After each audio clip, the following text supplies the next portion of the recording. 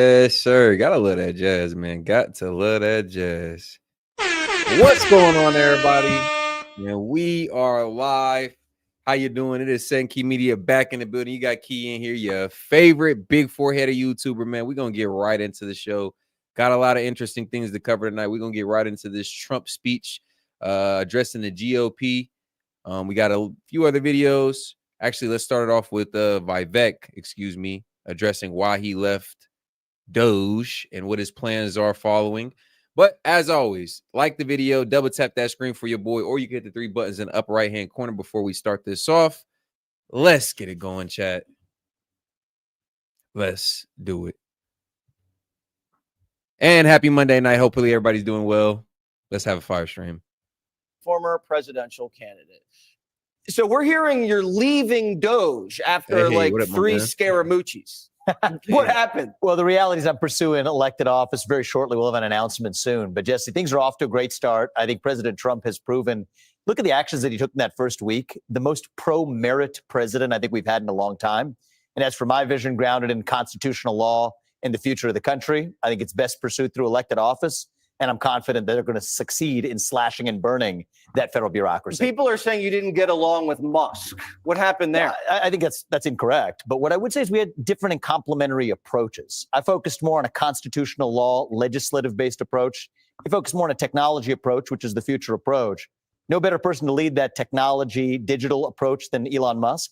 But when you're talking about... And I'll interject and I'll say this. There was rumored to be some personal goals for Vivek, that being governor of Ohio. And I mean, I'd honestly, me being a citizen of Central Ohio, I would love to see Vivek in there and get his initiatives going. But besides that point, there was a lot of, I would say, the road diverged for Vivek and Elon after the comments on the H-1B visa and the migrant programs. He made some comments.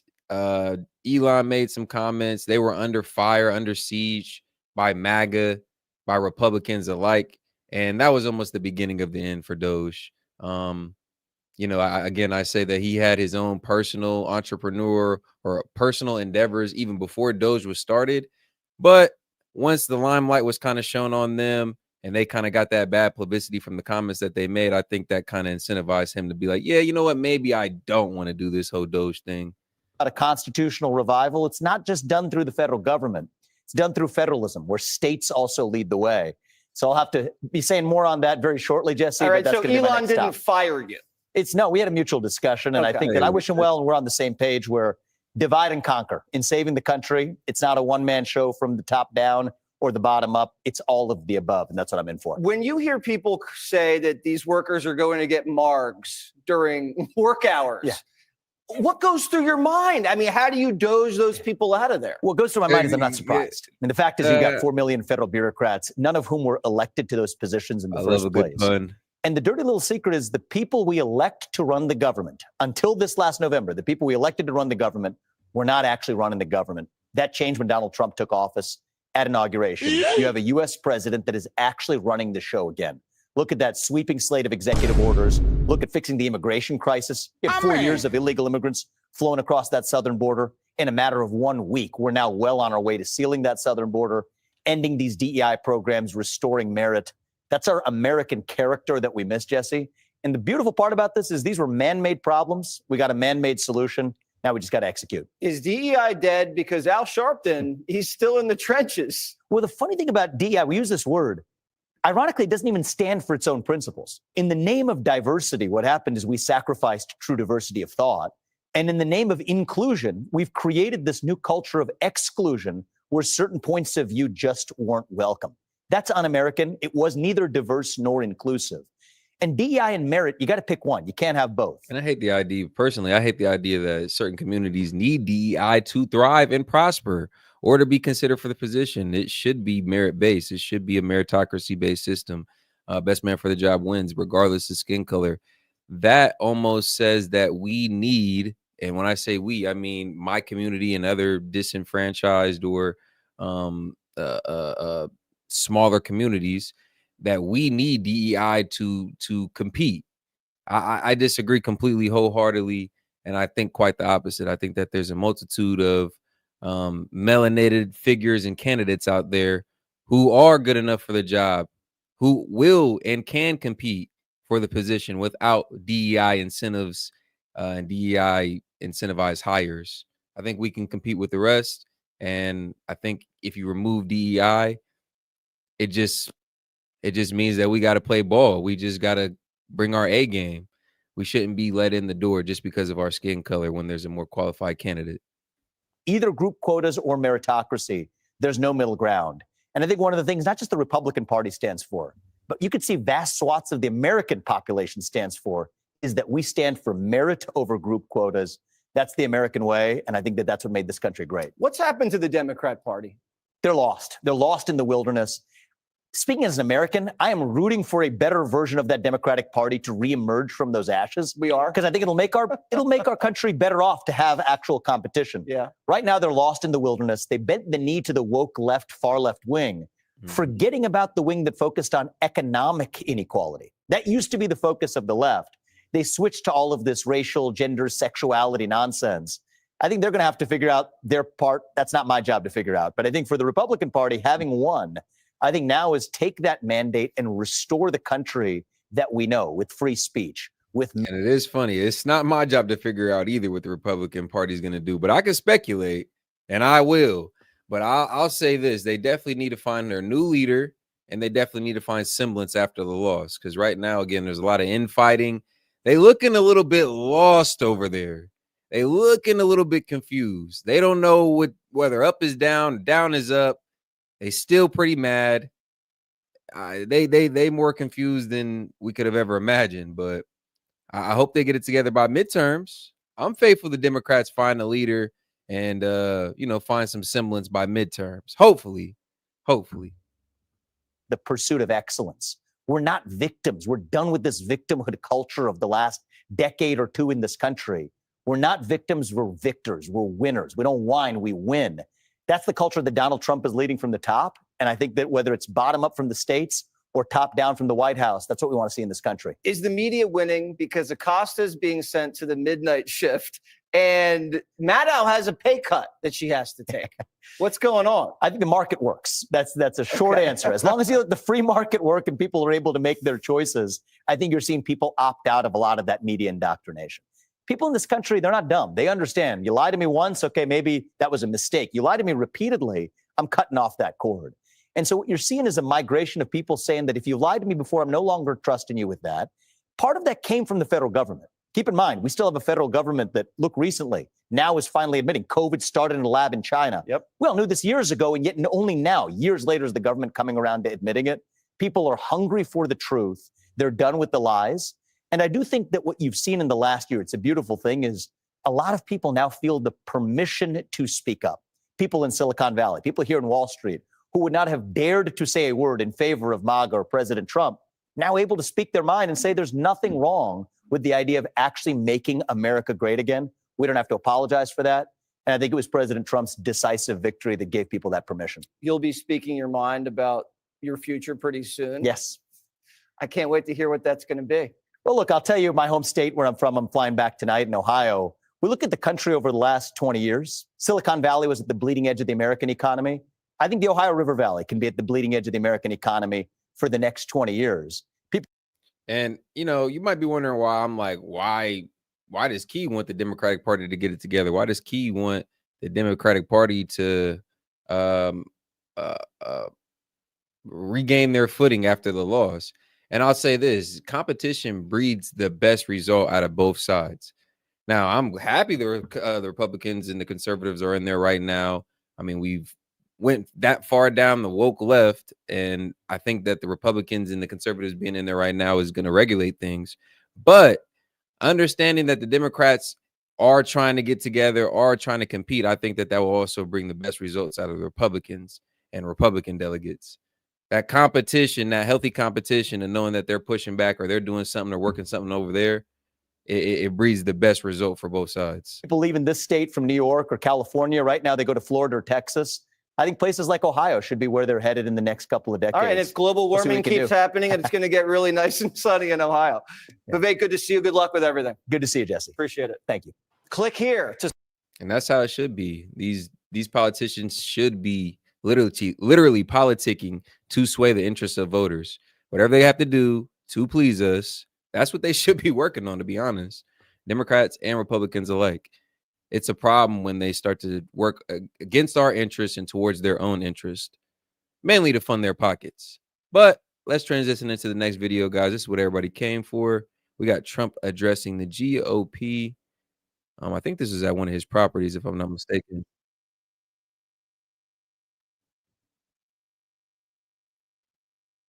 Let's get right into it. Before we left Capitol Hill, there's a new app.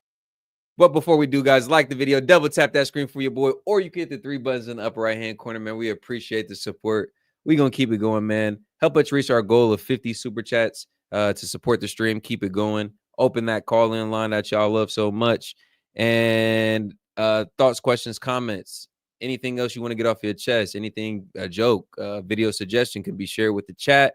Go ahead and super chat in $5 or more. We will grant your request, give you a shout out for supporting the stream, and we'll keep it interactive that way, man. Let's keep it going, though, guys. It's going to be a good one.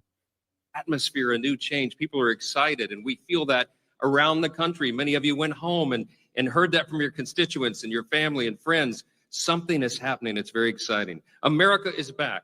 Common sense is back. Strength is back again. That's right. What's happening around the world right now is interesting as well. Our allies and our friends are encouraged again, and our adversaries are nervous. They're on notice. They see what's happening because something has changed. There's a new sheriff in town, and American strength is back, and we have been so excited for that. The country has been waiting upon it, and the reason for that is because our new president is back in the White House, the 47th president of the United States. He doesn't need a long introduction, and I won't give you one, but I would just say this. The first week in office was the most momentous of any that anyone can remember, probably of any administration, and he's already accomplished more for the American people than his predecessor did in all 4 years. There's more of that to come. That's right. And as House Republicans and Republicans in the Senate and the House join together, we are going to bring forward the America First agenda. We will be a part of this new renaissance in America, the new golden age, and it begins right now. My friends, my colleagues, ladies and gentlemen, I am so excited to introduce to you tonight the 45th and the 47th President of the United States, Donald J. Trump. All right. But it is good to see this man back in action. It reminds me of pre-election when he had the daily rallies, or he was doing the speaking engagement, town hall, or just a what else did he have going on? Interview, one-on-one sit down with a reporter. It was good to see that man speaking, lively, campaigning. It almost feels like we're back to that. But yeah, guys, like the video, let's do it. And congratulate. I mean, this is a very big congratulations to our reelected House Republican majority on your largest popular vote. Did you know that since 1928? That's a long time, Mike, right? That's a long time. But I especially want to thank our outstanding leadership team. Speaker Mike Johnson, we all know so well. He's doing great. Majority Leader Steve Scalise, who's gone through so much. And he looks better today than he did 10 years ago. Fox Chase getting the stream started off on a great note, man. $2, man. Hold on, let me get my boy down to Marco. Yes, sir. He said that's a bad mope, man. America. Yes, sir, man. Like I said, it's good to see Trump back in action, man. Love to see it. Let's see what my man has to say. Let's break it down, give our full analysis and thought. Once again, guys, like that video for your boy. Let's get the video pushing the algorithm, get some more folks in here, make it a fire conversation. S.E.T Key Media. Let's do it. I don't know what's going on. Thank you very much, Steve. You look great. Majority Whip Tom Emmer. Tom, thank you. Great job. And House Conference Chair Lisa McLean. Lisa, thank you very much. Great job. Thanks as well to all of the incredible House members and staff for your tireless work on behalf of our country, along with Congressional Institute CEO Kelly Strickland. Thank you very much. Thank you, Kelly. Thank you very much.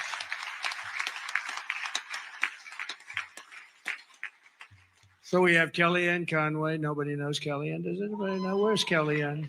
She's around. Watch. She's so good. She's a good person, too. She's a good person, too.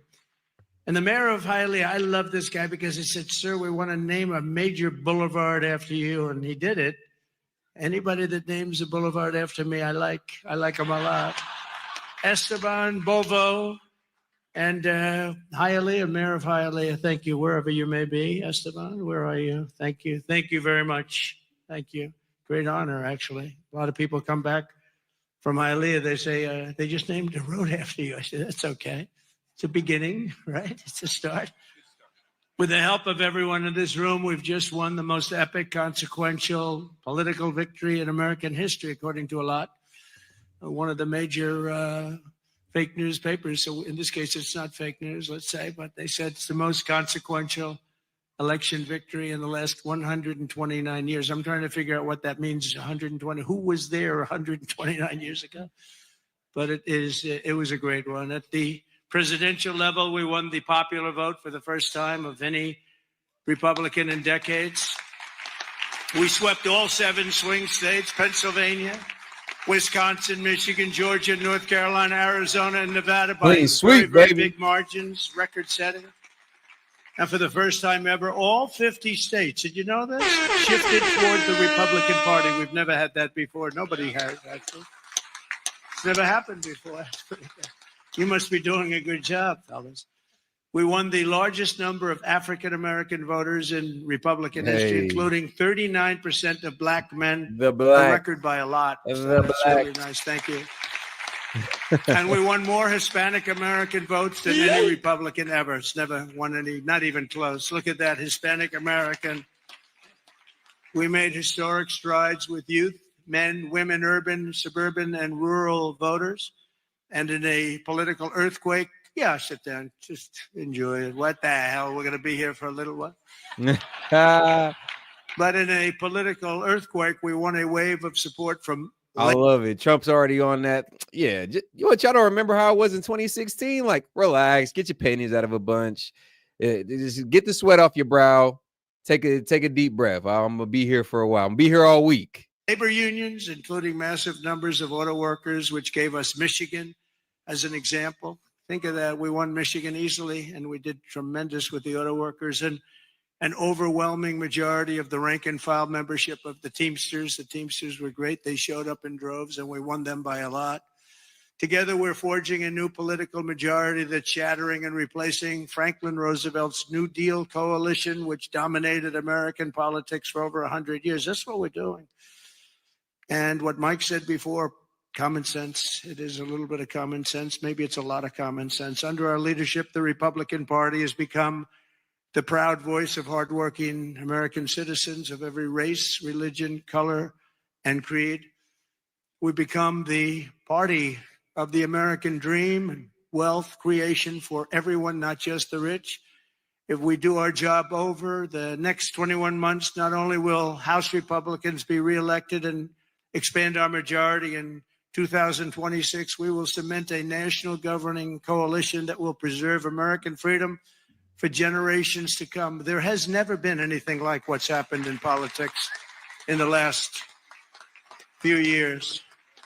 Never been anything like it. Everybody, people of religion, everybody seems to be with us. I don't know how anybody could even vote for the other side. In many cases, they don't, but they do get credit for it. You'll have to think about that. I've raised a lot of money for the next race that I assume I can't use for myself, but I'm not 100% sure because I don't know. I think I'm not allowed to run again. I'm not sure. Am I allowed to run again, Mike? I better not get you involved in that argument. No, we raised a lot of money, a tremendous amount. And our teletown halls are something that's very special that nobody else is able to even contemplate using. We've gotten a lot of people elected with those teletown halls. We get on, we have 25, 30,000 people on just in a congressional area, and they win easy. It works for Elvis, the Beatles, and it doesn't work for anyone else, but it works for Trump. And we would have tremendous crowds on those calls. And I think I'll bet we got 35, 40 people elected because of the teletown halls. But I did say to them, and I said, this is the greatest, the person that has the rights to it. And he happens to be a great Republican. I said, this is the greatest invention. This thing is going to make a fortune. He said, no, it's not that good, actually, because it only works for you.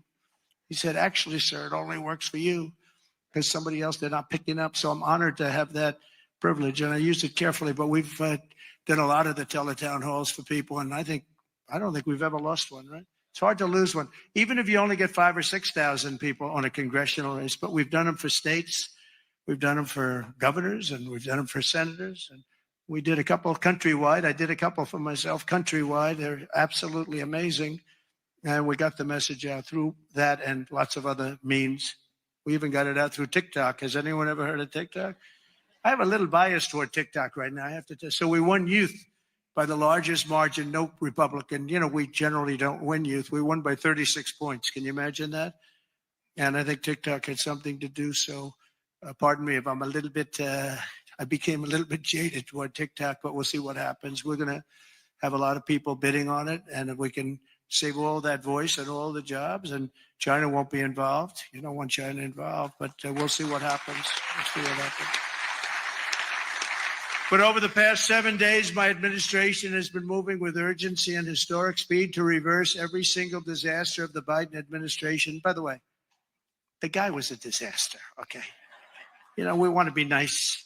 And he's probably not listening right now because it's a little late. But, I don't want him to listen. I don't want to say it. I feel badly. I was, making the inauguration. I mean, this is me just being funny, but I imagine as soon as Biden was relieved of his duties, he sat down, had a double scoop of vanilla ice cream, put his feet up in like a massaging footbed, and he's been in a pretty deep slumber ever since then. Yeah, literally.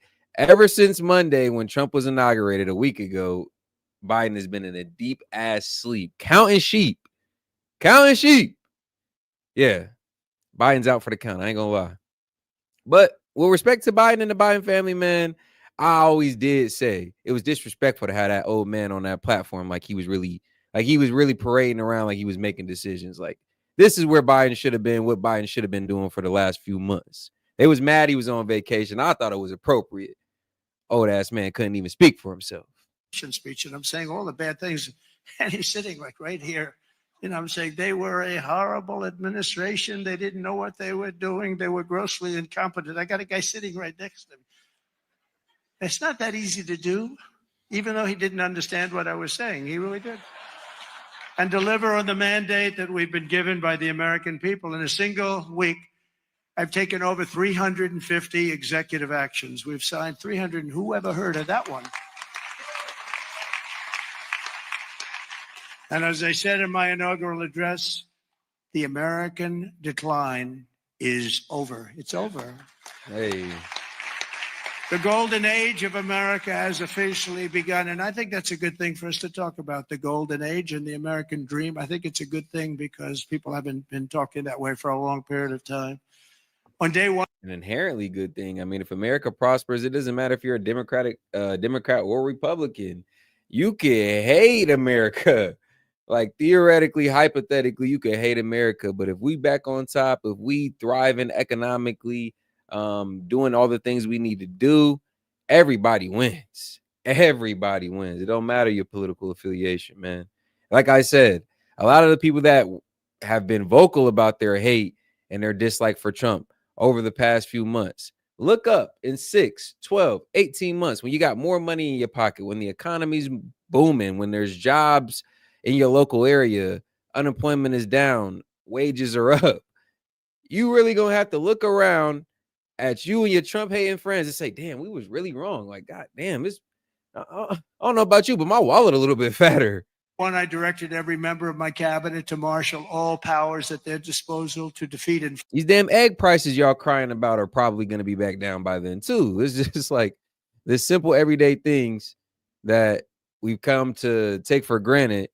I really want to see some of y'all's reaction when Trump comes in and, give him the time he needs. When Trump comes in and fixes this shit. Inflation and bring down the cost of daily life. And we're going to do that.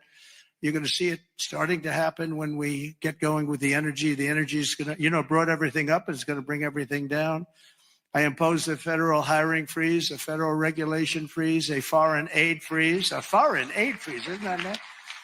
We get tired of giving massive amounts of money to countries that hate us, don't we? And I created the new Department of Government Efficiency, and I think it's going to be very meaningful. I terminated the ridiculous and incredibly wasteful Green New Scam, one of the great scams in history. Actually, isn't it 12 years up? They gave us 12 years to live, right? I think that we passed it, right? We're still around. Can you believe it? You know, the person that really came up with it is a person that never even took a course on the environment, was a poor student, not a good student, didn't understand a lot. And she came up with this idea, and everybody all of a sudden started going. And then mainstream, you know, important Democrat leaders were starting, you know, they got sucked into it. And we've spent trillions of dollars on just like throwing it out the window. You could throw it out the window. You would have been better off. I withdrew from the one-sided Paris Climate Accord, and I canceled. It was so one-sided. You know, we had obligations, but Russia didn't, China didn't, other countries didn't. We paid everything. We're going to lose $1 trillion over a short period of time on that. And we had to do everything. They didn't have to do anything. It was ridiculous. And I canceled the insane and very costly electric vehicle mandate. So you can buy a car of your choice. If you like gasoline, go have it. And if you like hybrids are doing well. You can have it, or you can buy an electric car. We like electric. We like everything, but you have to have a right to buy everything. I withdrew from the World Health Organization, where we paid $500 million a year, and China paid just $39 million a year, despite a much larger population. How about that? So we're paying $500 million a year. China's paying $39 million a year. They have 1.4 billion people. We have, nobody knows what we have. So many people came across the border. Nobody has any idea. I used to say like 325, but we really don't know. But we're going to know soon. We're going to know. And I tell you, our people are doing it. For Tom Holman and his staff are doing an incredible job getting the bad ones out. I declared a national energy emergency to unlock the liquid gold that's right under our feet, because we will drill, baby, drill. We're going to drill, baby, drill. It's going to bring down prices. Your energy costs are going to go way down, and that'll happen, I think, relatively quickly. I'm going to give fast environmental approval for anybody building a plant for electric generation, and anybody that invests more than $1 billion will get super rapid approval. Not that they have to wait for 9 years, 14 years, like I approved LNG plants in Louisiana. They were waiting for so many years. It wasn't Louisiana's fault. It was some people, they just wouldn't get them done. You've got a snail here. These bureaucratic agencies, these red tape, like they do say that's what stops greatness, that stops innovation, that stops shit from actually being done, lives being saved, money being made. Like Trump is all for cutting the red tape and getting that shit out the way. Shout out. A lot of times, like I said, it just is holding the process back. Tiny tree here. And I got it done in a matter of a few days. I actually got it done. It took them 14 years. I got it done in about 3 days. The people, as we called them, I'll never forget, I called them and I said, congratulations, you got your permit. What? They were so shell-shocked. They didn't know what the hell was happening. They're going to spend, and they spent about $16 billion on each plant, and they've been roaring since then. But we got them done in a matter of a few days. Over the past week, we've begun the largest deregulation campaign in history, far exceeding even the record-setting efforts in my first name. That was record-setting deregulation. And that was just as big as tax cuts as far as business and jobs were concerned. I'll tell you. I actually asked, you know, it's interesting because I actually asked some of the biggest businessmen in the country. I said, let me ask you, would you, if you had the choice between the big tax cuts, you know, we cut it from 40% to 21%. We're going to cut it further, but we cut it down to 20. Everybody said that would be impossible. The people on the stage helped us with that one a lot. But I said, if you had your choice of that or the big deregulation cuts, what would you take? These are the guys that run the big companies, the big oil companies, the big companies of every kind. I said, would you take the big tax cut or the big cut in regulations? And I've never had anybody said they'll take the tax cut. They took the regulation cut. I'll bet I asked that question 100 times to 100 of the biggest people. They always, Tom, they always said, sir, we'll take the regulation cut. You opened us up. You let us create all these. Which is to say, the the most rich, powerful, successful, the tycoons of the industry even know that those regulatory cuts mean more than these tax breaks that you say the rich look out for so much. Like, that is insane. Like, cut the red tape for big and small business, goddamn it. Shout out Trump. Man, MAGA, back on top, man. You love to see it. It's a win for everybody. When money is being made for everyone, goddamn it. Jobs that we've all seen happen. So it was even bigger than the Better big get you tax. some. I also signed an order to end the weaponization of our government against the American people and investigate all abuses of power. And I stopped government censorship once and for all, and we brought back free speech to America. That's just what happened. We're going to bring it back because we didn't have free speech. We didn't have free speech. I mean, I was investigated more than any human being in history. Alphonse Capone was a baby. Now, this was a serious killer, Scarface. You've all heard of Scarface. He had a scar for a reason. He didn't play games, but he was Scarface. Of course, nobody ever called him Scarface to his face. They said, Al, you look great today.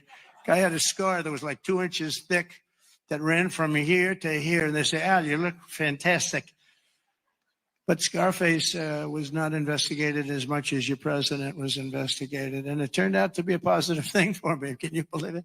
It turned out to be, we got a lot of votes. I think we got a lot of votes because they saw it was weaponization. It was a fight against a political opponent.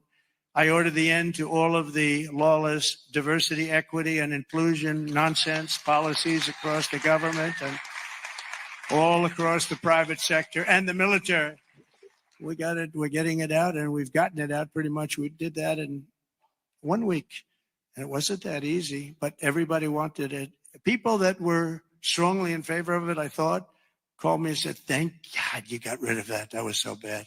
It was so bad. We hated it. We abolished 60 years of prejudice and hatred with the signing of one order, all approved by the Supreme Court of the United States. It was a big thing. And the United States has become a meritocracy again. We are a country that's based now on merit for success. Merit. If you're good at what you do, you're going to go places. I made it and who would have thought that was going to happen? We didn't even talk about that one because I figured that one was going to be toughest to get. And so we are now, if you do. And let's cut the fallacy. Let's dismantle the fallacy of Black people, Hispanics, all of these other marginalized communities can only compete in a market where we have DEI incentives. Fuck that. I think that does us a disservice. And I think that that's a very toxic way of thinking. I think that we can compete with the best of them. And you remove DEI incentives like that, and you let the best man win, again, it breeds competition. And it just has a better overall result for every party involved. Remove those DEI incentives, let everybody compete, may the best man win. I think a lot of times you will see people of my color, melanated people, and others in that position. May the best man win. Meritorious job. If you do something where you're just outstanding, you advance, and that's what it's about. It's about competition, and it's about a lot of things. And the other becomes a very dangerous plateau. We were on that plateau too long, and it's one of the reasons that you saw very bad things happening with our country. I made it the official policy of the United States government that there are only two genders, male and female. Gee, that was a tough one. That was a tough one. Some of these people said like 7 genders. I'm trying to say, go and name them. They got some weird stuff going on. No, we have 2 genders.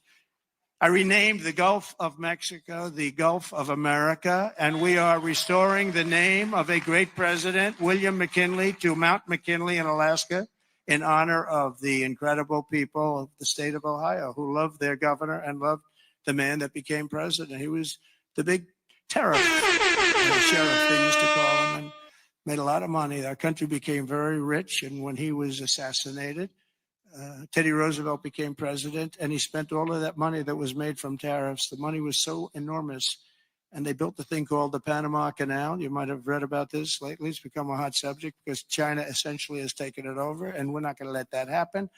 We're not going to let that happen. It was the biggest investment to this day ever made by the country. In other words, if you bring it up to modern day numbers, we spent money that we've never spent anything so much. We've never had so many people die. 38,000 people died building the Panama Canal 110 years ago. And they gave it away for $1. It's also one of the most profitable things ever built. You know, ships are lined up back to Florida trying to get through. We're not gonna let that happen. Wasn't the deal. We didn't give it to China, gave it to Panama, sort of, I guess, but they haven't behaved properly. Perhaps most importantly, I declared a national emergency to stop the invasion of our southern border. We're going to stop that invasion. We've already done it. And today in Tijuana, you probably saw I got a call from Tom Homan and some of the people. They said, sir, it's unbelievable.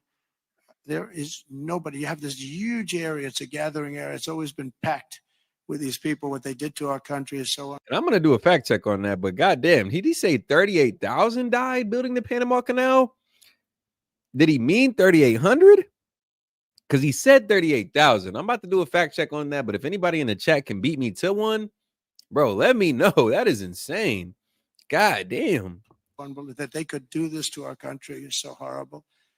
But he said there's nobody there. And then they actually put it on television. I got to see it. And there was literally not one person, this vast area where people stay there all day long and they just walk right into our country.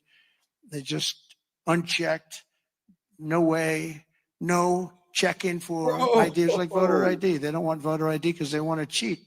They wanted these people to come in because they want to cheat too. But who could allow this to happen? But there wasn't one person standing in this mess. No, 38,000 is insane. That is an accurate figure. I had no idea. Wow. Wow. Injury, disease, other factors. More than 2,200 French workers died building the canal. Many of the deaths were due to malaria and yellow fever. I could see that spreading pretty rapidly amongst the working crew, the construction crew. That's insane. That's unfortunate, though. That's unfortunate. Workers face dangerous conditions, including living in tents and tenements outside of mosquito-controlled zones. Okay. Yeah. It seemed like disease just kind of ran rampant, unfortunately. Anytime you have that many men together, pause, no Diddy. Anytime you have that many men together, it can get pretty can get pretty dangerous. But goddamn, 28,000 is crazy, man. RIP those fellas. Massive, an area that's like 5 football fields that was packed for years under these horrible people that wanted to kill our country. We halted all illegal entry. We have successfully ended catch and release, and we're deporting 100% of all new trespassers apprehended at the border, and nobody's coming in, and nobody's coming now because they know they're not going to be able to come in. So we've really stopped something that was very, very serious. But we have to get the bad ones out. We have many murderers, many very bad people in our country that they've allowed because of a ridiculous, actually stupid, open border policy. I've also deployed troops to the border, and for the first time in history, we're locating and loading illegal aliens into military aircraft and flying them back to the places from which they came. Shout out. And very importantly, America is respected again. And with this aggressive stance that Trump has taken on the southern border, I mean, in week one, we've seen the highlights out of Boston where ICE had detained that Haitian migrant. He was like, oh, I want to thank Obama, but man, F Trump. Like, all this just highlights the discrepancy between how Trump handles the border and how Biden handled the border, how Kamala handled the border. Trump, hands-on, aggressive. Biden, lackadaisical, hands-off. Like, shit. And we could really see the difference being highlighted right here. Week one. We're respected again. Isn't that nice? You know, after years of laughing at us like we're stupid people.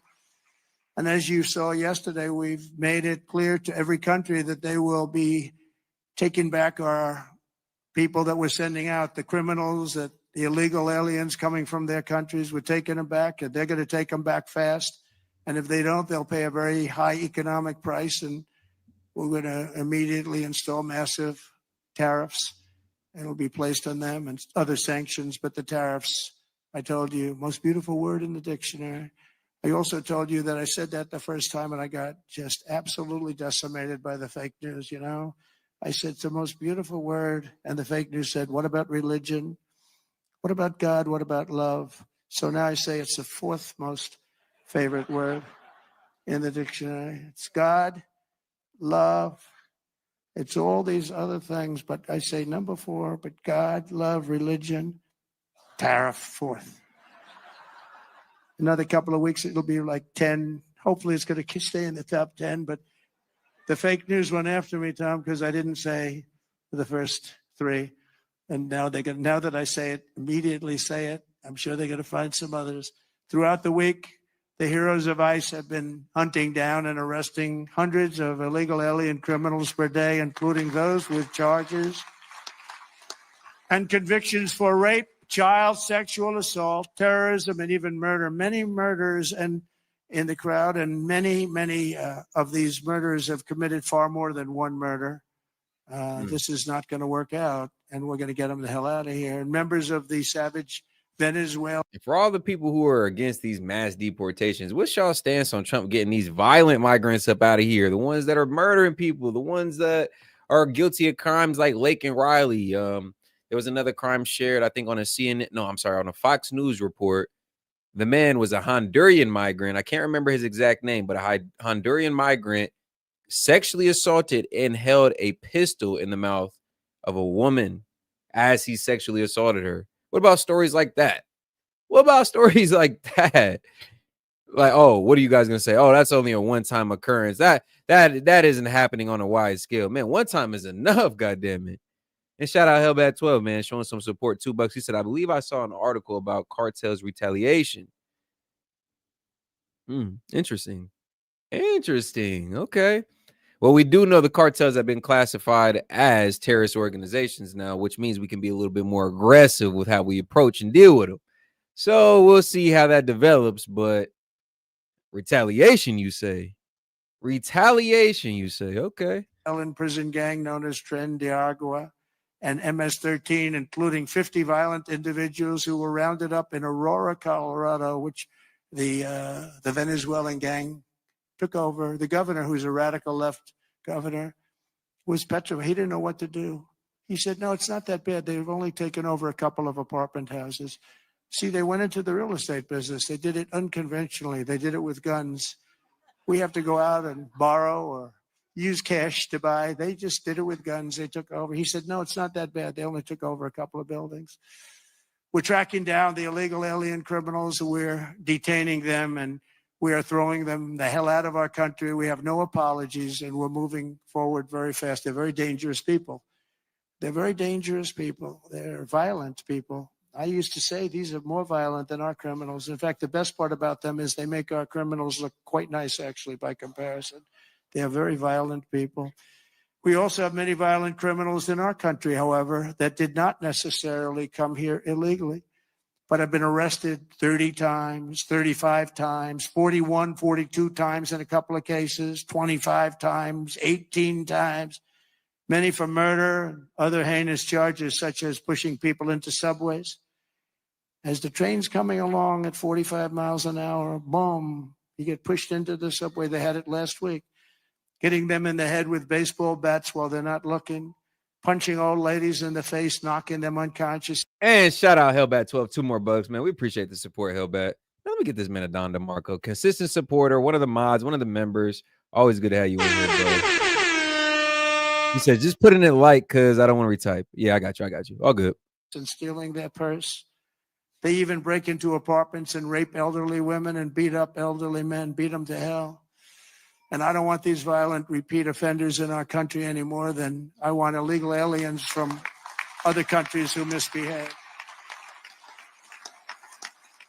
And I say, and this is subject to getting it approved, but if they've been arrested many, many times, they're repeat offenders by many numbers, I want them out of our country. I also will be seeking permission to do so. We're going to get approval, hopefully, to get them the hell out of our country along with others. Let them be brought to a foreign land and maintained by others for a very small fee, as opposed to being maintained in our jails for massive amounts of money, including the private prison companies that charge us a fortune.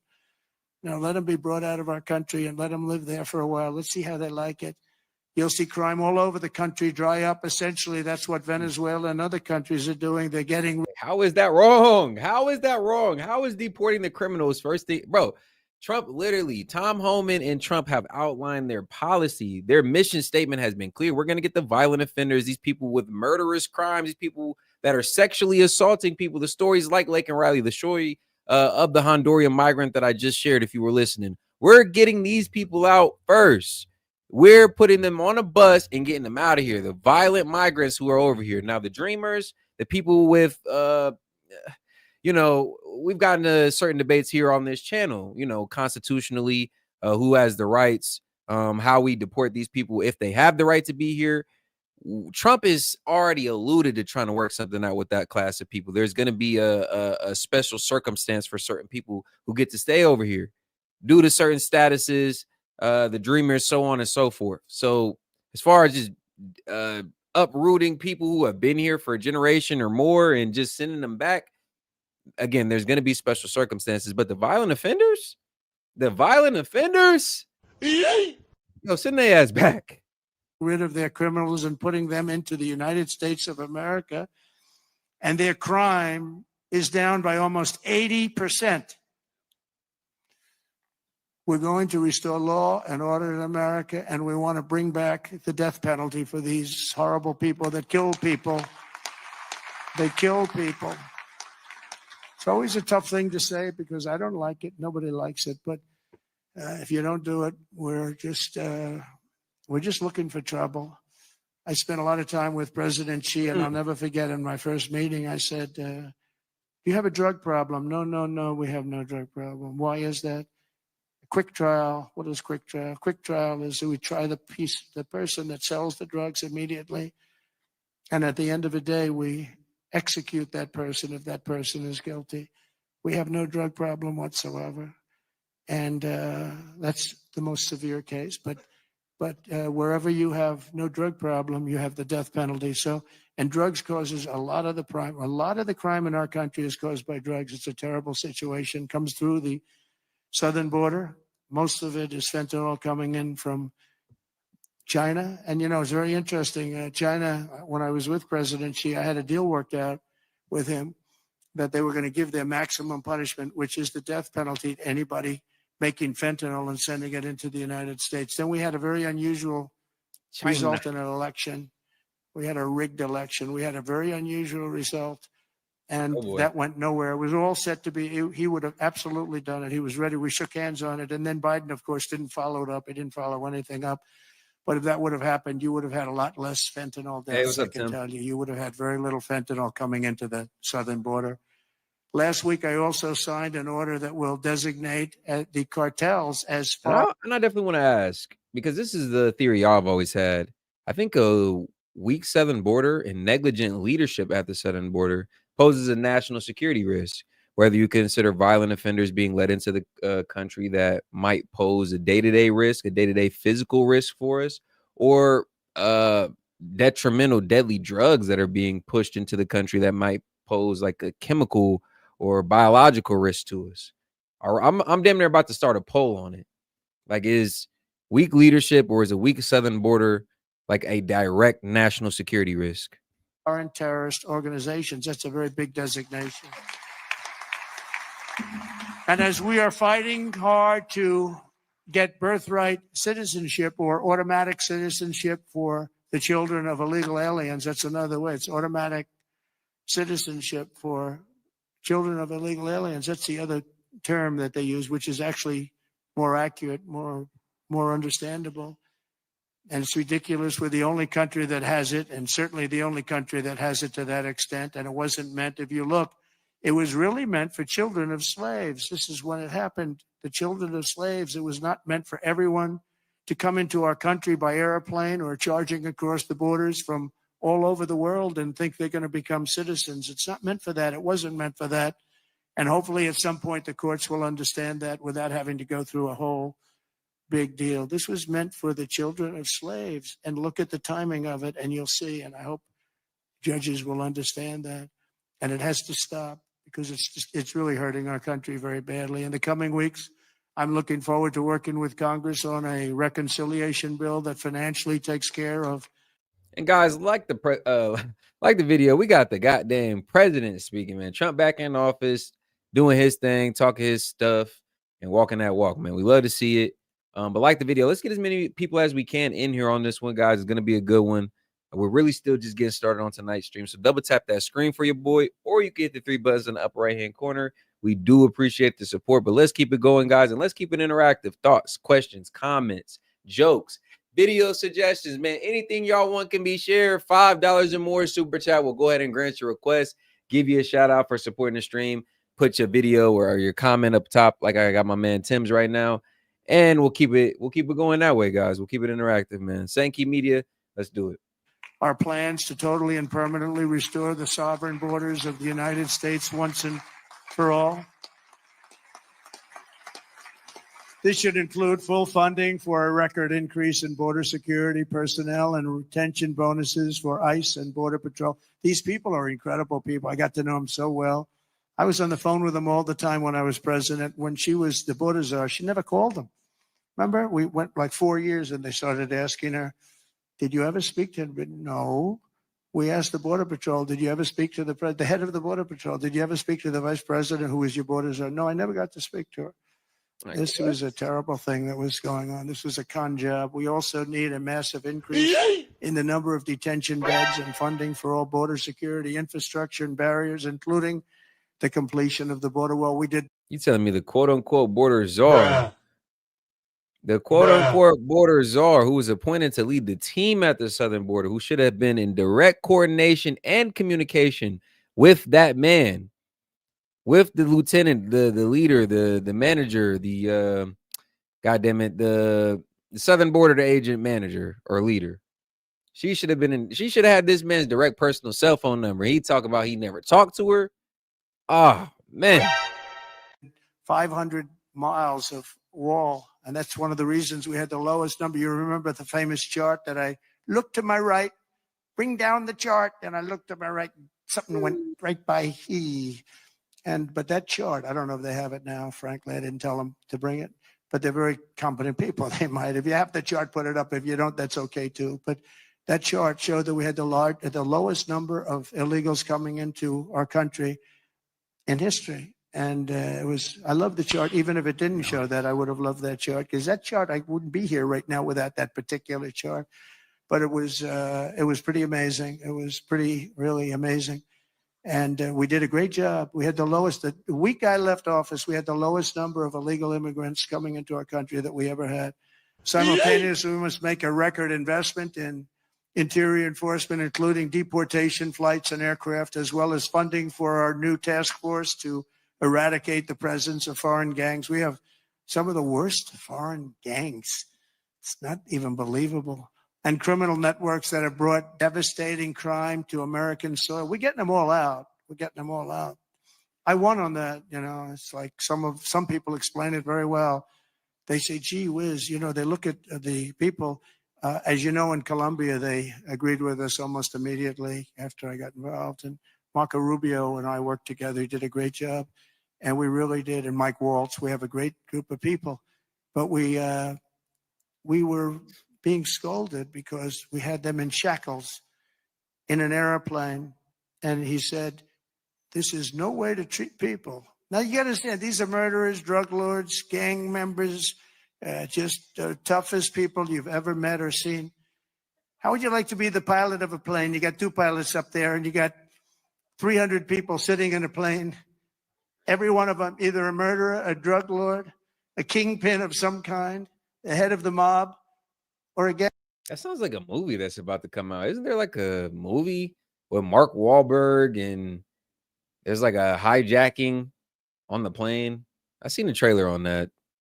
Chat, let me know if I'm on that. If I'm wrong about that or something like that. I swear there's a movie coming out like that. Gang member, and you're flying that plane. It's not going to end well. Do you ever see the movie Con Air? That's what, yeah, except here's the difference.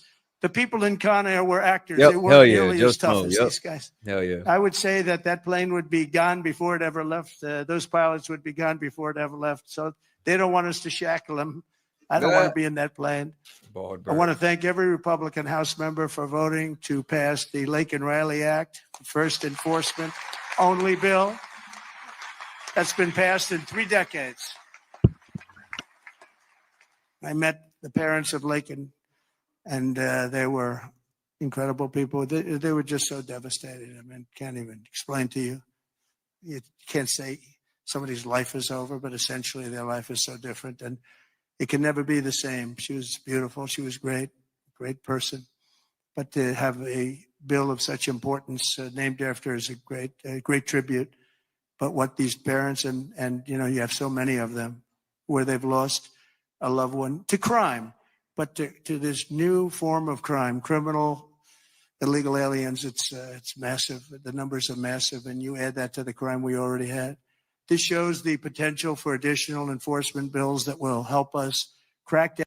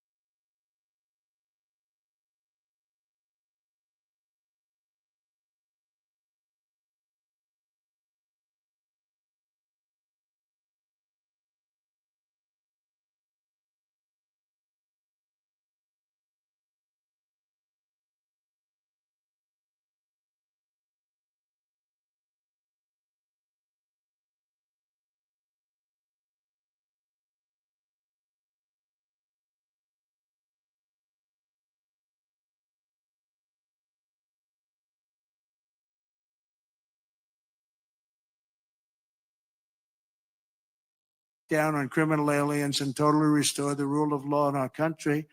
I'm also eager to get to.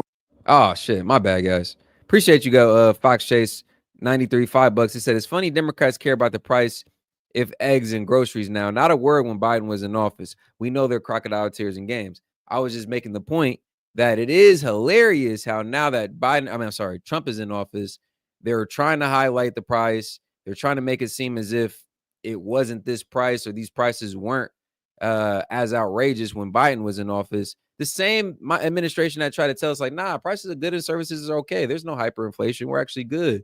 The economy is actually flowing if you look at it properly. It just depends on how you look at it. It depends on how you analyze it. Goods and services again are not crazy. Gas is not crazy. The same administration that tried to tell us that just a few weeks ago, just a few months ago, but now that Biden is out of office and Trump is in, oh, gas prices are insane. He hasn't fixed shit. Blah, blah, blah. It's hilarious. Work with Congress on the largest package of tax cuts and reforms in American history. We got to get that done. And we don't want to get hung up on the budget process. We just want, whether it's one bill, 2 bills, I don't care. Let these guys, they're going to work it out. They're going to work it out one way or the other. But the bottom line, the end result is going to be the same. We want to have all of those benefits. And we want to keep people's taxes low and actually make them lower. And that's not just rich people, that's everybody. It's frankly, proportionately the lower scale, much more so than a higher scale. Not only must we permanently extend the Trump tax cuts, if we don't, you're going to have about a 60% tax increase. but I also intend to keep my promises, starting with no tax on tips, no tax on Social Security, and no tax on overtime. We're working very hard to get them done, and we are. I went to Nevada just this last couple of days. Started off in North Carolina because I didn't want to forget the people of North Carolina were treated so badly by FEMA. And they came to me, they said, "Sir, you're going to California tomorrow." I said, "Well, what about North Carolina?" "Well, we'll do that another time." And I said, "No, we won't."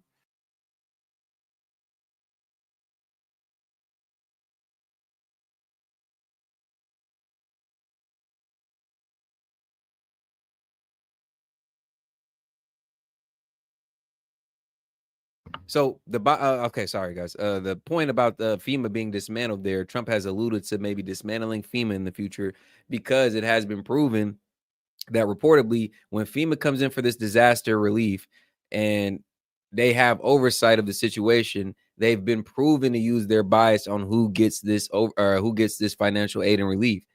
Reportedly in South Carolina, they skipped over red conservative state, city, and regions just because they were conservative or Republican. So that's why Trump made it his first stop on his tour, as he's gained office. But that's a major issue if FEMA is doing that, coming in, having direct oversight of financial aid, disaster relief, and how it gets spent, how funds are allocated, and they're skipping over people because of their political affiliation. I'm stopping in North Carolina first, and we stopped there. We met great people. Franklin Graham has done a fantastic job. He's done a great job, but others also. And I met people that were devastated. The Democrat Party with FEMA, their FEMA did absolutely nothing. And we have it worked out. Your congressmen are helping very much there. Your 3 Congress people are working very hard on that whole thing, along with Michael Watley. And Laura wants to be involved too. Laura Trump, she's doing great jobs. She's done a great. Michael and Laura have been unbelievable as the head of the RNC. They've been unbelievable. Unbelievable. You know why I picked Michael? I said, who ran North Carolina? Tell me. Because in the 2016 election, we did so well. And then in 2020, we did great in North Carolina. But others, we watched, ping, ping. What the hell's going on? But with North Carolina, when he had 601 lawyers working for him, and they didn't play games in North Carolina, I said, that's the guy I want to run it. And Michael Watley has done an unbelievable job, and he worked with Laura so well. She comes from that state, from North Carolina. They've done such an incredible job. So thank you very much. I want to just thank you in front of leadership. Incredible. And I really don't want to give him another job, to be honest. That's the most important job. He said, "Sir, I'll go anywhere." I said, "I don't want you to go anywhere. I want you to stay where you are. We'll give you plenty of money to get the job done, right? But we don't want to lose it." I mean, he could do anything actually, but he's a very talented person. There's nothing more important because we have to win in 2 years or we have to win in 4 years. There's nobody better to head it up. So thank you very much, Michael, and really stand up. We're just an incredible job. Really amazing. I wanted to save that for leadership because I say it all the time. People don't know what the hell I'm talking about, but leadership knows what I'm talking about. And it's really incredible. The 2 of you as a team are unbelievable. Our administration will also be working to implement the Make It in America plan that I outlined very successfully in my campaign. I think my campaign, I really focused on the border more than anything else. A lot of people said the biggest thing was inflation and the economy, and then maybe the border was third. I always felt the border was first because I felt that people could really understand that you can't have people pouring in from the prisons all over the world and from mental institutions all over the world and dumped into our country.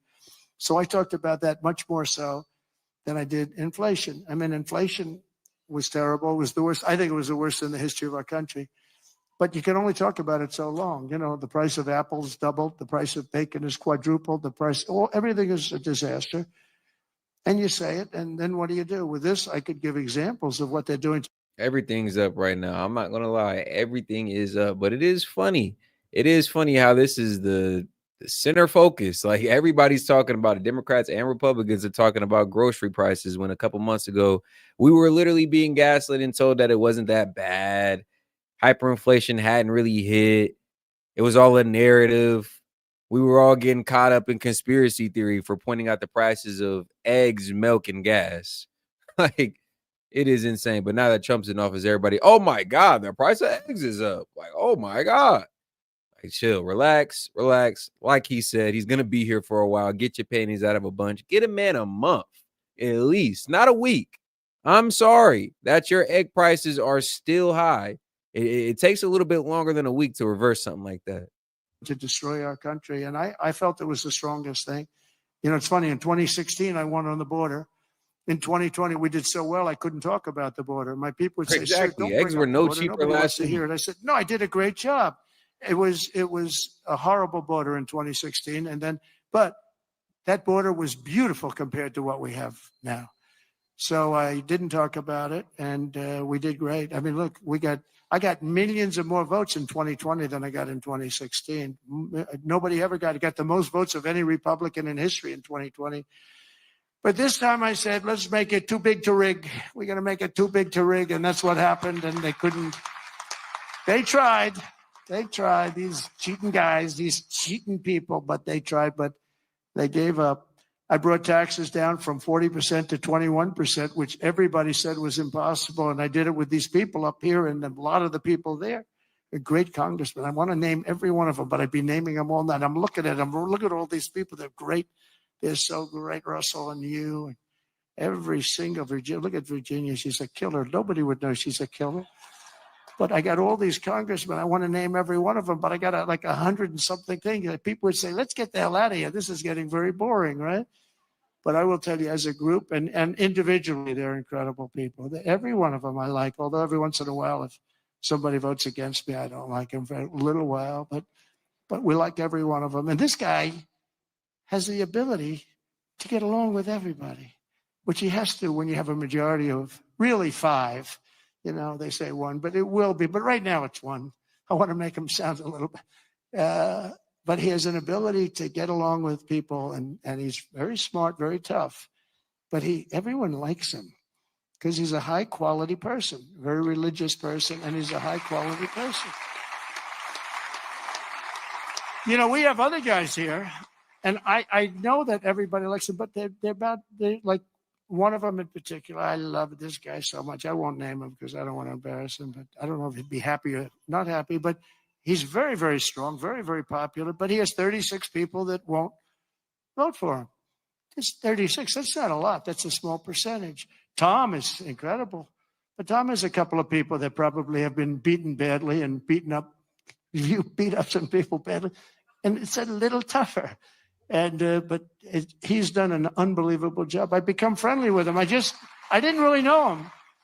And over the last year or so, I've become friendly. He's incredible. He's an incredible leader. You really are. But you have a couple of people that maybe more than one. Let me put it that way. They all love him. Your wife. And we appreciate the support, guys. We still got over 100 of y'all in here. Definitely double tap that screen, though, if you haven't already, or you get the 3 buttons in the upper right-hand corner. Let's get some more folks in here. It's going to be a good one. Continuing to go over some things here listed by Trump. Let's get as many folks as we can in here on this conversation, though, guys. And the only way to do that is to get the video pushed. And the only way to do that is by liking it. So show some support, double tap that screen, and let's keep it going. Loves you. That I can tell you. He's got a great.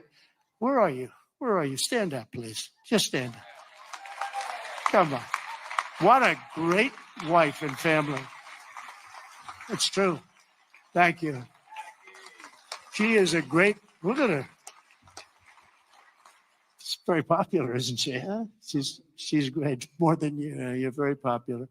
And now I'm bringing them down. I'm bringing the taxes down from 21 to 15%, but only if they make their product in America. So if they make their product in America, we're bringing it down. So if you think about it, we took it down from 40 to 15%. But again, you keep 21, but you go down to 15 if you make your product here. We are going to have so many business moving back into our country.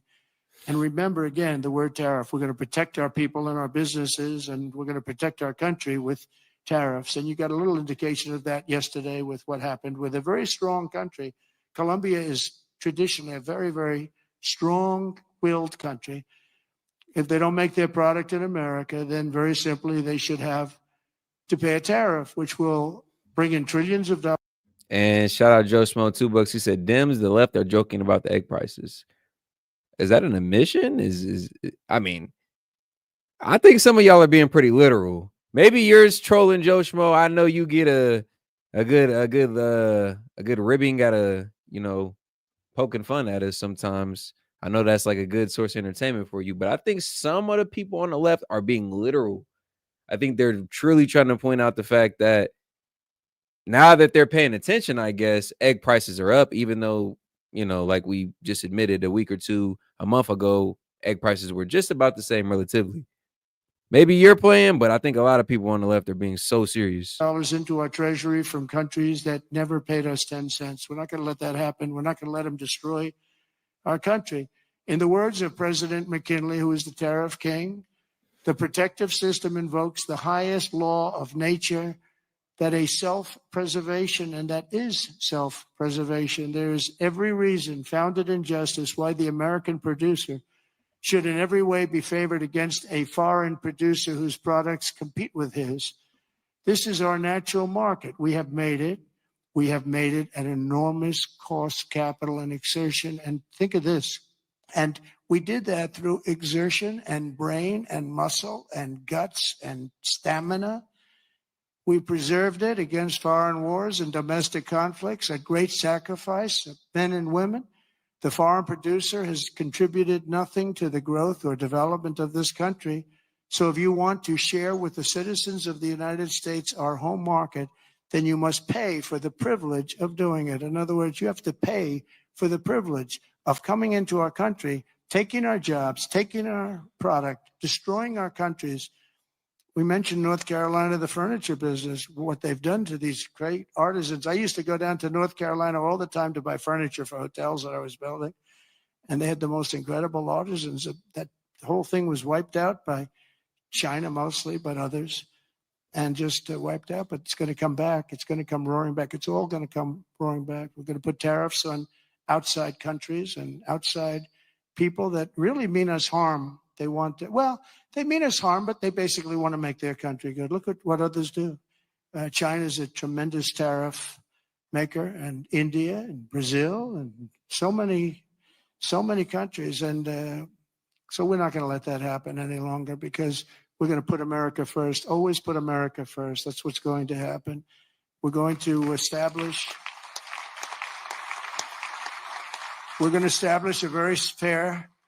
a very fair system where money is going to come into our coffers, and America is going to be very rich again, and it's going to happen very quickly. It's time for the United States to return to the system that made us richer and more powerful than ever before.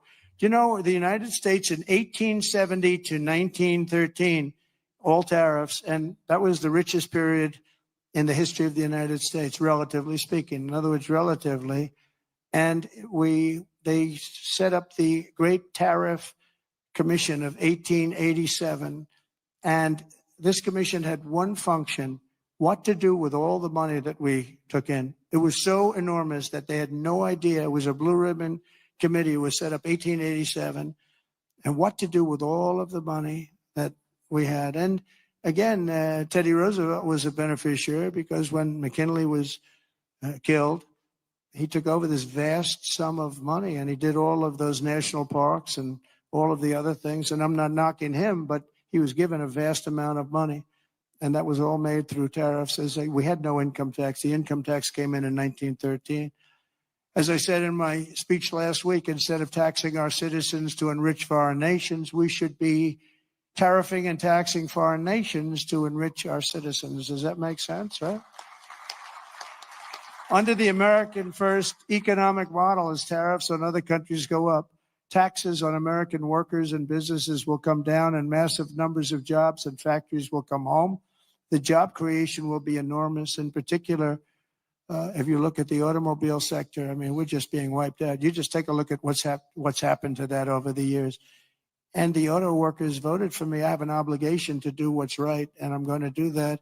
Do you know in Mexico they were going to build the largest auto plant anywhere in the world? Nope. Not no more. Not no more. Cause why? You gonna get tariffed. You ain't even gonna be able to sell your product for a profit unless you operate in the American economy, baby. And it takes a leader like Trump with a strong stance like he has to make these companies play ball. Everybody want to get their panties in a bunch about tariffs until we got jobs and we got free market. And it was during the campaign, my most recent campaign, and a very great gentleman. All he does is he builds auto plants. And an affordable market. He was building this factory. And I said, how's it going? I said, I want to go around and take a look at one of your factories that you're building. One of the big ones, one of the good ones. I said, okay, are you ready? When are you going to do this? Is 8 months ago, 9 months ago. I said, you'll have to go to Mexico. I said, what about the United States? He said, we're putting up a couple, but they're small. He's the biggest guy at doing it. He said, in Mexico, they're building massive automobile factories. I said, you mean they're doing it? And who's the owner of the factories? He said, mostly China.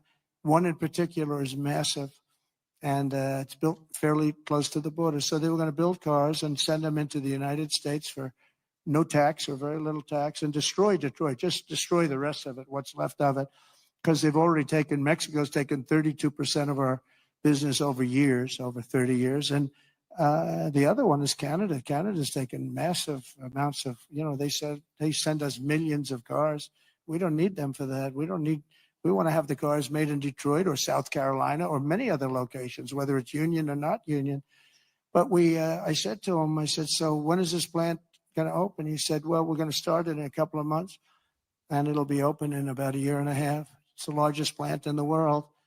I said, I'm not happy with that. And I said in my next speech that I am going to charge them, if it takes 100% or 200%, no car is coming in from Mexico into the United States without a massive tariff. And I said it 3 or 4 times. And what happened is about 2 months later, I see that same gentleman who was in the audience, and I said, I want to see him backstage after I'm finished with the speech. And I met him backstage. I said, John, let me ask you, what happened with that plant? Where is it now? He said, sir, China's canceled it. Why? Because they think you're going to be elected, and they thought you were going to charge big tariffs on the cars coming in, and it doesn't work if you're going to charge. So they canceled the plant, and Detroit now will breathe, and we're going to do just the opposite. We're going to have these companies come in, and they can build that plant if they want, but they have to build it across the line. They have to build it in the United States. Fire. Amazing. We did so many things, and we weren't even elected yet. That would have been a disaster. If that plant... Y'all want to talk about egg prices and what Trump hasn't done. What about that? He got the economy already looking like it's about to get stimulated. The projections are insane, enormous. I mean, even outside of manufacturing, we got AI industries. We just got the chip manufacturing back. We got so much positive outlook and trajectory with Trump being in office. It's insane. But y'all want to complain about the price of eggs that were the same when Biden was in office 2 weeks ago. God damn it. Y'all kill me. Were built, it would have been a disaster. That would have wiped out. That was bigger than most of the factories put together, the auto plants put together. In particular, in the very near future, we're going to be placing tariffs on foreign production of computer chips, semiconductors, and pharmaceuticals to return production of these essential goods to the United States of America. They left us and they went to Taiwan, which is about 98% of the chip business, by the way. And we want them to come back. And we don't want to give them billions of dollars like this ridiculous program that Biden has. Give everybody billions of dollars. They already have billions of dollars. They've got nothing but money, Joe. They didn't need money. They needed an... With that chip industry comes a lot of tech manufacturing and AI manufacturing and industrialization as well. So the economic stimulation, job growth is insane. And I can attest to that being right here in Central Ohio. We do have an IBM factory, I believe, in New Albany that is either still under the construction or just finished or is about to finish. So insane growth. A lot of us should be able to look up and see that maybe even locally or regionally, like some of these warehouses and industries coming back. Incentive. It's a win for everybody. And the incentive is going to be they're not going to want to pay a 25, 50, or even 100% tax. They're going to build their factory with their own money. We don't have to give them money. They're going to come in because it's good for them to come in. They're giving them money. They don't even know what they're going to do with it. I had people tell me, we have no idea. We didn't need money. They don't know if they're probably going to use the money to build in other places, other countries. It's a ridiculous plan, very expensive and ridiculous. The only way you'll get out of this is to build your plant. If you want to stop paying the taxes or the tariffs, you have to build your plant right here in America. That's what's going to happen at record levels. We're going to have more plants built in the next short period of time than anybody ever envisioned before, because the incentive is going to be there, because they have no tariff whatsoever. In fact, they have help from us if they build their plant in America. And we're going to look at pharmaceuticals, drugs. We're going to look at chips, semiconductors, and we're going to look at steel and some other industries. And you're going to see things happening. If I didn't put on the massive steel tariffs, you wouldn't have one steel plant right now in the United States. If I didn't put on the tariffs on washing machines, dryers, and the like, you wouldn't, in Ohio, you would have lost all of those companies that made washing machines and dryers. Jim Jordan is the one that got me started. Was Jim here by any chance? Is Jim here? Where's Jim? Where's Jim? Oh, look at him. Wow.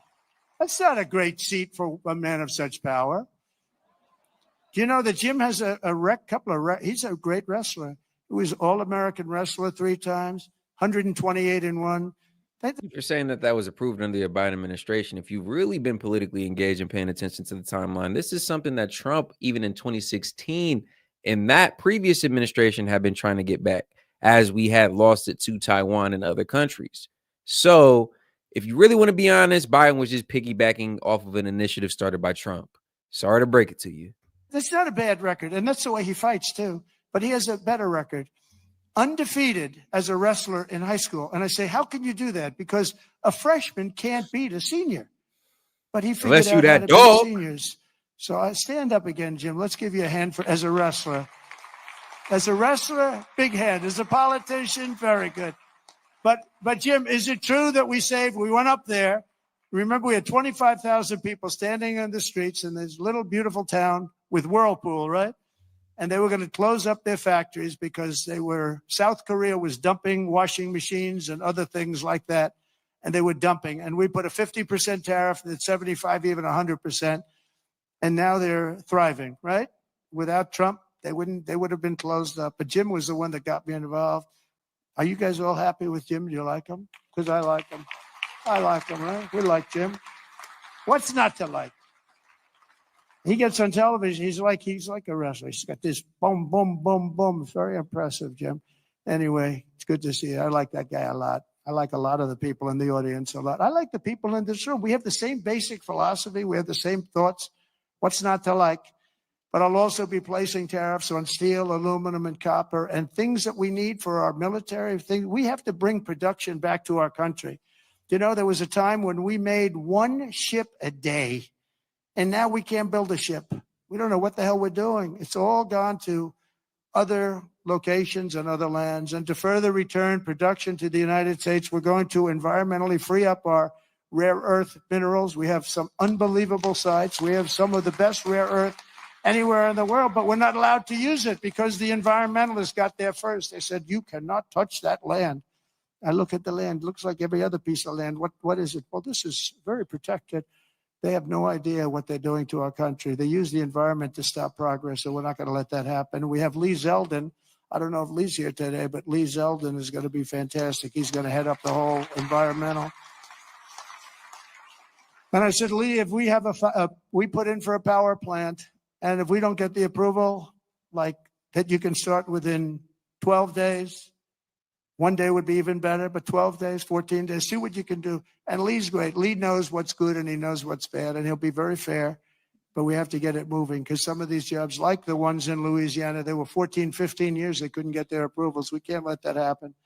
When people come here with massive amounts of money, they want to start, they want to go. And we know what's good and we know what's bad too. And Lee Zeldin's going to do a great job environmentally. As we fix our tax system, we could also cut colossal amounts of government waste, fraud, and abuse, of which there's a lot. But tonight, I restate my pledge from the campaign. I will not sign any bill that cuts even a single penny from Medicare or Social Security for our great seniors. We don't have to do that.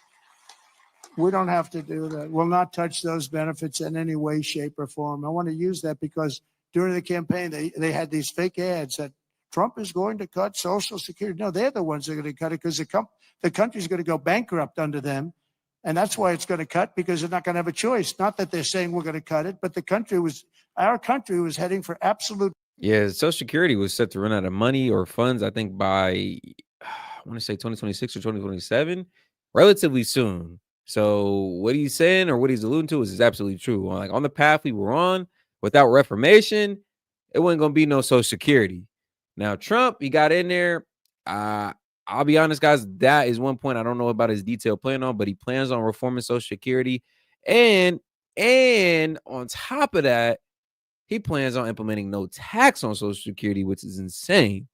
So that's one of those ones we're gonna have to see. But the thought alone, a lot of people will benefit from that. I mean, think about your mom, your dad, maybe your younger grandpa, your younger grandma, your younger grandpa who's set to retire. You want them to have something to retire too. You want them to be able to access those funds. So, shout out Trump, hopefully getting that together for our older seasoned citizens. Bankruptcy. Using reconciliation, I also look forward to working with you to make our energy policies permanent and making our historic deregulation efforts a fixture of U.S. law so that no future president, like they did with Anwar. I got Anwar approved. Nobody could do it, including Ronald Reagan in Alaska. It's the largest site, potentially the largest site in the world, larger than Saudi Arabia. And I got it done. Ronald Reagan couldn't get it. Nobody could get it done. They tried, but they couldn't get it done. I got it done. And the first thing they did was end Anwar in Alaska. The biggest, most powerful site, maybe anywhere in the world, that we got it done. And we're going to get it done again very quickly. Now, I think I do it with an executive order because they didn't go through Congress. I got it approved through Congress. So I think we get it done fast. But it's going to be, that can supply all of Asia with its location. All of Asia can be supplied by Anwar. So there's so many things, but we don't want to have any future president ever sabotage our economy with out of control regulations as the last two Democrat presidents have done. They went crazy.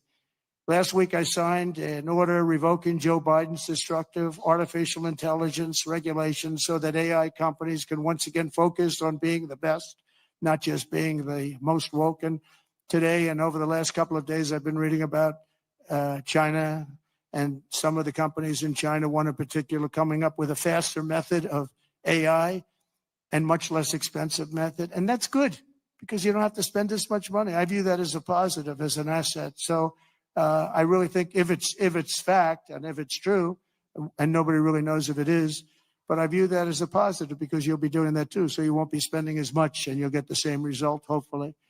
The release of DeepSeek AI from a Chinese company should be a wake-up call for our industries that we need to be laser focused on competing to win because we have the greatest scientists in the world. Even Chinese leadership told me that. They said, you have the most brilliant scientists in the world in Seattle and various places. But Silicon Valley, they said, there's nobody like those people. This is very unusual when you hear a DeepSeek, when you hear somebody come up with something. We always have the ideas. We're always first. So I would say that's a positive. That could be very much a positive development. So instead of spending billions and billions, you'll spend less and you'll come up with hopefully the same solution. Under the Trump administration, we're going to unleash our tech companies and we're going to dominate the future like never before. And finally, we need to work together on a defense bill that once again fully rebuilds our military for our great warriors. We have to have a strong, strong defense.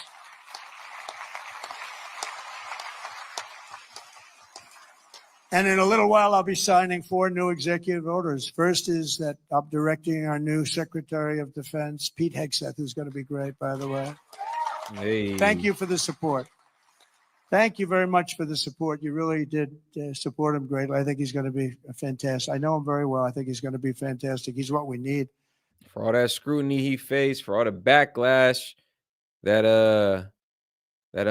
ultimately landed with Pete Hegseth and the decision to appoint Pete Hegseth, he still got the position. And I don't know, something about having that chip on his shoulder, being doubted, being counted out,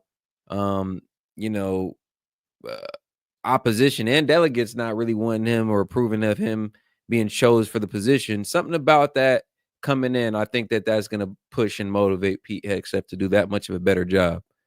I don't know. It's when you're doubted that you tend to shut up the doubters and the haters. To immediately begin the construction of a state-of-the-art Iron Dome missile defense shield, which will be able to protect Americans. You know, we protect other countries, but we don't protect ourselves. And when Ronald Reagan wanted to do it many years ago, luckily we didn't. We didn't have the technology then. It was a concept, but we didn't. Now we have phenomenal technology. You see that with Israel. We're out of 319 rockets. They knocked down just about every one of them. So I think the United States is entitled to that, and everything will be made right here in the USA, 100%. And next, to ensure that we have the most lethal fighting force in the world, we will get transgender ideology the hell out of our military. It's going to be gone. In addition, we will stop our service members from being indoctrinated with radical left ideologies such as critical race theory. We're going to stop it. It's already been stopped. It's already been halted, totally halted. And finally, we will offer full reinstatement to any service member who was expelled from the armed forces due to the COVID vaccine mandate. And we will restore them to their former. With back pay. With back pay. So if you stood on business, stood on your morality, stood on your better judgment, and made a decision for you and your family, the decision you thought was best, not only are you being reinstated, you will be receiving back severance pay. Insane. Unprecedented. Like I said, this, along with the other the initiatives and campaign promises Trump has that have yet to be seen. I'll admit he does have some task ahead of him, the tall orders, but things like this, pardoning of the J6ers, all these executive orders signed, he literally has the opportunity to be the most impactful generational president of our lifetime. Not gonna lie. Former rank with full pay. And I think we're going to have a lot of people that join. And one thing I'll say, if you looked at our recruitment over the last week or so, 2 weeks, it's through the roof. You know, we were having a lot of people weren't signing. We were having a hard time recruiting people because they were looking at these people that they were supposed to be their leaders, and they weren't happy. They didn't like people that fall going upstairs. If you're going to fall, at least go downstairs from the plane. That triple fall. I use that thing in more ads. I didn't have an ad where I didn't put that in. Just a little quick 1, 2, 3. Reminded me of Joe Frazier when he went down, right? George Foreman, Joe Frazier. 3 falls in a matter of seconds. I said, can you speed it up a little bit? People are getting tired of it. But no, we have now the best recruitment we've seen in a long time. There's a tremendous number of people wanting to sign up. January 20th, 2025 was a turning point in American history. Starting last week, we're ending years of incompetence, radicalism, and betrayal, and we're ushering in the most exhilarating era of reform and renewal in the 250-year history of our country. And just in conclusion, I just want to say that this has been a very exciting and will be a very exciting new chapter. There's nothing we cannot achieve as long as the Republican Party remains united. I hope you can remain united.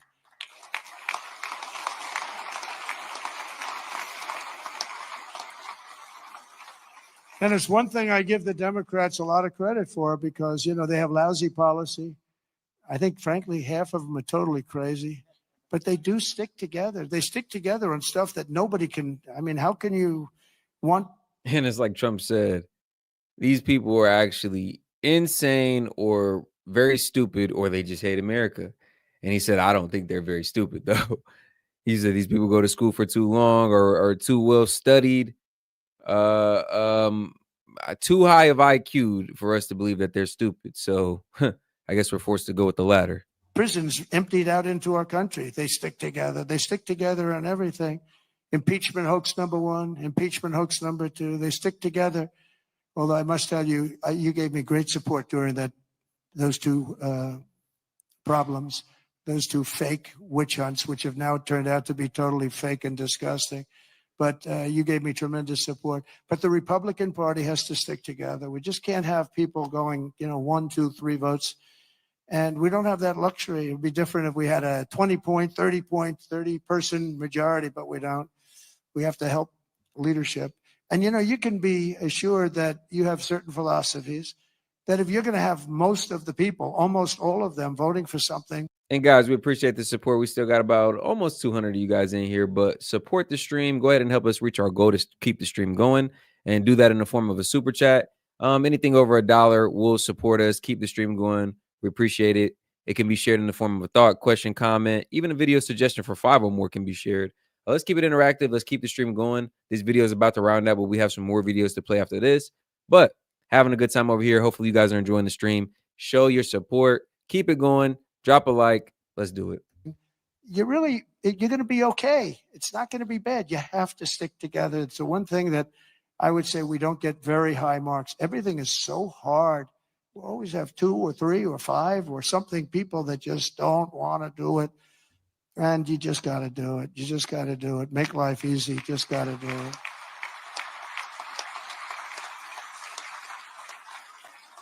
So right now we have a very special period because we have the House, we have the Senate, and we have the White House. And we're a team, and we're a really good team. And I appreciate so many times, and like even with Mike, I called 3 or 4 people, and they said, okay, sir, I'll do it. I'm going to vote. I'm going to vote positively. And they're very happy they did now. But when I called, we've gotten such a great response. We just had that happen with Pete Hegseth, and we have it happening with others. But we really appreciate it with the House. The House has been, it's a very difficult situation when you have that small a majority.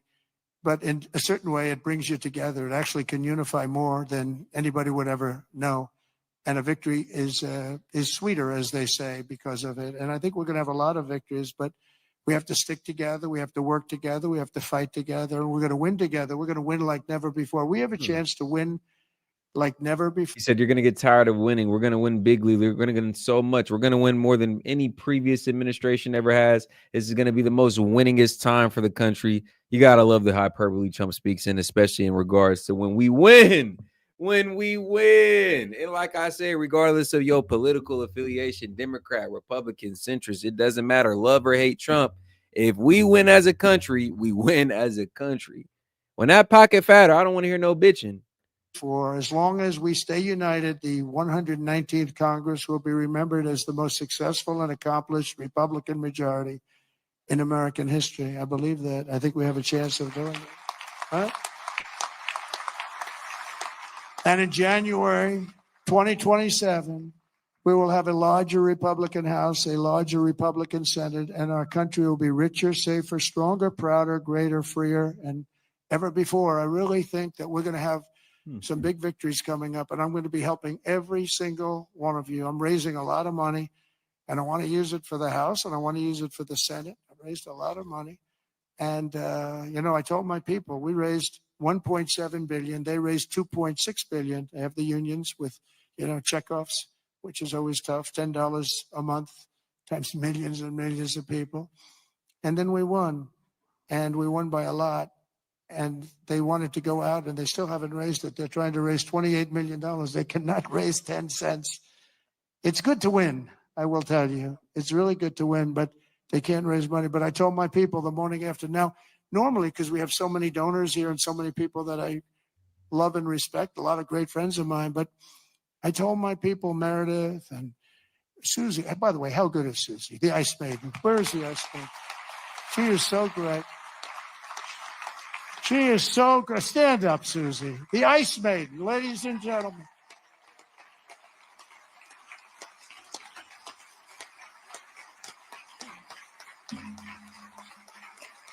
Wow, look at that. Most powerful woman in the world, they say. Most powerful woman in the world. She's made of ice. She's great. No, when I came to Florida, Florida was a Democrat state, had a Democrat governor. They had one Democrat senator. It was largely a Democrat state. And through various reasons, I ended up with Susie running the campaign, and she was unbelievable. We won it in a landslide. And then the second time, we won it in an even bigger landslide. And when it came time to choosing somebody to run the campaign, the whole campaign, I said, what about Susie from Florida? She never lost. I won every primary. I won every, I didn't lose anything. And again, it was a Democrat state, and it was a landslide both times. And all of the Republican stuff was almost like it didn't even exist. It was amazing. And I said, what about Susie? Well, sir, you know, a woman has never been in this position before. I said, really? Oh, by the way, we have Kellyanne Conway. She didn't do too badly either, right? She did a great job, 2016. And when it came time to chief of staff, do you know that there has never been a woman chief of staff? But there is now. There is now, right? I didn't know that. I'm so surprised. I'm very surprised. But it came time to running the campaign, and I said, well, I've never had a loss with Susie. She comes from great stock, you know. Pat Summerall is her father. Pat Summerall was a football player, great football player, but a really great announcer, really the voice of the NFL for 27 years or something. He was great, and a leader. He worked with John Madden, and he was able to get John Madden to do things that nobody else could do. They'd call him, they'd say, Pat, John is really difficult. Now, you know, John was a difficult guy, but he got big ratings and he was good. And Pat would go up, come on, John, let's get this done. Come on. I know you don't like the heads of the company. Just they're paying you a lot of money. Come on, John, let's get it done. And he'd go and do it. And this went on for what, 27 years, right? But he was a leader, her father. And, you know, this is somebody that has the gene. I'll tell you, she's great. And she's done a fantastic job. So she was so good with the campaign. I said, let's let her do the campaign. And it was flawless. And again, I said before, we had her win a lot of votes because it's crooked as hell. And I hope you can go to voter ID and same-day voting and paper ballots and all of those things, because ultimately we'll never lose a race if you do that. I'm telling you, you'll never lose a race. And I hope you can get that. And that's said to the governors mostly, but this, you know, you people have a lot of power over it. But Susie ran the race, and we did phenomenally. And then we just made her the chief of staff, and she's doing great. They say it was the greatest week, opening week, in presidential history. And I think, you know, it couldn't be a hell of a lot better. Even CNN is saying, this guy is amazing. I couldn't believe it. I said, did CNN most unlikely to ever say that? CNN. Guys like, what's my man's name? God damn man, I can't think of his name. The black bald guy with the glasses is Van something. But yeah, even the reporters on CNN who get paid to push a narrative against this man over here, giving him his props now. Over here showing him some love. Really say that? Because nobody watches, so nobody was able to confirm it. But it was pretty amazing. Van Jones. Van Jones. It's always tough. Usually you get them by surprise.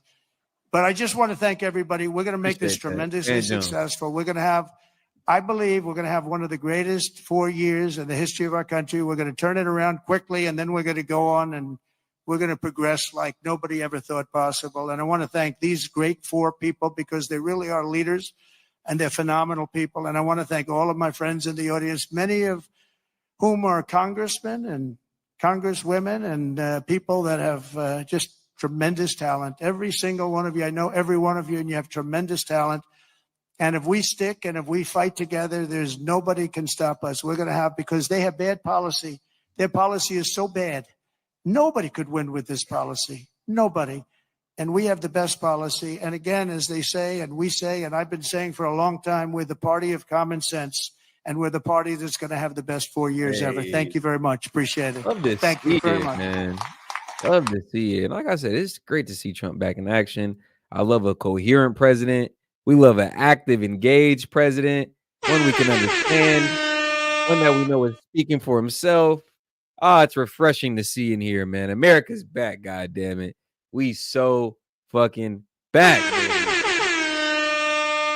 America.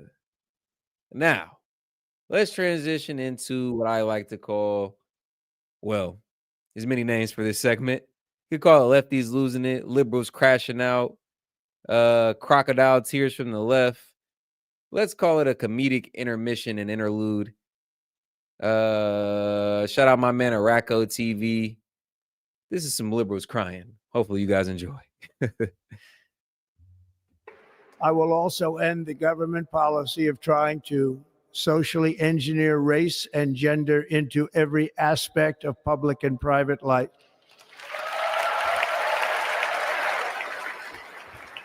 We will forge a society that is colorblind and merit-based.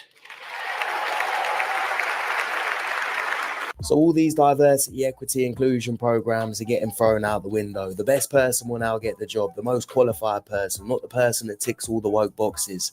And all these woke donuts are fuming and they're shaking in their boots.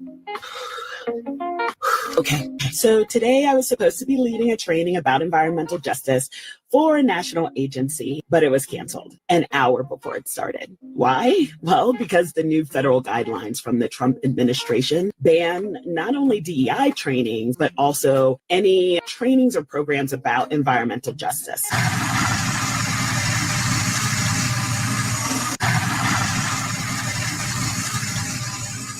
What's really funny is because of all of this news and all of the change in policy, we are yapping more at work. We are trying to digest everything that's going on. We cannot get any work done because of how much information intake that existing in this administration requires.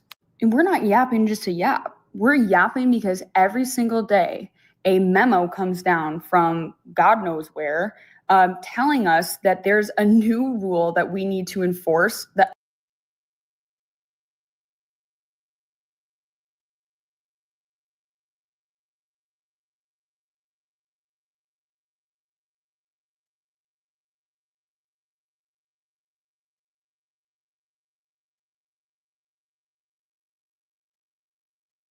for a job that does not relate to what we're doing.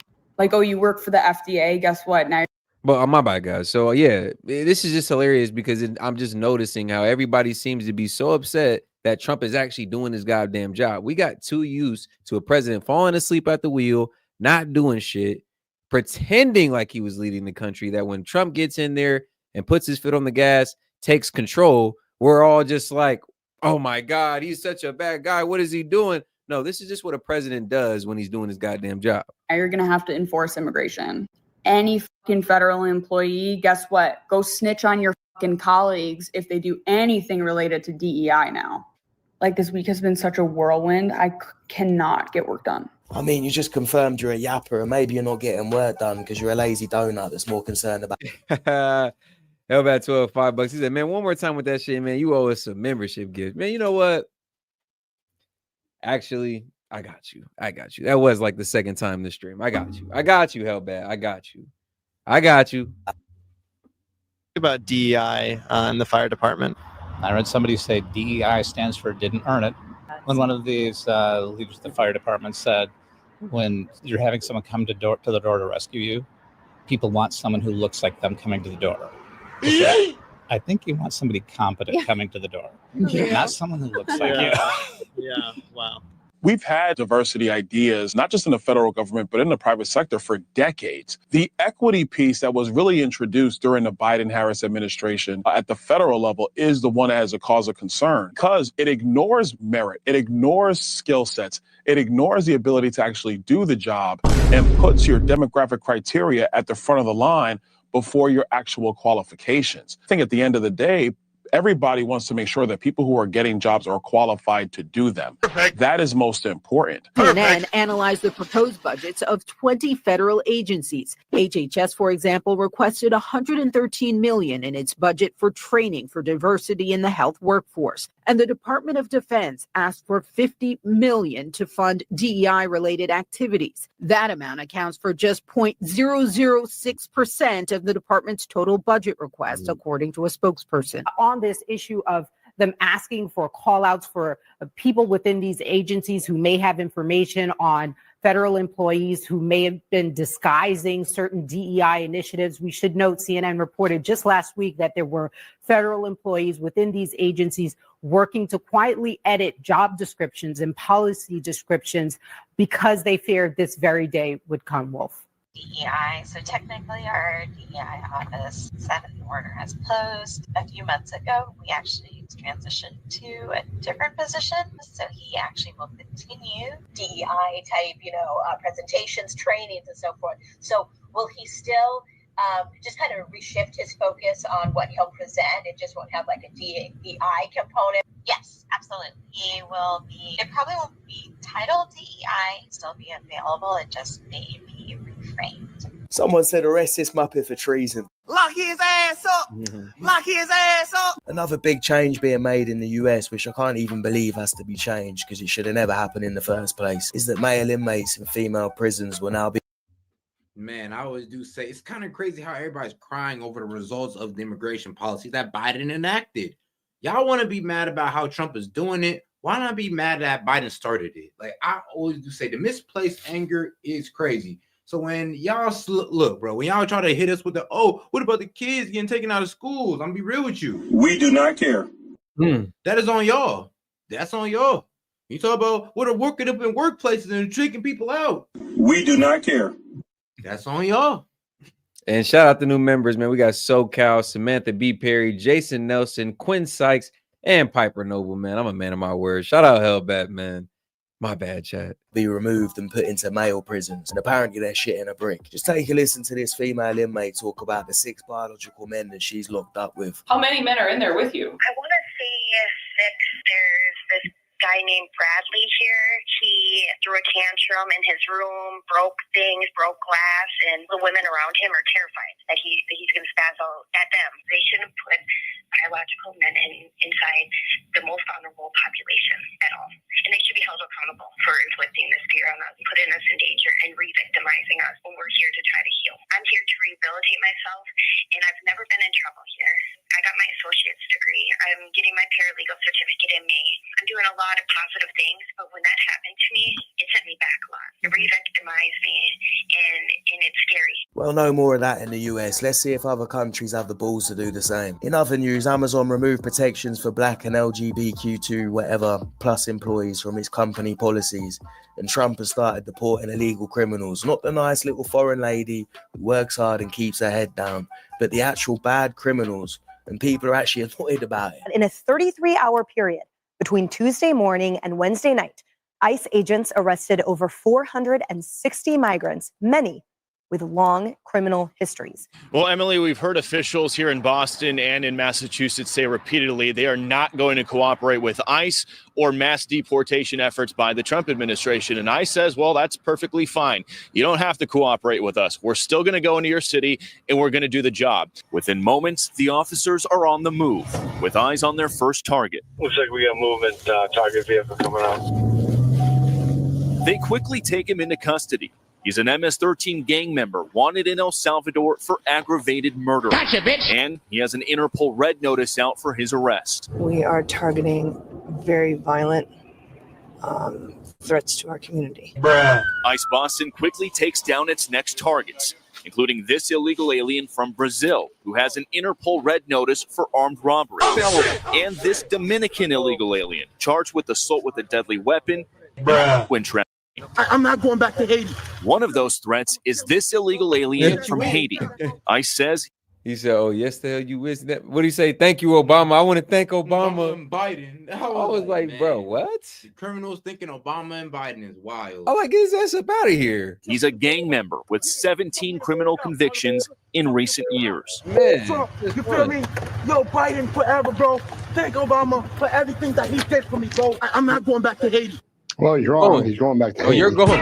Oh no, you're going back to the anarchy, my friend. You're going back to the anarchy. You're going. You know what? This may sound tough, but hey, man, I hope barbecue get to you. If you're angry about illegal criminals who broke the law 17 times being removed from your country to make your country a safer place, you don't care about your country and you're an absolute muppet. And if you're so against it, why don't you offer these people housing like this next lunatic? La migra, al hijra, get in their way. Ask them for their credentials. Pretend like you don't believe those are real. Ask if they're ICE. You don't have to let them into your home. They're not the police. You don't have to let them into your home. We have a duty to protect these people. I just hope you know, all of you motherfuckers who voted for that man, I hope you're seeing now what you actually voted for. I hope you're horrified. I hope your choice haunts you for the. I'm seeing what I voted for. That's all I'm seeing. I'm like, hey, so when she's talking, I'm like, these nuts. Like, I ain't even gonna lie. No. Wrap their ass up. Like I said, Border Patrol, they need to be out here. ICE need to be out here like, and take the ass back. And it is kind of funny that, I mean, what do you want to do? What do you want to point out that Trump's done? Stance at the southern border, executive order signed, ceasefire pushed in Israel. I mean, we can highlight so much of the positives, but what do the detractors want to do? Oh, egg prices are up. Like, bro, shut the hell up. The rest of your life, I hope you never know a moment of peace. I'm sure ICE will be terrified and they'll look the other way when they see you get angry. It's the same as these big scary teachers. ICE can now raid classrooms. And as a high school teacher, I just want to make one thing clear. Wait. If someone tries to come in my classroom and take one of my students, one of us isn't leaving the classroom. Play with me. ICE in Chicago with my students? FBI! No, bro, I've gotten a whole bunch of messages from people like, and I'm so appreciative of you. But baby, it would never. You think I'd be scared of you? Boy, Trying if you to don't come get your up in my squiggly diggly head. school? You don't think I already have a plan and a backup plan and 56 doors in the building and 17 routes on how to get to each one? I mean, FBI, open up! FBI gonna hit each one, baby. I ain't gonna lie. Somebody flag her account. She over here saying she's gonna harbor fugitives damn near. Say what? Like, hold on. And backup on backup on backup of contacts to make sure. And shout out my man Hellbait. He said, you know they're bad when they have that red note. Oh boy. Oh, jeez. Sure that their parents aren't the ones showing up. I mean, no offense, the district can give us training on what we're supposed to do over and over and over again, and they have, by the way. But I got my own plan. Because there's no way. There's no way. You stupid. Yeah, ever touching one of my kids. Ever. Never. You stupid. Never touching one of my students and never hello. You stupid. Someone needs to talk to you because that's who you're going to talk to first before you ever touch one of my kids. I don't play about mine and never have. And if you've been around for a while, you know that. Baby, I've written a manifesto up here on what I would do. Emotional. Right. Do you think there should be more than 2 genders in America? Yeah, I don't know what that executive order means. I don't know what the president It declared. means there are 2 genders, male and female. Do you disagree with that? How many genders are there, Harry? Yeah, Come look, on, little guy. How many genders are there? Again, these guys don't know what they're talking about, so they won't be. Harry, how many genders are there? How many genders are there, Harry? How many genders are there? What's the leak? I'm gonna use Joe Biden's answers. At least 2. At least 2. That satisfies. Well, how the many little more phrase you are guys there than got going male, up in there. female? That's a TikTok answer. There's at least 2. Yeah. There's at least 2. Well, no, hang on. There's male and female. Kid is like human brain. Donald Trump says there's male and female. There are 2. Okay, Dave. How Russian many Rubin, more come are on there now. after male and female, Harry? There's at least 2. Now, anyway, let me get. What would you say? are there? What are the other ones? There's at least 2. What There's are at the other least ones? 2. Harry, let's with try it this way. executive order, You're a what's the legal female. What is the other gender? It's so funny. It's so funny how these conservatives just get time to lie on this show, but when I'm speaking, they all We interrupt asked and the there's no damn problem. question. You've just been asked a very And simple I'm trying to have question, a Harry. conversation with How Piers, many not you, genders Mr. there are? Como over. Relax, Marie. Harry, Take a you breather. simply Thank got you so asked much. if there are at least 2 genders, how many more Wait, are Piers, there than Piers. male and female? Piers, you asked me about Donald Trump's executive order. I'm trying to explain how legally it makes absolutely no sense. Bro, whoa, bro. We do not care. Dog. Are there 2 genders? Yes or no? Like, come on. When you say there's at least 2, is why? At least The most disingenuous answer I mean, you could what does that give. mean? Like, bro, explain that. But when you can't explain, like, why? And it's going to get sued in court. Then we go into culture wars with Dave Rubin and this Ferguson guy asking how many genders are there. No, trying I'm to answer your asking you. question. They're screaming their faces off. I'm Your issues asking don't you. fucking matter. I'm Harry, asking nobody. you. Oh God, this And child. here's, I've I'm given asking you, Harry, Piers, how many and genders I'm are answering there? your question. Harry, Piers, I've answered your question. Harry, how There many are genders at are least there? 2. There are at least 2. Just answer the damn question. Is a woman. I support all women. But what is a woman? A woman is whoever believes that they are a woman on the inside. So if I believe I'm a woman, does that mean I'm a woman? Yes, it does. Even though I have a... Women have uterus. Goodbye. Let's hope this time of shit is over with soon, not just in America, but everywhere. Until then, they will need Michael. You can't defend the indefensible, so that's why you see those people just retreat whenever you point their logic. You twist the logic back on them, and then it's just like, oh, you're being an asshole, you're being rude. No, I'm literally just questioning your logic. Oh, you're being a smart ass. Well, yeah, but let's be real. That kind of sounds stupid. Like, I gotta see where you're stand, like where you hinge your points on. Like, where you stand?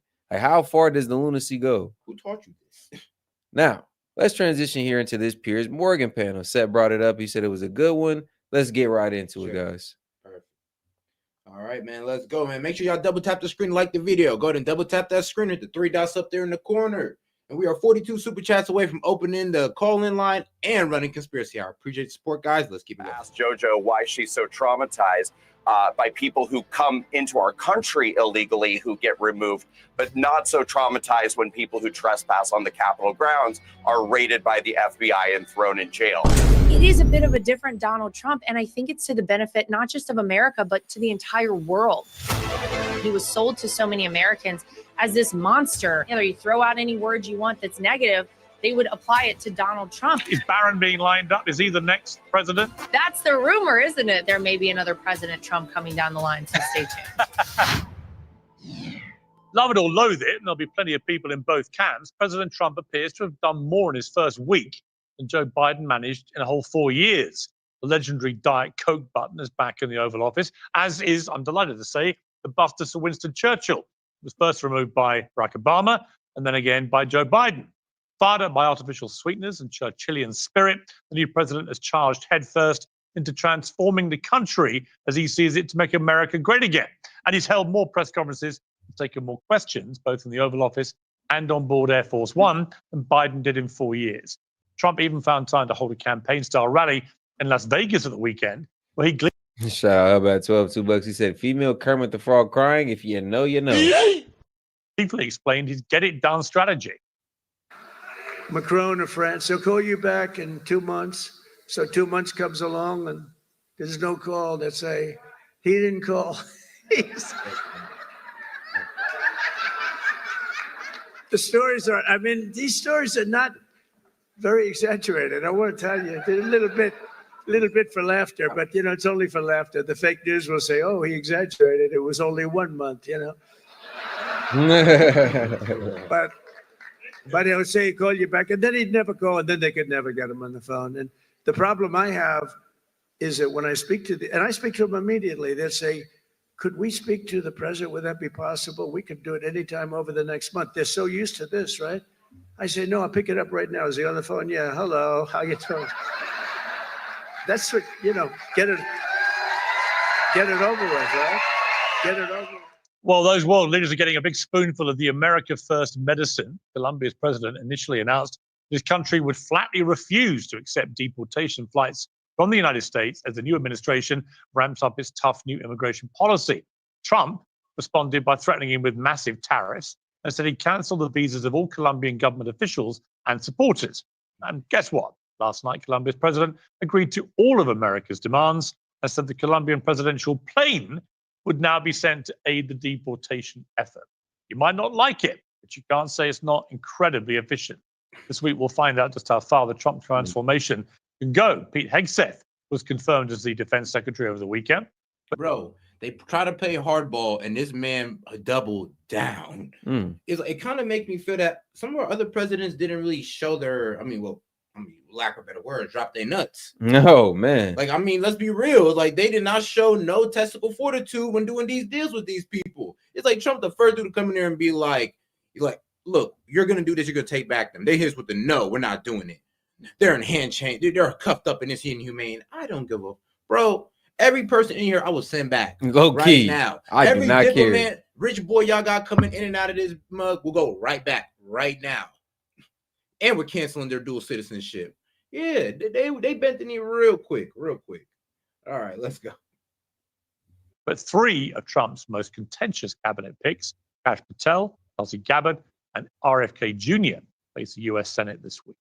Well, joining me now to discuss all of this frenzied first week is Brandon Struck. He's a Republican commentator and campaigner, pardoned by President Trump for his role in January 6th, journalist and political commentator Geraldo Rivera, and the Democrat commentator and podcaster Joanne Carducci, a.k.a. JoJo from Jersey. Welcome to all of you.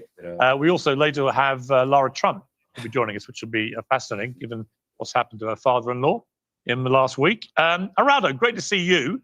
We've spoken many times over the years about Donald. Happy New Year, belatedly. We've spoken a lot, Geraldo, about Donald Trump over the years. We both appeared on his Celebrity Apprentice show 15 years ago.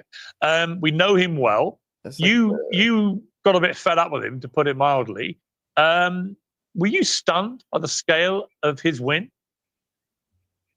I was. I thought that it was pretty clear he was going to win, Piers, but the fact that he also won the popular vote, I figured the electoral college and all that without going into the arcane American system to the UK audience.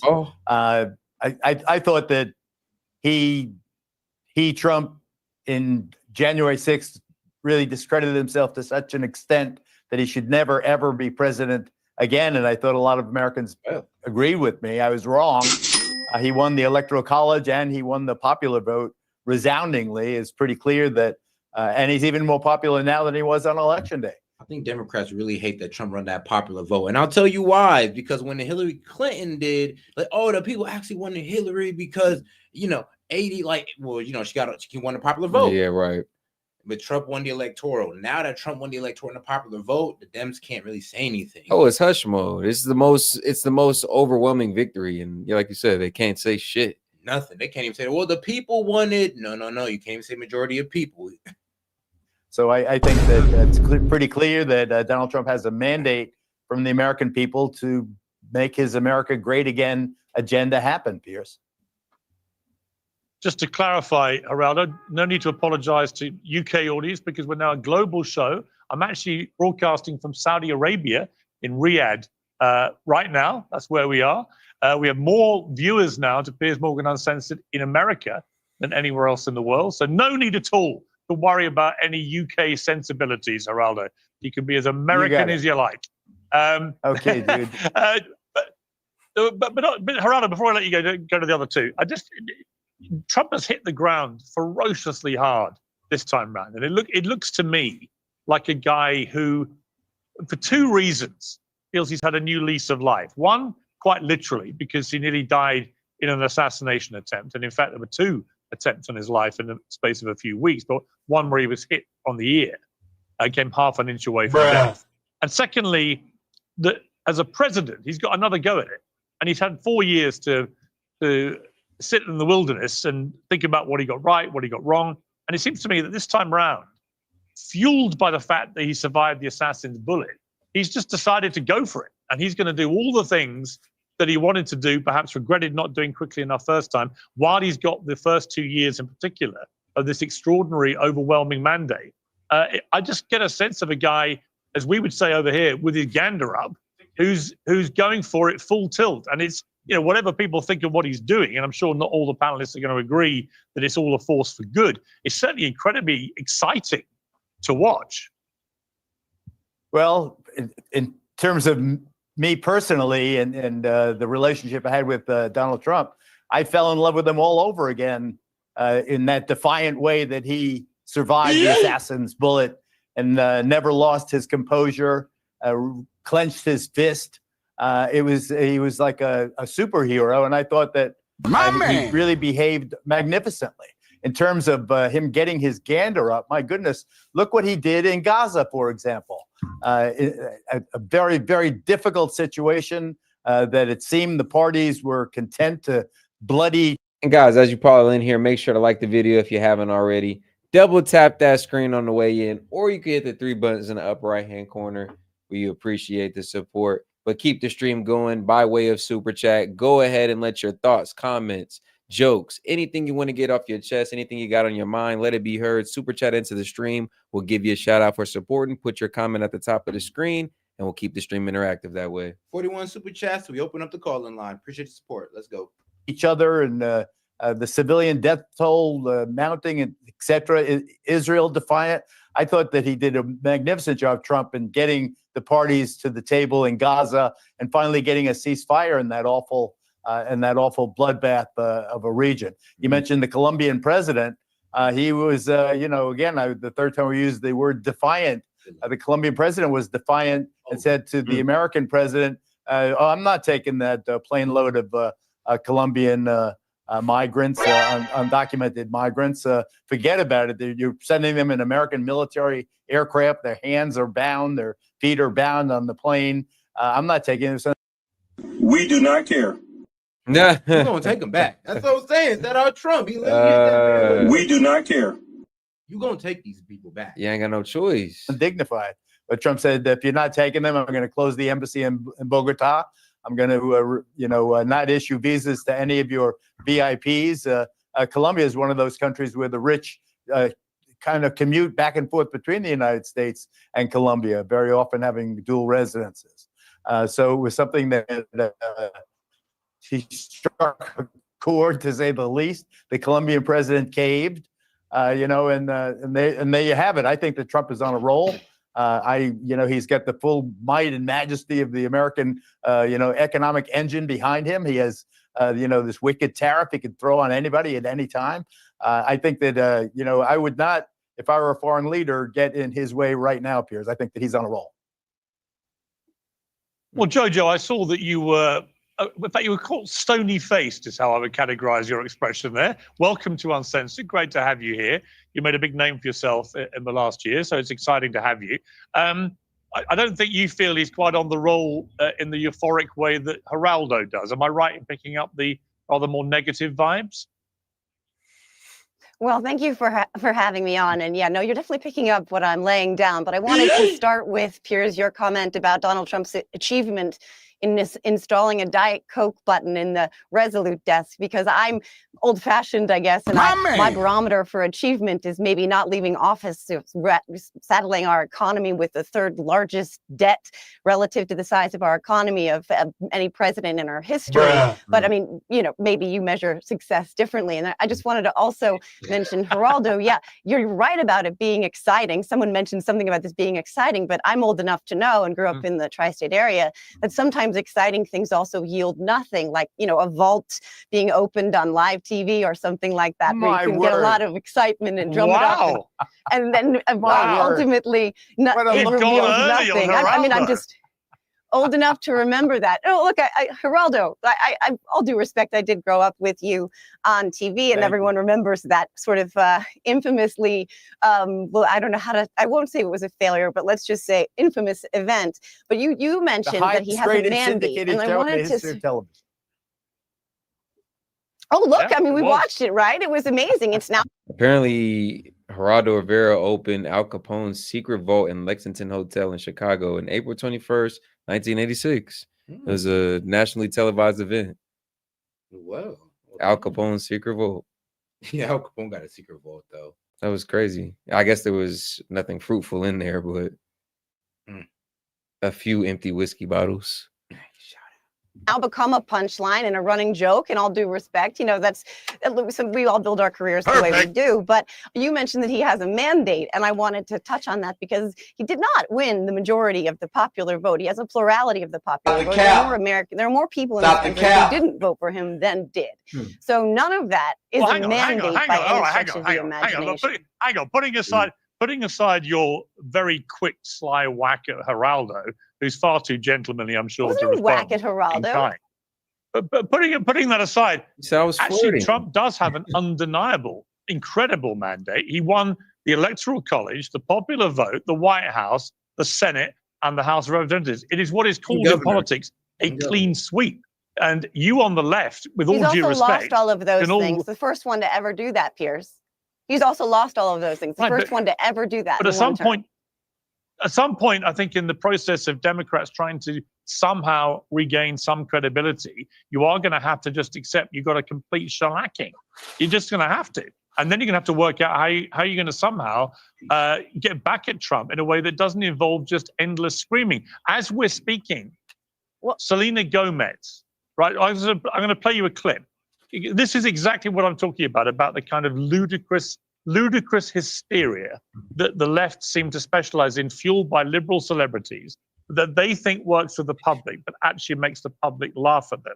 Selena Gomez has decided that the correct response to, so far, a bunch of illegal immigrant criminals, including some despicable people, by the way, with despicable crimes, have been deported, that this is the correct response. Let's take a look. I wanted to say that I'm so sorry. How many people are getting attacked? The children. Nope.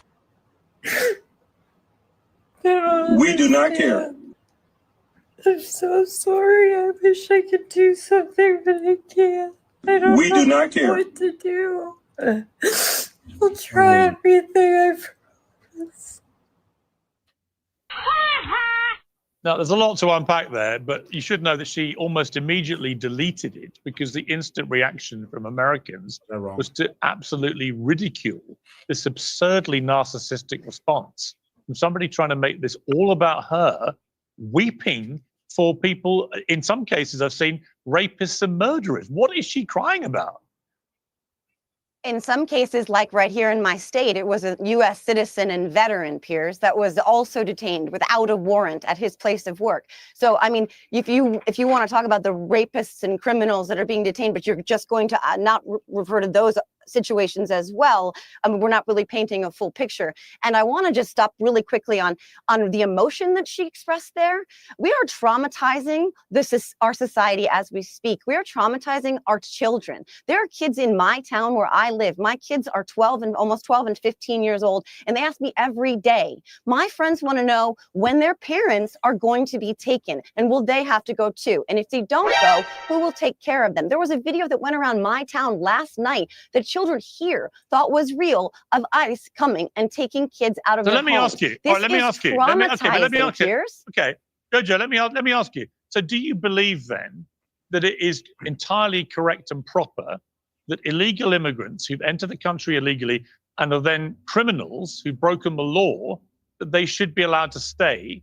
And what about the million people who've already been processed for deportation under the Biden administration but weren't actually deported? Would you keep them as well? In other words, for you, is there no limit to what people can do? They can come in illegally, they can break the law with impunity, they can be processed for deportation, but still you want to keep them in America. Well, what are you saying? It's important to clarify it. Well, I never said that, but I never said that at all. In fact, I will say that, first of all, my father was an immigrant who came here lawfully from Lebanon, worked for 50 years for the Department of Defense, believed in the shining city on a hill. I would also say that if we're going to have that conversation, I believe that, by the way, there's much reform to be made to the immigration process in this country. If I were an expert on that, I'd have a very different job. I'm not. I will say that it needs to be done and needs to be addressed. But if we're going to have the conversation about consequences and rule of law, then we need to have that conversation about somebody sitting on your panel right now who was a January 6th insurrectionist and was pardoned for his crimes. So if you're going to thread the needle on what is acceptable in terms of allowing crime and what is not acceptable in terms of allowing crime or forgivable in terms of allowing crime because of the color of someone's skin or the status of their citizenship, then I don't think this is a conversation about the rule of law at all. Okay, but just to be clear, because you haven't answered the question, do you let illegal immigrants who break the law Do I think that people stay should in be able America? to? No, I don't. I don't think anyone should be able to break the law in this country and have no consequences for it. I do think that there are other ways to handle immigration rather than rounding people up in their elementary schools or going to their places of work. You gotta pick a side, sweetheart. You can't be on both sides there. No. Oh, but yeah, she gotta pick a side. You cannot be on both sides. You can't feel sorry for them, but yet understand they broke the law and be like, oh, you guys are villains. I'm like, hold on. Define villain. Well, I'm gonna say this. You can't understand. She can't sit here and be like, "Oh yeah, I understand that they're criminals, but I'm mad that you're punishing criminals." Like, hold on. Like, do you understand how you sound? You can't have it that way. Or showing up at the groves where they're picking the citrus fruit that none of us will pick. And so that whole thing that is that we don't even have half the citrus crops we used to have because no one will pick it. Do I think that they should be able to commit crimes willy-nilly? No, I don't think anybody in this country should be able to do that. But do I think dehumanizing them by putting it on TV with Dr. effing Phil is the way to do it? No, we've seen this playbook before, Piers. Everyone on this panel knows we've seen this playbook before. This is how you dehumanize people so that you can get clear the path towards atrocity. And I'm not on board with that. Let me ask you my favorite. All right, before I go to Brandon's response, do you know my favorite question for my liberal friends is who was the biggest deporter of them all? Who deported more illegal immigrants than any president in history, pro rata, per year? You're going to say Barack Obama, right? You're going to say Barack Obama. Well, yeah, I'm not saying it. Yeah, I'm not saying it for any reason other than it is Barack Obama. He deported over 3 million illegal immigrants in 8 years. Did he have Dr. Phil do it on TV? I don't really care whether Dr. Phil's there or not. My point is, great. like the greatest deporter of all, the man who earned the moniker of deporter in chief in Mexico, was actually a Democrat president, Barack Obama. And I don't remember people like you screaming about how inhumane it all was when that was going on. In fact, most liberals I know have no idea, A, that he deported 3 million people, or B, that he was the deporter in chief. I ain't like the way she's talking made me think it's like, so if somebody was to commit an unaliving, right? And Dr. Phil was there, but it was stopped. Are you gonna get mad because Dr. Phil was there? Like, oh, well, Dr. Phil was there. I'm like, but an unaliving was stopped, but Dr. Phil is there. I'm like, bro, these people are getting sent back. They came over here illegally and they get sent back. Yeah, but Dr. Phil is there. You're making money off it. So where was y'all when Jerry Springer was making money off? You know, let's not get into that conversation. Let's not take it there. Trying to obfuscate from the point. At least he stopped that guy from doing a sexual crime. He getting sent back to where he belongs. Bro, him and Chris Hansen. Back to where he came. Hey, you remember Boondock? Oh, I like to call him Chris Hansen. Why? Anyway, because he didn't turn no, it because into he a don't reality care, show. because he was a Piers. Democrat. Because it wasn't Because he was a designed to Democrat. Because he was a dehumanize them. Democrat. Because he didn't make it into a prop and cops and reality TV. It wasn't the Hunger Games or Running Man. That's why. You don't think this is dehumanizing them, Piers? Do you support that? Let me ask you a question, Piers. Do you support them being dehumanized? When you try and say that nobody, I think when you, no, I don't agree with anyone being dehumanized. We do not but care. I do agree with illegal immigrants. That's what's happening, is it not? In any country being thrown out, yeah. Because by the way, I have to But go that's not the through a question I very asked vigorous you. process. Well, unfortunately for you, I asked the questions. But my point is that people like me who want to work in America or live in America have to go through a very laborious legal process. Everyone knows that. And when we ultimately get our visas, we're called illegal aliens. So, you know, when it comes to dehumanizing, you can sort the language out on that to start with. Let me go to Brandon. I mean, it was interesting there that JoJo, she's so far whacked Geraldo ad hominem, and she's gone for you as well. Just to remind people who may not know, what was your crime for which you were convicted on January 6th? Right. Well, a few points that I think are important to let your audience know. Number one, I never entered the Capitol on January 6th. I stood outside of the east side of the building for 8 minutes shooting a video. I didn't engage in any violence, vandalism, theft, or destruction, nor did I witness any violence, vandalism, theft, or destruction. Nobody was rioting on the side of the building that I was on. I stood outside of the building for 8 minutes shooting a video of people walking through the open doors of the Capitol, and then I uploaded that video to Twitter. And because of that, 2.5 weeks later, I was raided by the FBI, put in handcuffs and taken to jail and charged with numerous felony charges by the Biden DOJ, and ultimately took a misdemeanor plea deal. Shout out Fox Chase 93, $2. He said Obama, the start of the woke fall of America. It's like that Haitian immigrant was saying, Obama, I love you, Biden, thank you.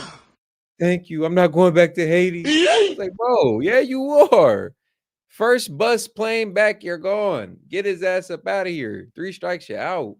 Love to ask JoJo why she's so traumatized by people who come into our country illegally who get removed, but not so traumatized when people who trespass on the Capitol grounds are raided by the FBI and thrown in jail. Why are those raids not upsetting to you? Yeah, good question. Are you actually asking me a question? And Joe following it up with the troll. $2. He said Trump, start of the broke fall of America. Gotcha, bitch. Got him. Our favorite contrarian, Joe Schmo, chiming in.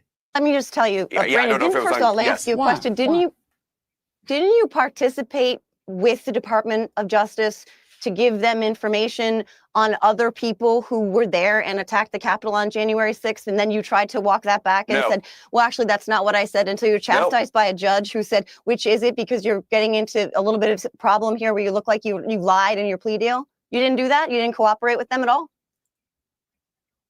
So I sat down with the DOJ, as every person who took a plea deal did. That was a requirement of every January 6th defendant who got a plea deal. The difference is I happen to be somebody who was well known before January 6th. So the media had a vested interest in trying to destroy my name and reputation. So they leaked my documents to the media. But what the documents showed was that nobody that I was asked questions about was ever accused of a crime, charged with a crime, or convicted of a crime. So I think to be able to inform on someone, you need to actually help somebody get charged or convicted. None of the people I was asked questions about were ever charged or convicted with a crime. And then, a representative of yours was chastised in court for that. Hang on, Jojo. I'm going to move to Geraldo. Yeah, my judge is a January lunatic. 6th, Correct. My judge is a lunatic. Okay, Oh, there it Geraldo, is. with hang on, let me get to Geraldo. Geraldo, on January 6th and the pardons, I got to say, I'm more in the J.D. Vance camp. I thought it was absolutely fine to pardon all the peaceful protesters, including our panelists today, Brandon. I think a lot of them have served quite lengthy prison sentences, probably longer than they would have done had they been doing a similar kind of protest somewhere else. But the ones who were violent towards police, I had a big problem with them being pardoned in the way that they were. Did you? Well, I think that's a middle of the road position. I have no problem with it, Piers. I think that there is a. To be honest with you, I don't got a problem with it because, well, I mean, they did time, did they not? I mean, how long did we want them to do? How long were they supposed to get? We will never know. Just like we'll never know the crimes of the Biden family. Like we'll never know the crimes of Anthony Fauci. Like, yeah. Liz Cheney. Oh, yeah, let's go. The January 6th committee. The difference between protesters who were peaceful and those who destroyed the building, or especially those who assaulted cops. But I am less offended by it than you might expect, because I think that the whole pardon process is outrageous. It dates. And shout out Daniel Castro, $5. He said Americans are already broke. He is changing landscape for the survival of middle America and lower income families. You will do your part. No F's given. Oh shit! All right. Yeah, and Trump says he is for the working class, as much as they try and say that the Dems are for the working class, even though what's their philosophy? You own nothing and like it. Yeah, but here's the thing, though. There's a lot of billionaires on their side, on the Dem side. So who are they to talk? Most of the globalists is over there as well. Like, they do got Soros. God damn. Back to the days, with due respect, of the monarchy, where the monarch could do whatever the monarch wanted. And I think when we, without good old common days law, are and out there. later, the good old days before 1776, and then after, we adopted that that power for our monarch, our president, and gave him almost, he or she, presumably someday she, had the power to do whatever they wanted when it came to pardon. They have absolute power, unlimited power. The fact that Trump pardoned them all, I think, was rash. And I don't think it helped his personal standing, his reputation. To be honest with you, and everybody may not see this like we are, but I think that was Trump's get back for the BLM riots. It's like, oh, you don't want to lock up these people. I let all these people go because they protest on behalf of y'all beliefs. But some people protest on behalf of my belief. You want to lock all their ass up. If y'all can justify this, I can justify that. Say less. Fair is fair. But he did it, and he had the absolute constitutional power to do it. No one denies that. I think that it is unfortunate. I do want, if I may, Pierce, to talk about these raids, because we had a raid here in the neighborhood, here in Cleveland, Ohio, where the Mexican restaurant in the neighborhood, 3 people, we are told by our neighbors, were summarily arrested by ICE last night. I think that these are real, and I also think this about these raids in the current this phase of war on illegal aliens, undocumented immigrants. This is the easy part. The easy part is the people that you described in your opening monologue, the heinous criminals, the violent people, the rapists, the murderers, and so forth. Those are the easy ones. The ICE knows where they are. Largely, many of them have monitors. They're going to be scooped up and they're going to be taken away, and whether they go in handcuffs or not is not my concern. What I'm concerned about is the babysitters and the house cleaners and the fruit pickers. I wrote a couple of books about immigration and how it is I think the strength of the American Republic, that we have these broad shoulders when so many European countries are losing population. I'm distressed by it. I think that it is, but it is what America voted for. Sadly, I voted for Kamala Harris, but the people that voted for Donald Trump largely did it either because of transsexual and transgender and that kind of progressive woke stuff. And the other issue was undocumented immigration.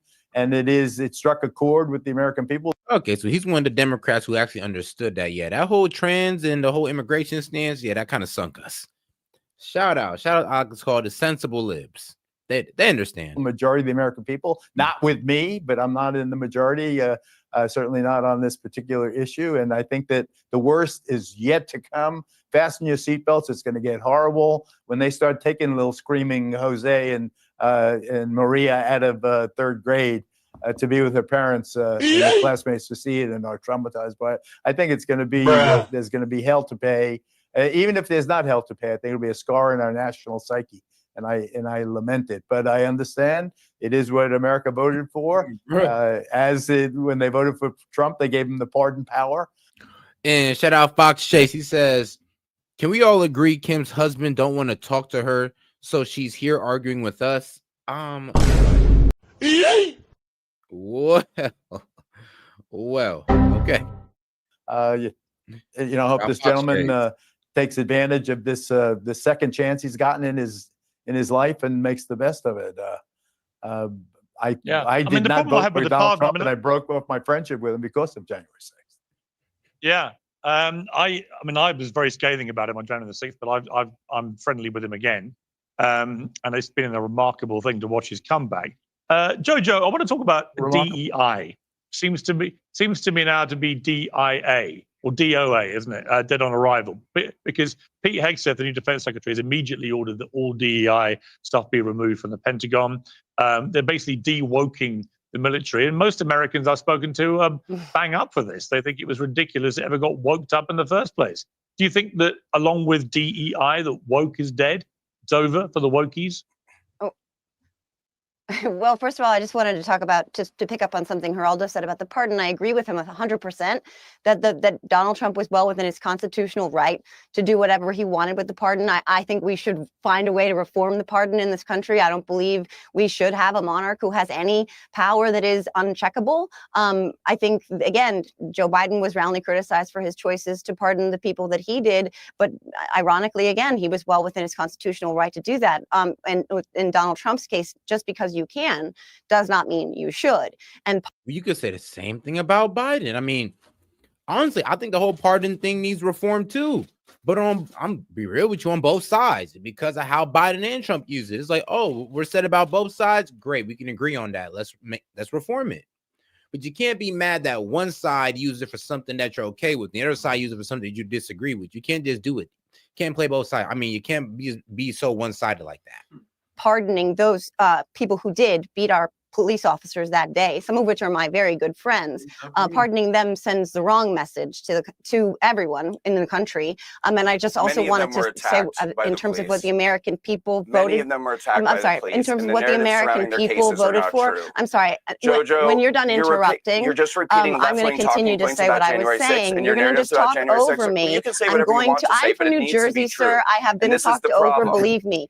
Piers, what I was saying in terms of what the American people voted for as it pertains to January 6th, I was saying something. I mean, I'm not surprised at all that you have no regard for no one can hear you. Of course. Please stop talking. I was talking. Why? All right, can you both stop talking, because nobody can understand a word you're saying. So let's just, Brandon, I will come to you to respond. Let Jojo finish her point. Thank you. Yes, and then I will come to Brandon. Thank you very much. Please don't answer. Please don't really, talk over each other. Nobody can hear you. Yeah, when you talk over each other, it's very pleasing for both of you, but nobody else. So Jojo, finish your point. Thank you very much, because that's exactly what I was doing. I just wanted to pick up on something Geraldo said in terms of what the American people voted for when they voted for Donald Trump as it pertains to the January 6th pardons.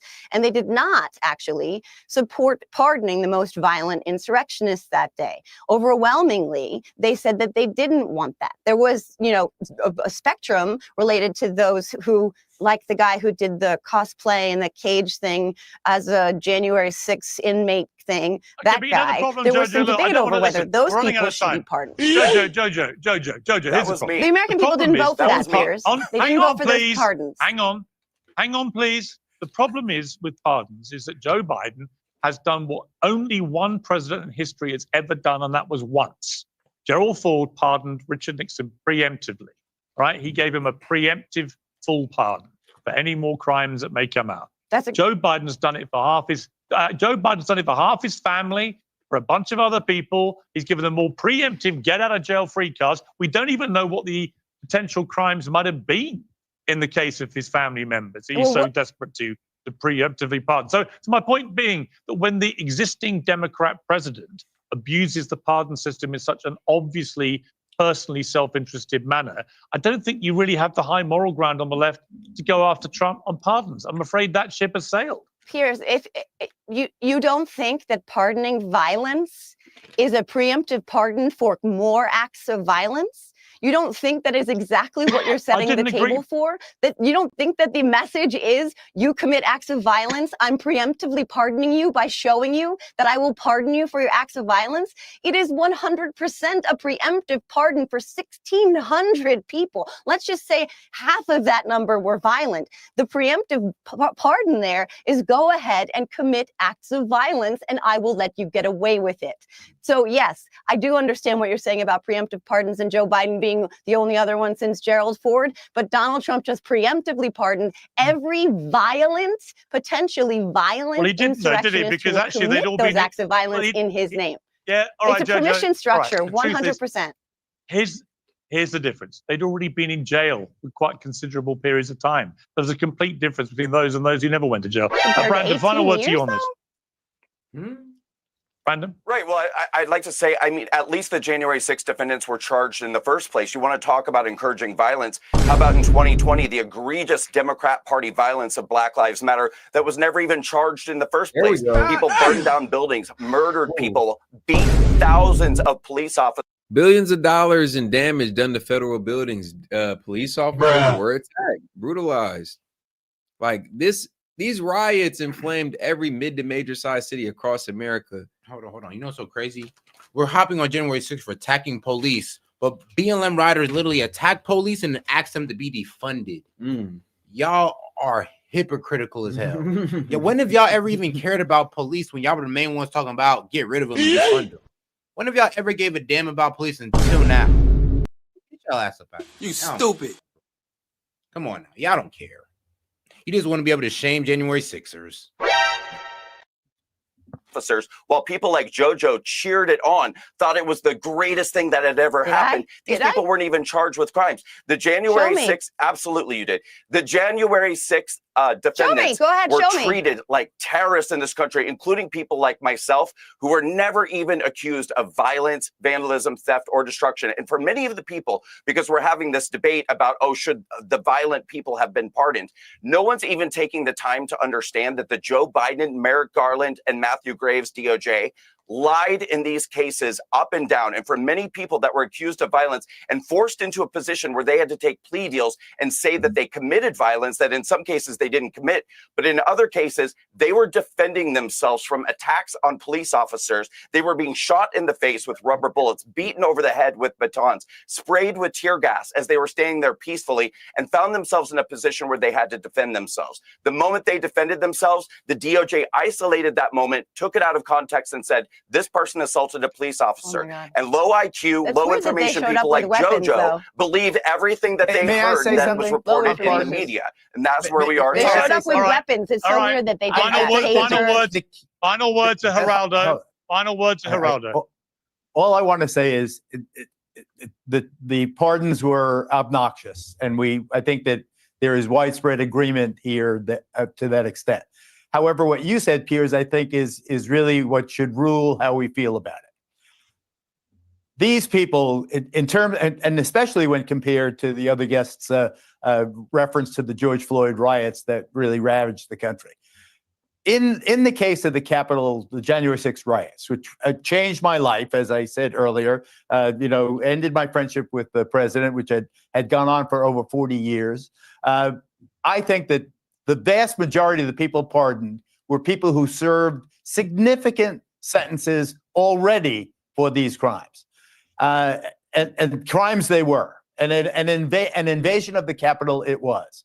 These people they may have been pardoned, but there is a scar there and a record there, and everybody knows their situation. So, to some, it's a mark of glory. To others, like me, it is repugnant. And let them live. The person who smashed into the Capitol, the first one, and all the rest of them, they are people that, in my view, are fringe players. They did their time. Forget about them. Trump did something we don't agree in terms of the ethics of it, but we do agree with the legality and the constitutionality of it. He was well within his rights. Let's move on as a country. Let's heal. Mike G. It's just good to see your presidents all behaving like a good old-fashioned British king, Geraldo. Great to see you all. Thank you very much indeed. Lara Trump, the daughter-in-law of President Trump, recently announced she'd no longer pursue a political career in the Senate, despite mounting speculation that she may have replaced Marco Rubio in his Florida seat. She stepped down from her role as co-chair of the RNC at the end of last year, but teased an exciting announcement coming this month, potentially suggesting future political aspirations. Lara remains a significant figure in American politics, with her father-in-law back in the White House. Let's find out what is next for her from the woman herself. Lara, great to see you. Hey, Piers, great to be back with you. Are you ready to make your exciting announcement right now here on Piers Morgan Uncensored?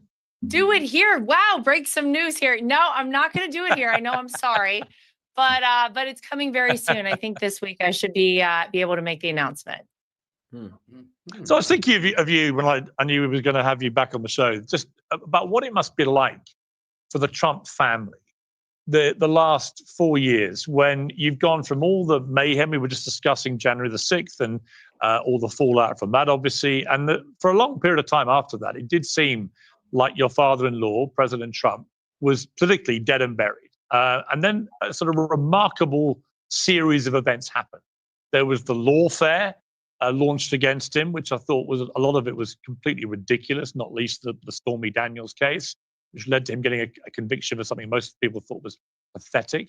And you saw his poll ratings going up and up and up throughout that whole process.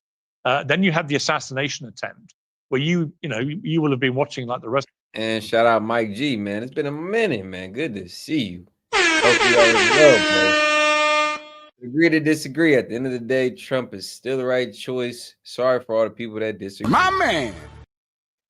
You ain't wrong when you're right, Mike. You ain't wrong when you're right. My man. And shout out Hellbat 12, $5 more following up. He says, just a thought. Lower taxes is essentially a minimum wage increase in a sense. Wouldn't you agree? LMAO. I mean, yeah. Tax break for lower income families and earners. I mean, yeah, I mean, more money in your pocket. I mean, it's not an increase in wage, but more money in your pocket. My man. I track your line of thought. I track your line of thought. Rest of us in utter horror as he came within half an inch of losing his life. Then another attempt at the golf course, which he also survived thanks to the sharp eyes of a Secret Service agent. Then you have the dramatic resignation of Joe Biden, the kind of coronation of Kamala Harris. It was, but for what was being billed at the start of the year as a boring rerun of two old guys duking it out, it became one of the most thrilling election campaigns of all time. But what was it like for you on the inside? As his daughter-in-law, it's not just Donald Trump, the politician. This is your father-in-law. Yes. No, it's been a wild ride. I mean, and I would say that, Piers, about the last 9 years, really, because since the moment Donald Trump came down the escalator in Trump Tower, very famously in 2015 to announce he was running for president, things have never been the same, politically speaking, and not just America, but I think really around the world. People would agree with that. Certainly the past several years have been incredibly unique. And, for me, I had a unique role as well in that I was the co-chair of the RNC throughout the course of the past year and this election. But I'll tell you, as a daughter-in-law, as a family member, we have together as a family experienced some incredible highs, but we've also experienced the lowest lows, and we've all done it together as a family. And you're right. there were many people who counted Donald Trump out, who said he is politically dead. He's never coming back from this. He has no chance. You remember there were several people who got in and the primaries this past cycle as a Republican. And a lot of people got behind one of those folks and said, I'm not even going to bother with Donald Trump. And yet look at what he's done, Piers, in the first week he has been in office. It's because people were able to see a side of Donald Trump, I believe, that they were not able to see previously. And it's because of some of those things that you just said. Some of it has to do with the lawfare that people saw, and it made them take a second look and say, why is it they're working so hard against this one man? Some of it did have to do with probably those assassination attempts against him. Took another look at Donald Trump and people said, maybe there's more to this guy. And then I think, people in this country got to a point where truly they almost didn't have a choice. They could not continue their life in the same direction it had been going under the current leadership, under Democrat leadership, because it had failed them, because inflation is sky high, gas is sky high. We have an open border. We have wars breaking out around the world. And people said, we can't live like this. Donald Trump was offering something different. He did have a proven track record. And so it's been amazing to be a part of all of this as a family member, but also serving as co-chair of the RNC. I feel incredibly blessed, and to have a front row seat to history has truly been remarkable.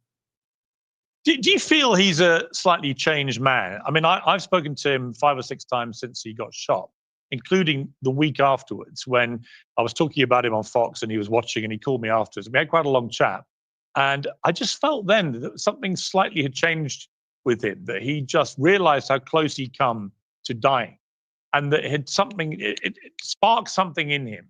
And I also feel getting the presidency back in such overwhelmingly successful way, winning such a mandate, winning the popular vote, winning everything, frankly, that the combination of the two things, I'm just detecting when I speak to him, he's just a bit of a different guy. He seems a little bit more relaxed, certainly more focused, I think, on legacy and what he wants to get done and getting his election promises done. But, again, you're on the inside. You see him a lot, not just as a political figure, but you see him as your father-in-law. You see him around your kids. He's a great grandfather. I know that.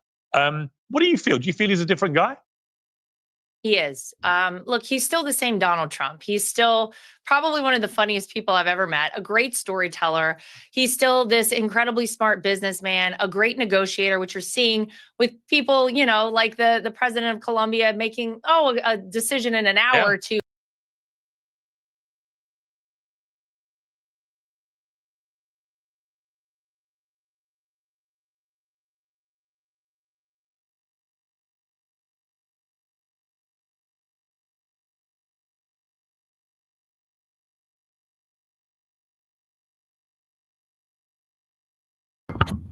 Ah, man. God damn. What? Nah, but guys, like the video. We appreciate the support. Help us reach our goal. I think we're about 35 super chats away. See, we're muted, but you can hear me now, God damn it. So We do not care. To keep the thing going. To open up a call-in line in the conspiracy hour that you guys love so much. Why? We appreciate the support, guys. Why? Let's keep it moving. Why? To finally accept, the criminals that we want Shout out Hellbat. to get out of this country. But he is different. Look, I don't think you go through something like a near-death experience and come out the same on the other side. He said it time and time again. He said it at his inauguration address. He believes he is here today by the grace of God. He would not be here were it not God's choice to spare his life. He truly believes that.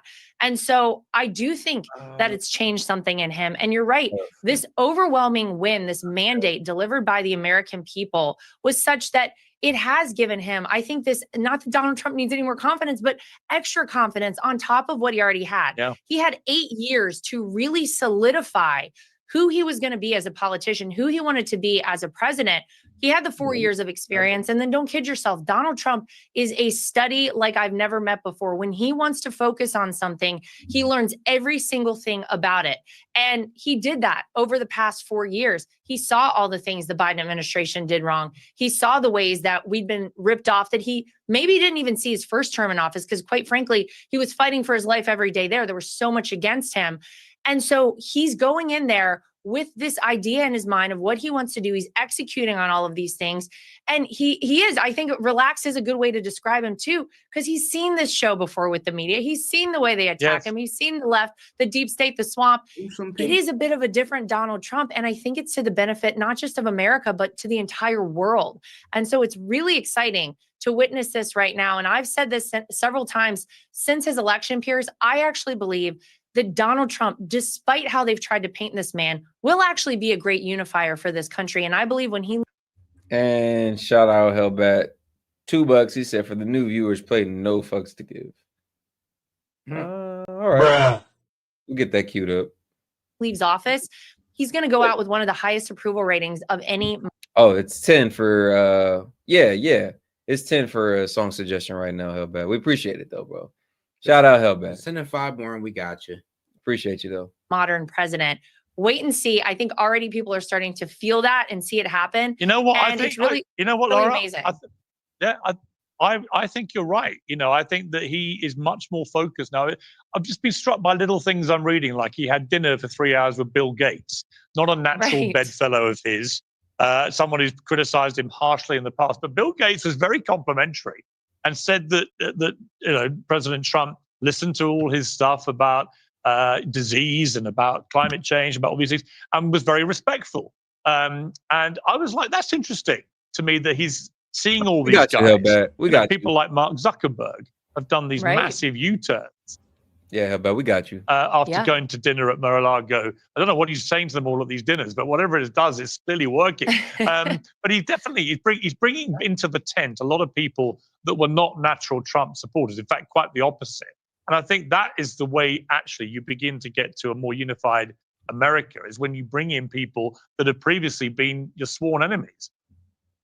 Right. Well, look at who he has as part of his administration, or he hopes to have, in RFK Jr., in Tulsi Gabbard. You know, these are people who were Democrats once upon a time. I actually think RFK Jr. still technically is a Democrat. He wanted to run as the nominee for the Democrats for president. And so you're right. I think to see the way that people have really opened up, and you said, you know, you don't know what he's saying to people like Bill Gates or Mark Zuckerberg at these dinners. I've witnessed some.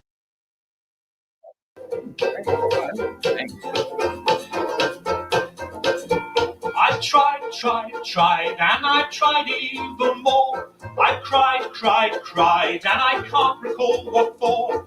I pressed, I pushed, I yelled, and begged in hopes of some success. But the inevitable fact is that it never will impress. Hey, shout out Dover Budgie 100, $2. He said, hello again. I haven't seen you since Trump won. Good to see you again, my friend. Happy you came back. And yes, this is Trump's America, my friend. We do this on the daily, remember? Yes, sir. Subscribe to the channel if you haven't already, bro. Appreciate it. I've no more fucks to give. My fucks have run dry. I tried to go fuck shopping, but there's no fucks left to buy. We do not care. The more fucks to give, the more fucks I've tried to get. I'm over my fuck budget and I'm now in fucking debt.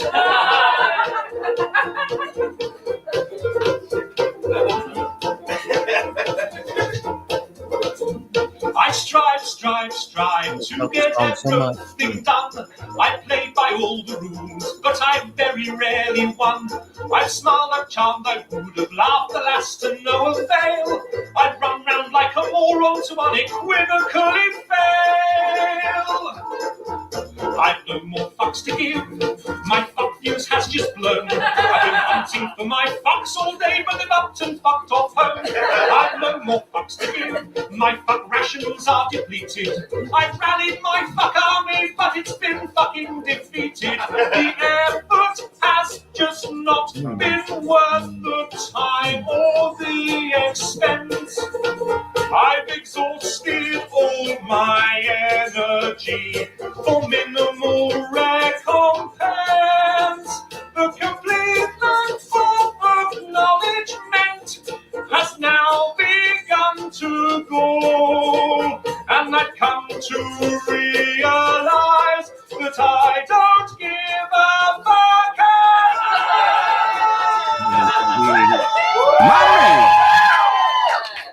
I've no more fucks to give. My fucks have blown away. My fucks are now so fucked up they refuse to fucking stay. I've no more fucks to give. My fucks have gone insane. They've come back round and passed me while they're fucking off again. I've no more fucks to give. My fucks have all dissolved. I planned many projects, but my fucks won't be involved. I've no more fucks to give. My fucks have all been spent. They fucked off from the building and I don't know where they went. I've no more fucks to give. I've no more fucks to give. I've no more fucks. I've no more fucks. I've no more fucks to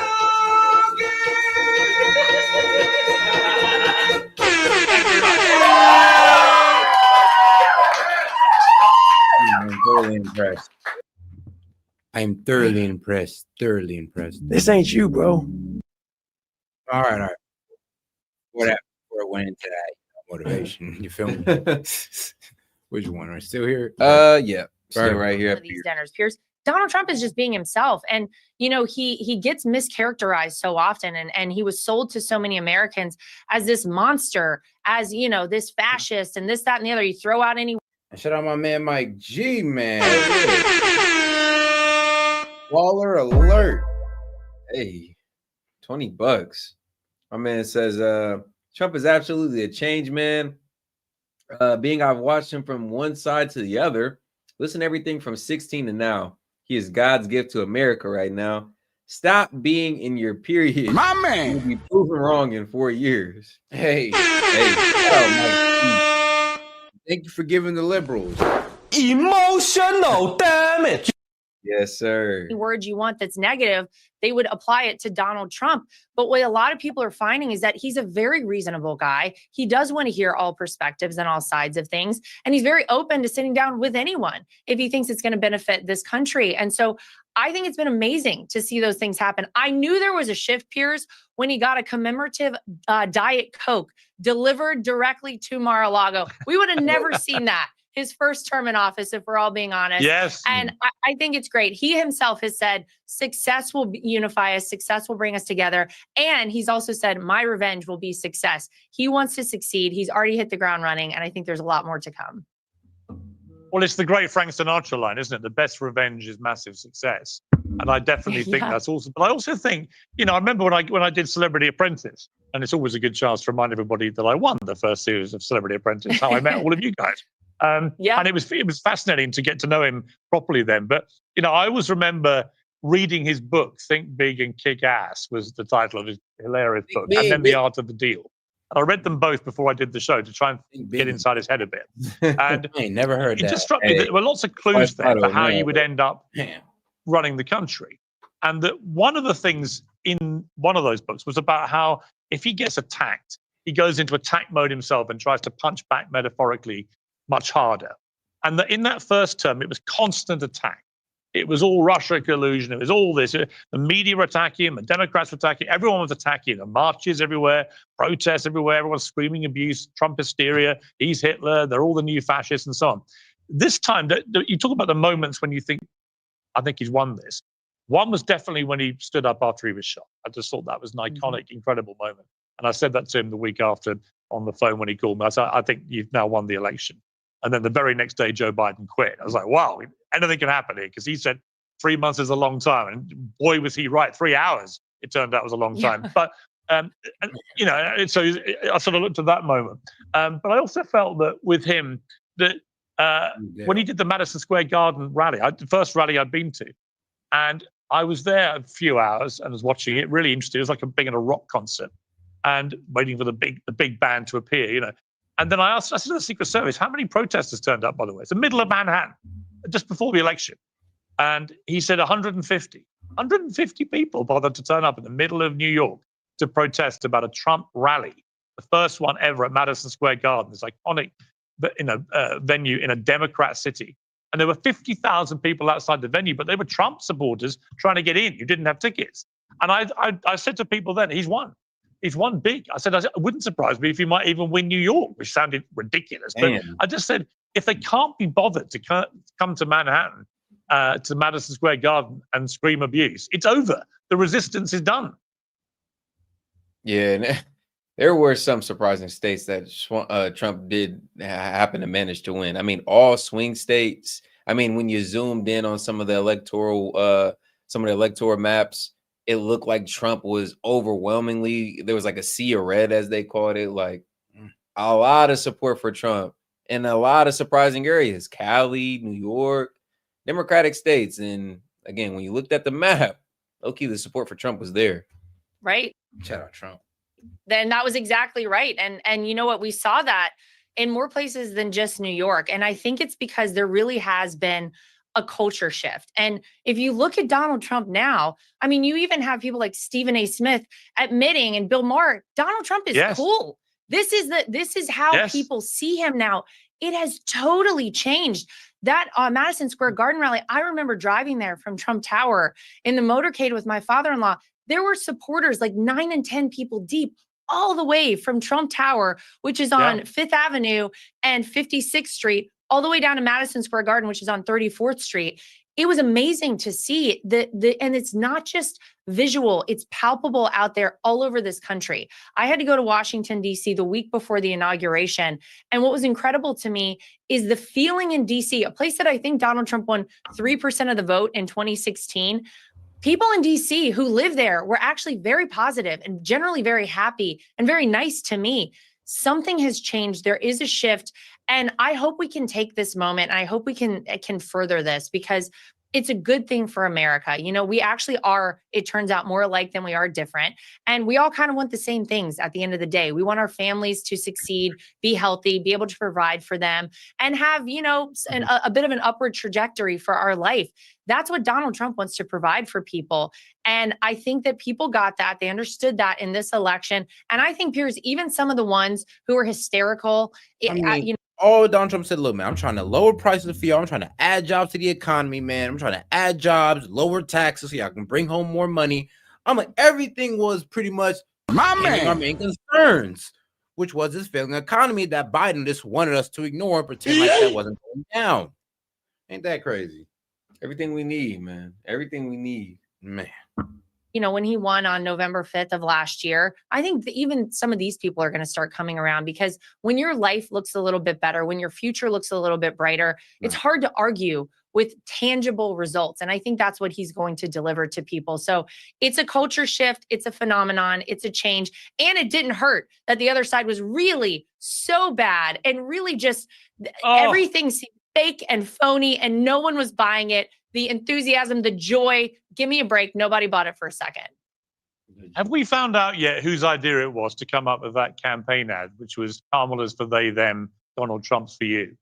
Well, I know who it was. It was one of our campaign team. And it was very strategically placed during Sunday night and Monday night football games. And it was targeted at a very specific audience. And it turns out it worked.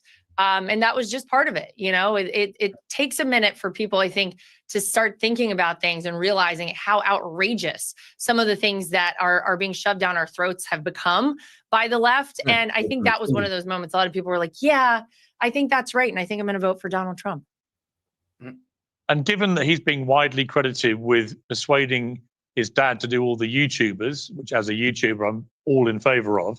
And given he took a little victory lap the other day where the audience went crazy as he saluted them. Is Barron being lined up? Is he the next president, do you think, in 25, 30 years? That's the rumor, isn't it? That's the rumor. Barron is in line next. Listen, he is a really smart, very talented kid. And I don't even think I can call him a kid anymore. That's how I've always known him. But, you know, he's 18 years old, and he is part of the reason that I think you saw Donald Trump doing podcasts like Joe Rogan, like Theo Vaughn, and really going hard in that circuit. I think it was very impactful in this election. And so, yeah, we got to give Barron a lot of credit. Now, what he's planning to do in the future, he quite frankly could just choose anything he wanted. He's smart, he's talented, and you know, the world is his oyster. So we'll see. I know it would make a lot of folks on the left very happy. When you're a 6'8" son of a billionaire. I mean, 6'8", 6'9" son of a billionaire. Yeah, you're right. The world is literally your oyster. Man, could just about do anything. I mean, from the league to business to entrepreneurship. Hey, shout out. I'm happy to see where this young man future goes. Honestly. To know that there may be another President Trump coming down the line, so stay tuned. Well, he does. He looks very like Donald did when he was the same age. If you actually look at the picture. Yeah. Very handsome. Great looking kid. Great looking parents make a great looking kid, Piers, turns out. Well, you're a good-looking family, aren't you? When you all come out, it is like, probably since the Kennedys, we haven't seen this kind of thing. I want to play you a clip, which I'm sure you will love to watch again. It's your children leading the Pledge of Allegiance at the victory rally the day before the inauguration. Let's take a look. I pledge allegiance to the flag of the United States of America Hey, look. and to the republic for which it stands, one nation, Under God, indivisible, with liberty and justice for all. Like, really? Like, no. How did you feel? I mean, it's such an extraordinary moment for these kids to be doing that at that age. A lot of kids might have just run away. I'm going to think at least two of mine. They don't even realize it. They don't even realize it, because that's the amazing thing. They're finally starting to kind of grasp who Grandpa is. But Eric and I were about to go out there on stage with my brother-in-law, Don, and my niece, Kai, Kai's like the most famous of the Trumps right now, by the way. She's like the shining star to emerge from the family beside Barron. Yeah, great golfer. But we were about to go out there. Both our kids were like, we don't want to go out. And we said, all right, well, if you go out, then maybe you could say the Pledge of Allegiance, which we do with our kids every night before we do prayers, before we go to bed. And so they were kind of like, all right. It's amazing, to be able to share that with the country, with them, to have that moment. It was so special. And I hope that one day they look back on this and they actually feel the gravity of what was going on. Because to them, it was just like a fun thing. There's a microphone, and they are their grandfather's grandchildren. They do love a microphone, it turns out. So there you go. They had a great time. Naturally. And you've had an amazing life, Laura. Pastry chef to personal trainer to broadcaster to singer to politics, and then who knows what you're going to be announcing soon. When you look back over your life, I mean, that's been pretty surreal too, isn't it? That you've ended up where you are. Oh, it's remarkable. I don't know any other reason that I'm here than I'll give credit and glory to God, honestly. I grew up like so many other people in America. I grew up in a middle-class family. My parents were small business owners, and I couldn't in my wildest dreams have ever imagined I would have the Not to knock her, but maybe I'm jaded from Kamala's campaign. That just gave me like whiplash almost, like too reminiscent of what Kamala would say. I came from a middle class family. Like, I'm just a little jaded. My bad, Chad. Oh, God. As soon as you start off like that, man, you know how everybody is, bro. It's like, oh, now here we go. Bro. Damn. Just a little. Forgive me, Chad. Forgive me. The last name Trump, let alone be involved with all of this. Really the greatest political story, I would argue, in the history of our country. And it's amazing to have played a small role in it. I wake up every day and I pinch myself because I really don't even believe it's real. So I don't take any of it for granted, not for a second. And shout out Fox Chase, $2. I'm really not in a bad mood. I'm weak. Okay, nice.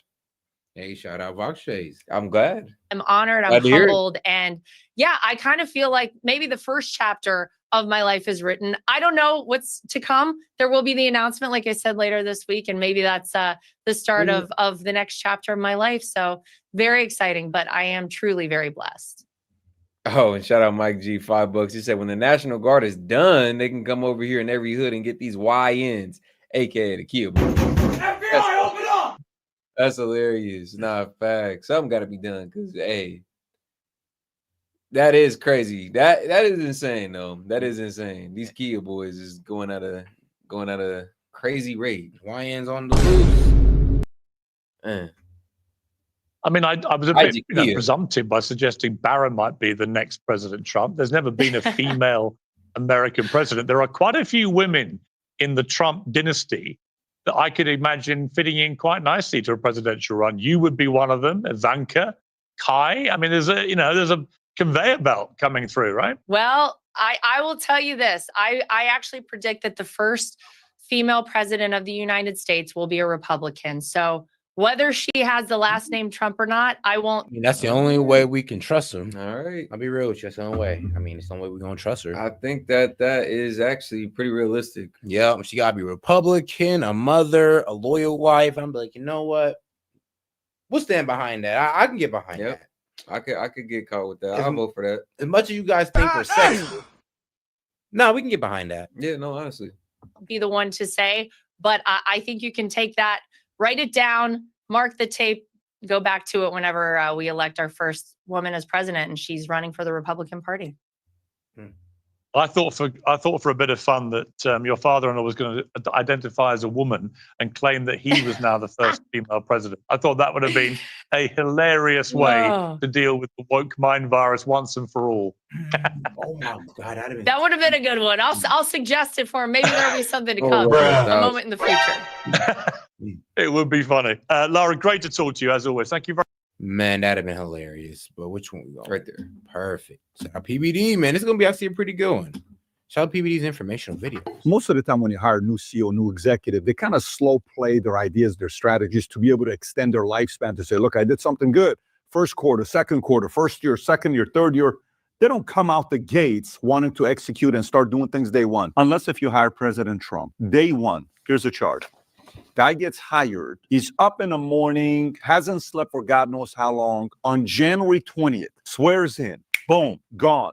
We're in the room at Capital One Arena. He's signing executive orders. And here's an article showing how he ranks compared to Biden, previous administration, Trump, 2016, to Obama, to Bush. Here's what it looks like. On day one, President Trump signed 26 executive orders compared to Biden's 9.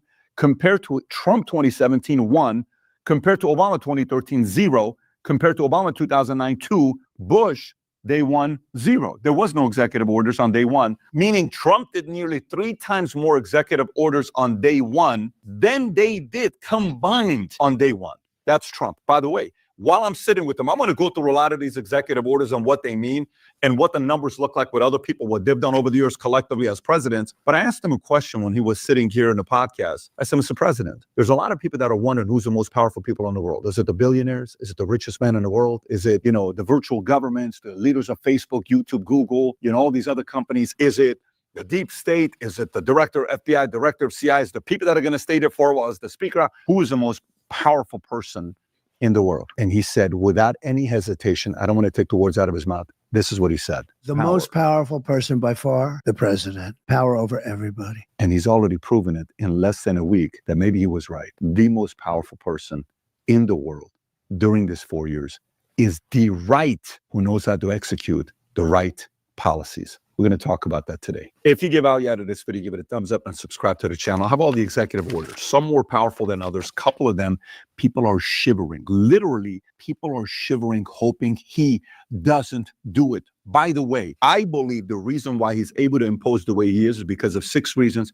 I'll give that to you at the end. But let me start off with some very interesting. Out of all the things that you got, you choose to talk about this. Watch this here. If you go to whitehouse.gov, you'll see one of the presidential actions being promoting beautiful federal civic architecture. Promoting beautiful civic architecture? Why do you care about buildings? We have all these other things to deal with. Winston Churchill, the great Winston Churchill, once said, "We shape our buildings, thereafter they shape us." He wants to make our federal buildings nice at his standard, with his background, real estate. Let me read this to you. I hereby direct the administrator of the General Services Administration, in consultation with the Assistant to the President for Domestic Policy and the heads of departments and agencies of the U.S. where necessary, to submit to me within 60 days recommendations to advance the policy that federal public buildings should be visually identifiable as civic buildings and respect regional, traditional, and classical architectural heritage in order to what? And beautify. And beautify. Can you see him using that word? I can.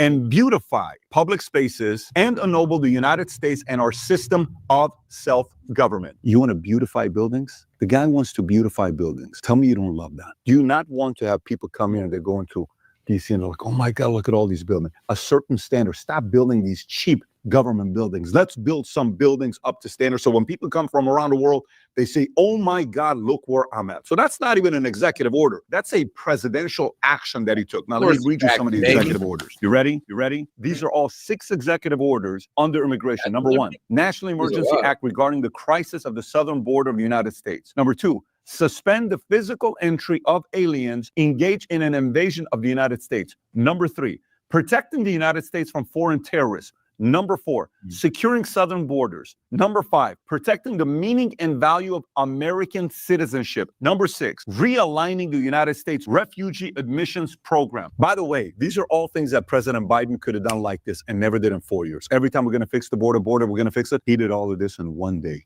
on the 20th. Biden could have done this for 4 years. Kamala could have done this for 4 years. Maybe that's why they're not president steady. Number 2, energy and environment. Declaring national energy emergency. Number 3, putting America first in international environmental agreements. Again, this is drill, baby, drill. That's part of it. 3 executive orders on the energy and environments. Number 3, crime. Designation of Ansar Allah as. So this man trying to say from terrorism, people's mad. Man, how could you be mad at that? All right, and shout out my man Mike G said there's no more excuses.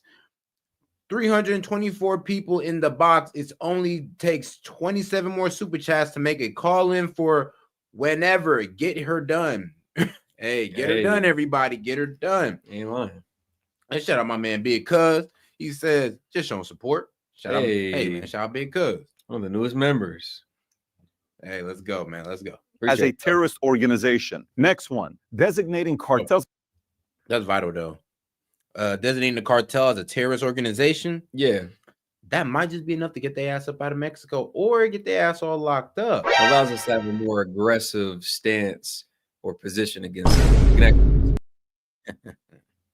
And other organizations as foreign terrorist organizations, restoring the death penalty and protecting public safety. Last but not least, under crime, holding former government officials accountable for election interference. Oh my God. Can you imagine you actually did that? And you're sitting there and said, this guy's never going to get back in the White House again. Holy shit. What do we do now? 4th, economy, reevaluating United States foreign aid. Where's money going to? World Economic Forum, we're giving you $350 per year, $500 million per year. That's done. Why are we only giving you $500 million? China is giving you $39 million. They got 1.5 billion people. We got 340. They should be given 5 times as much as we're giving. Why are we doing that? Common sense. The average person is like, I didn't know that. That makes sense. Exactly.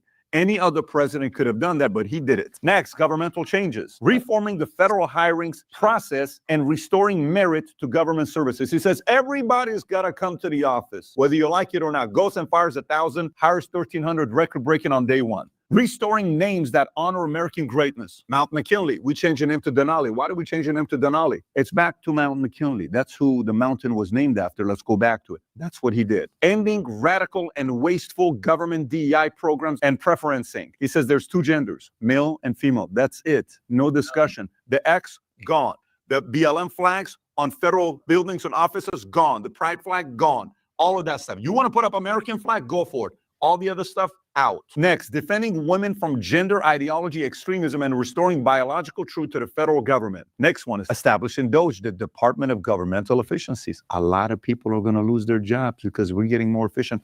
Wasteful spending, gone. America First Policy Directive to the Secretary of State, unleashing Alaska's extraordinary resource potential. Next one, clarifying the military's role in protecting the territorial integrity of the U.S. Next, restoring accountability to policy influencing positions within the federal workforce. Next, withdrawing the United States from the World Health Organization. They were not too happy about that. Tedros was not happy. Next one, application of protecting Americans from foreign adversary-controlled applications such as what? TikTok. Hey, it's got to be owned here by the U.S. He starts saying, maybe we own half, maybe you own half. Without the permit, it's worth nothing. With it, could be worth $1 trillion. But what if we don't give you the permit? You got 75 days to figure it out. I'm okay if Larry Ellison and Elon buys it. He's just negotiating, telling them TikTok's got to be here. It'll be interesting what happens there. Ending the weaponization of the federal governments, restoring freedom of speech, and ending federal censorship. And last but not least on this list is initial rescissions of harmful executive orders and actions. This is a lot of the stuff that Biden is like, no, we're out of here. We're doing something else.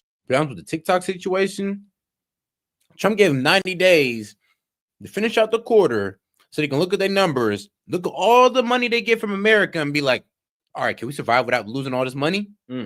That's going to be the main stick right there. They're going to look at their numbers, let them finish up this quarter, get 90 days, let them finish up the quarter. The quarter ends in February. Let them read that profit report, and they're going to be like, I mean, can we afford to lose the American base? I don't think so. Nope. I don't think so. Not only just American base, but American investors, American advertisers. And shout out Fox Days, $2. He ain't had too much to say, just trying to help us hit that goal. All right, now 24 more till we open up the call-in line. Appreciate the support, Fox Chase, and my man Mike G and the rest of y'all. And Big Cousin. By the way, I can read more presidential actions, what he's done with technology. He's releasing the John F. Kennedy assassination records from the CIA in 15 days. He said that yesterday. The RFK and MLK Jr. says you guys got 45 days to release it all. Do you think former CIA agents are happy about that? By the way, if he releases this, I'm still not convinced we're going to get 100% of it. I'm hoping it's not going to be, oh, it was really Iran. Oh, it was really this person. And we don't say CIA, us, or Mossad, or whoever is going to be that was a part of it at that time. If we don't release something like that, people are going to be reacting in a different way. But if it's kind of like, holy they're officially saying it was Lyndon. They're officially saying it was what? If it's like that, the trust in the U.S. government is going to skyrocket under President Trump. So I'm still a little skeptical to see. Shout out Fox Chase helping us hit that, getting us one step closer to hit our goal. And again, shout out Castro as well. Can read about on what they're doing. The tariff, the threat on Canada, 10% February 1st, the 25% he's talking about on imports with Mexico, the Paris climate exchange he's out, the number of pardons he gave to J6, to pardoning Russ Ulbricht from Silk Road. While all this stuff is going on, he's giving speeches, he's doing interviews, he goes to World Economic Forum to give this. That interests me. I'm like, hold on. You pardon the guy who made Silk Road? For what? What are we using him for? What are we using this man from Silk Road for? He built Silk Road. He built one of the craziest. No, what? I think that's what it is. I think that's how you're going to catch the cartel, to be honest with you. So we need you out, not in. Yeah, the cartel is most likely utilizing like stuff like the dark web and something like Silk Road now. So we need an expert from the inside to tell us how to navigate. Man, now we need some boy who built their own market on that mug. Man, let's go. And all right, man. Man. Shout out Mike G and Fox Chase hitting us with dollar super chats, trying to help us hit that goal. We appreciate it. And yes, we are about 20 super chats away from hitting our goal. Sir, 20 super chats away from hitting our goal and running conspiracy hour, man. We appreciate the support. Keep it going. We'll go ahead and give you that content, man. Let's go. The speech and calls him out the B of A CEOs to his face. He says, hey, you guys go out there and you're not accepting conservative as clients, or you're not taking care of them. You cannot be doing that moving forward. And then he says, Jamie Dimon, and I get a call from a pilot that works with a very big airline talking about the fact that every time we land planes in Europe, the fees are so high, the fines are so high. What is that all about? You cannot be doing that moving forward. Called everybody out. And shout out Castro, $2. He said, it's fine. I don't need no stinking shout out. GG. Oh, come on, Castro. Come on, dog. World Economic Forum. And you know what it is while I'm shooting this? Today is January 24th, Friday, 11:15. Okay? He just became president Monday at 12:30, whatever time you want to put it. Tuesday, 12:30 is 1 day. Wednesday, 12:30 is 2 days. Thursday, 12:30 is 3 days. It's Friday. It's not even 4 days yet. He's done all of this up in 4 days. This is more than a president would do in a year. He did in 4 days. By the way, 6 reasons why he's winning and doing what he's doing. Number one, he has moral authority. When people saw what he did after he got shot and he stood up and came back up, didn't flinch, he gained respect from everybody. Same day, Elon Zuckerberg said, that's the badass moment. That's the most badass moment. Everybody said, holy shit, you got to tip your hat. Even the enemies are like, dang, what are we going to do with this, right?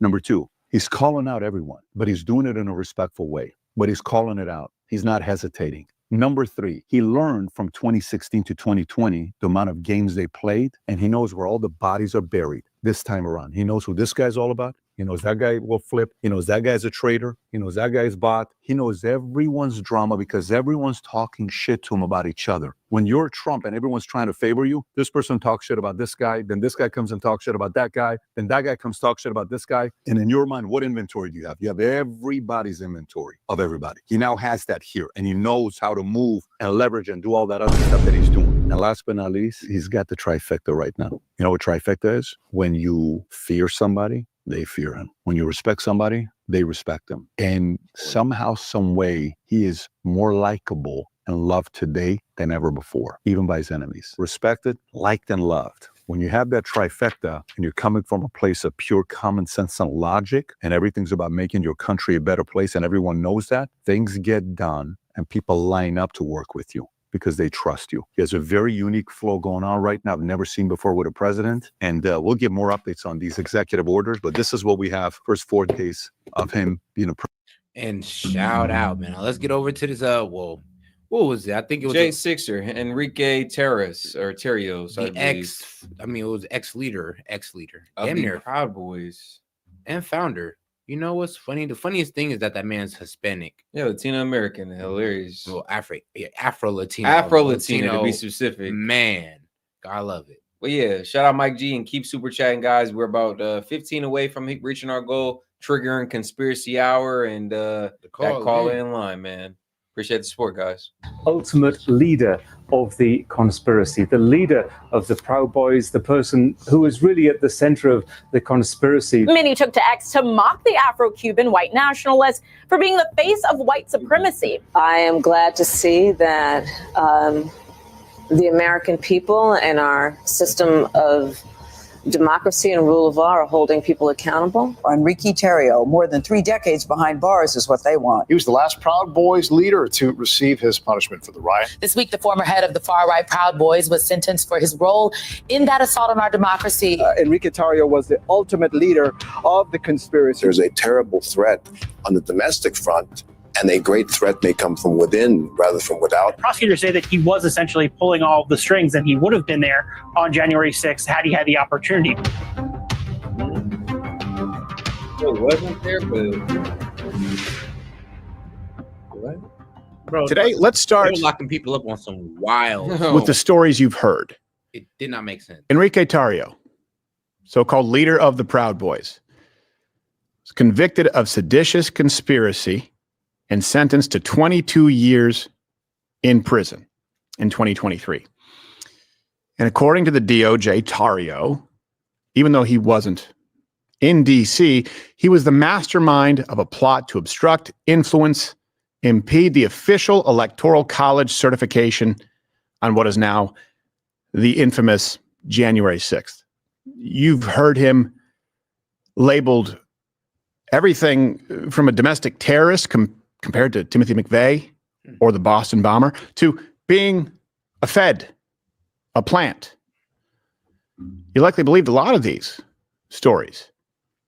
And he was locked away for them in a federal prison where he would stay until he was nearly 60 years old. But if those stories are true, if any of them are true, why the pardon? Thanks to President Donald Trump, along with a lot of other people from January 6th. Tarrio was released this Tuesday.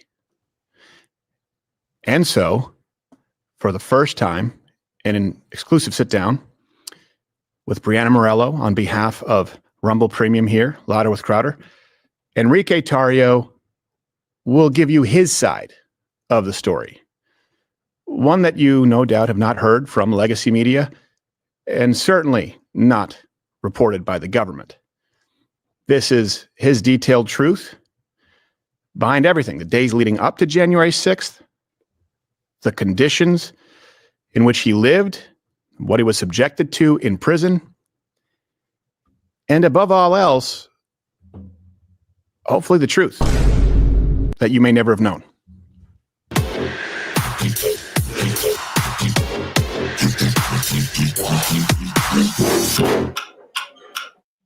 Well, it's an honor to be sitting here with the man himself, Enrique Tarrio, fresh out of the pen after, a couple of years. And it's been crazy, Enrique. Thank you for joining me. You just were pardoned by President Trump. This is your first sit-down interview, so welcome. Thank you. And I'm actually honored to be on the show and be here with you and be here with your audience and Steve. Yeah. I'm actually kind of disappointed that we didn't have the Steve Crowder mugs. Oh, Mug Club. The Mug Club.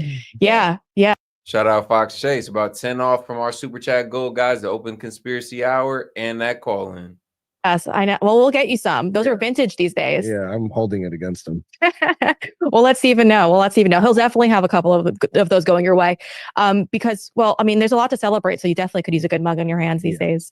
But, it's been a crazy couple of days for you. Yeah. And you and I have been communicating over these last few days. And I am at total. I bet you she's the one Crowder sends on the dates.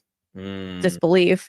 President Trump issuing this pardon to Got you after you were sentenced to Universally 22 years in attractive. prison for a rally that you weren't even at. Mhm. So let's just get your initial reaction to the moment where you realized President Trump was going to give you back your freedom and get you out of solitary confinement and get you out of this prison system that they've literally been going after you for and torturing you in. Yeah. So you use the word disbelief. I didn't have that disbelief. I knew that if he got elected and they didn't steal the election, that we'd be pardoned, we by all these J6ers. And I knew he was going to pardon or commute the sentence of everybody.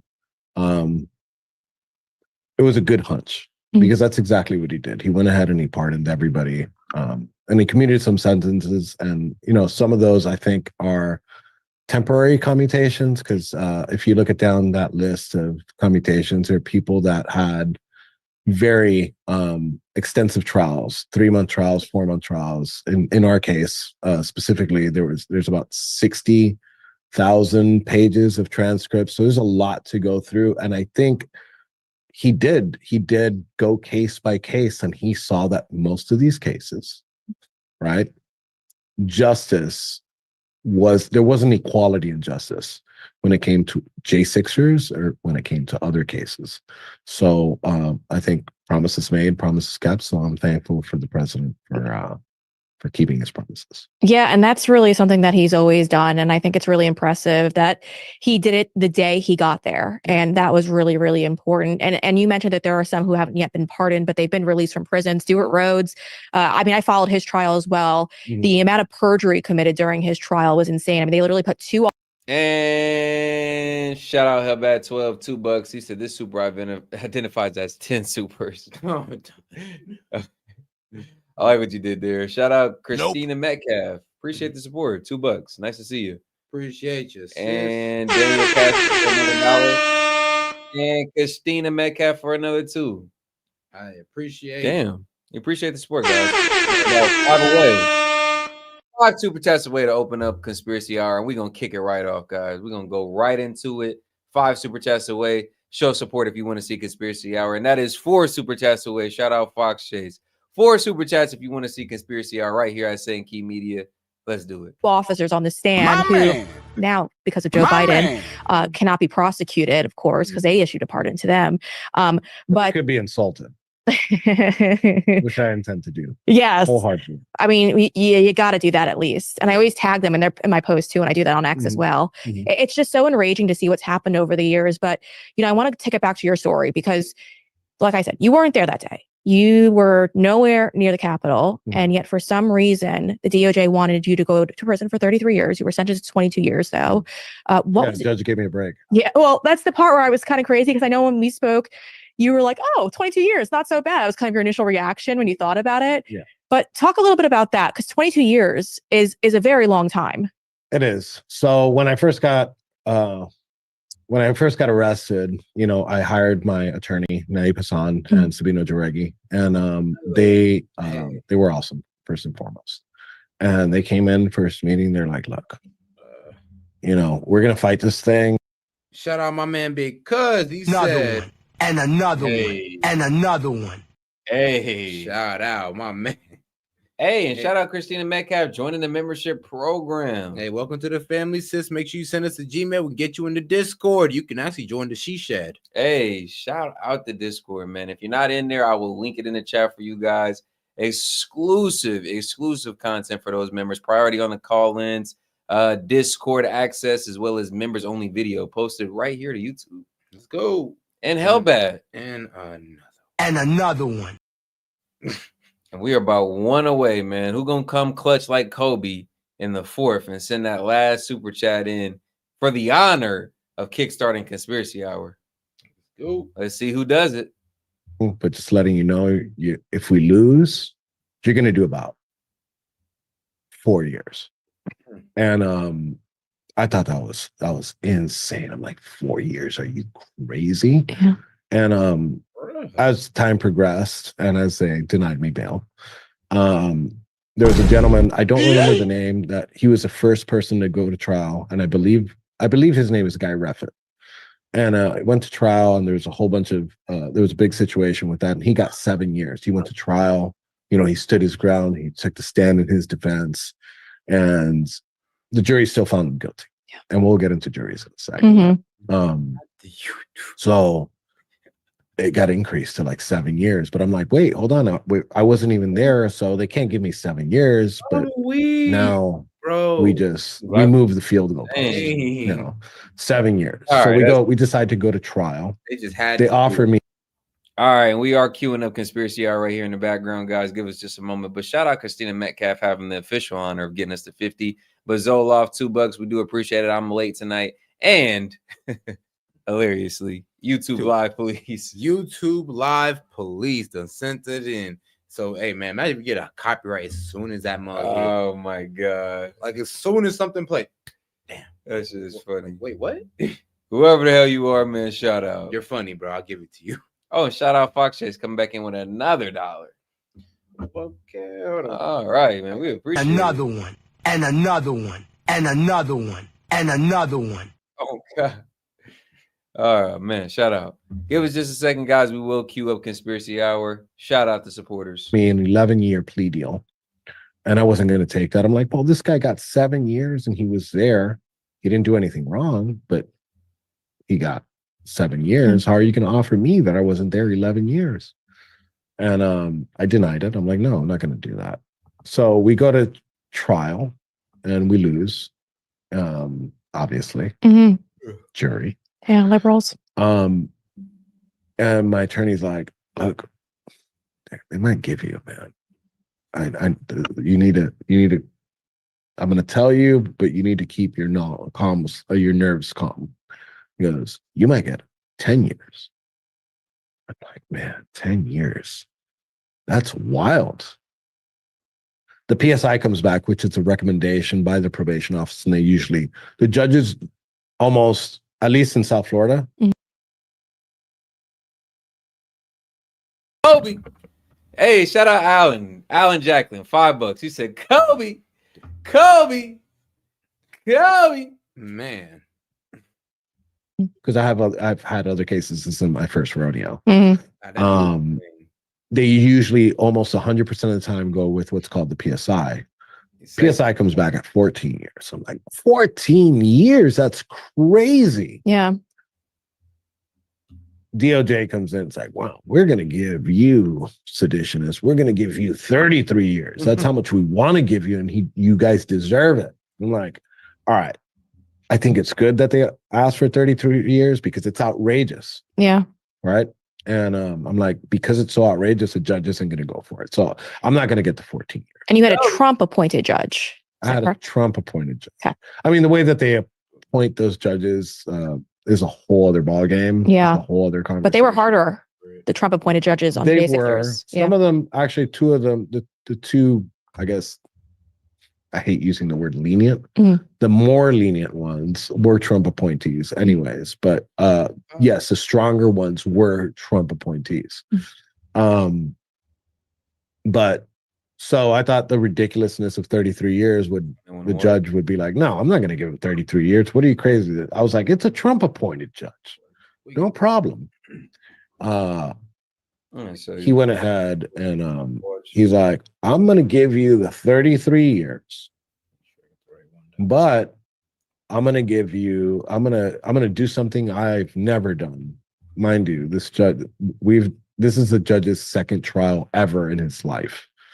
I'm going to do something I've never done and I never plan on doing. I'm going to cut your sentence almost in a third. I'm going to give you 22 years. I'm like, oh, that's nice. But by that time, my co-defendants, I was supposed to be the first one. My colloquy to him was based on me being first because I wanted to make sure that the guys didn't pay for what he was going to give me. I knew he was going to give me a high sentence. Yeah. But I wanted to make sure that my guys didn't pay for that because if I'm first and it's high, they set the bar high. But it ended up being he got sick that day, and I ended up being last. And he gave my co-defendants Joe Biggs, Ethan Nordine, Dominic Pizzola, Zachary Real, 18, 17, 15, and 10 years. And, you know, I came in being like, oh, I'm going to get 4 years. That's crazy. These boys getting jersey numbers like, bro, I'll be sick. Oh, what? Okay, good. But nah, I would be sick. It's like, yo, everybody who's with me, everybody who's in this together, they all getting years. He's like, y'all knocked down a third. I'm wait, a third. Wait, 22 years? Like I'm That still was a third. That was a third, bro. What was you trying to send me in for real, man? Like half my life. Hey. Yeah, I ain't gonna lie. They want to lock these people up for real, bro. Trump didn't win this, bro. They wrongfully went to jail for the rest of their life, and nobody would ever know. They would have been literally put underneath the jail. Getting 22 years. And then after that, the DOJ actually appealed. Before we were able to put an appeal, Yep. the DOJ appealed our sentence because it was too low. Which is unheard of, by the way. This is Matthew Graves' office. And Matthew Graves' office, if you follow, he's very liberal. And so he when it's a tough crime, when it's a crime that's actually violent, when it's a crime that he probably should prosecute to the full extent of the law, he decides not to, and he opts out of that. And you know, that's the reason why DC is such a train wreck these days. But to hear that they were appealing your sentence because they still wanted the 33 years is a gut check at that point. Because I mean, 22 years for a man your age, that is a massive chunk of your life. That's a life sentence. Let's be honest. Yeah. That's exactly what it is. It's a life sentence. And even getting those 22 years, again, I was like, damn, but there was hope.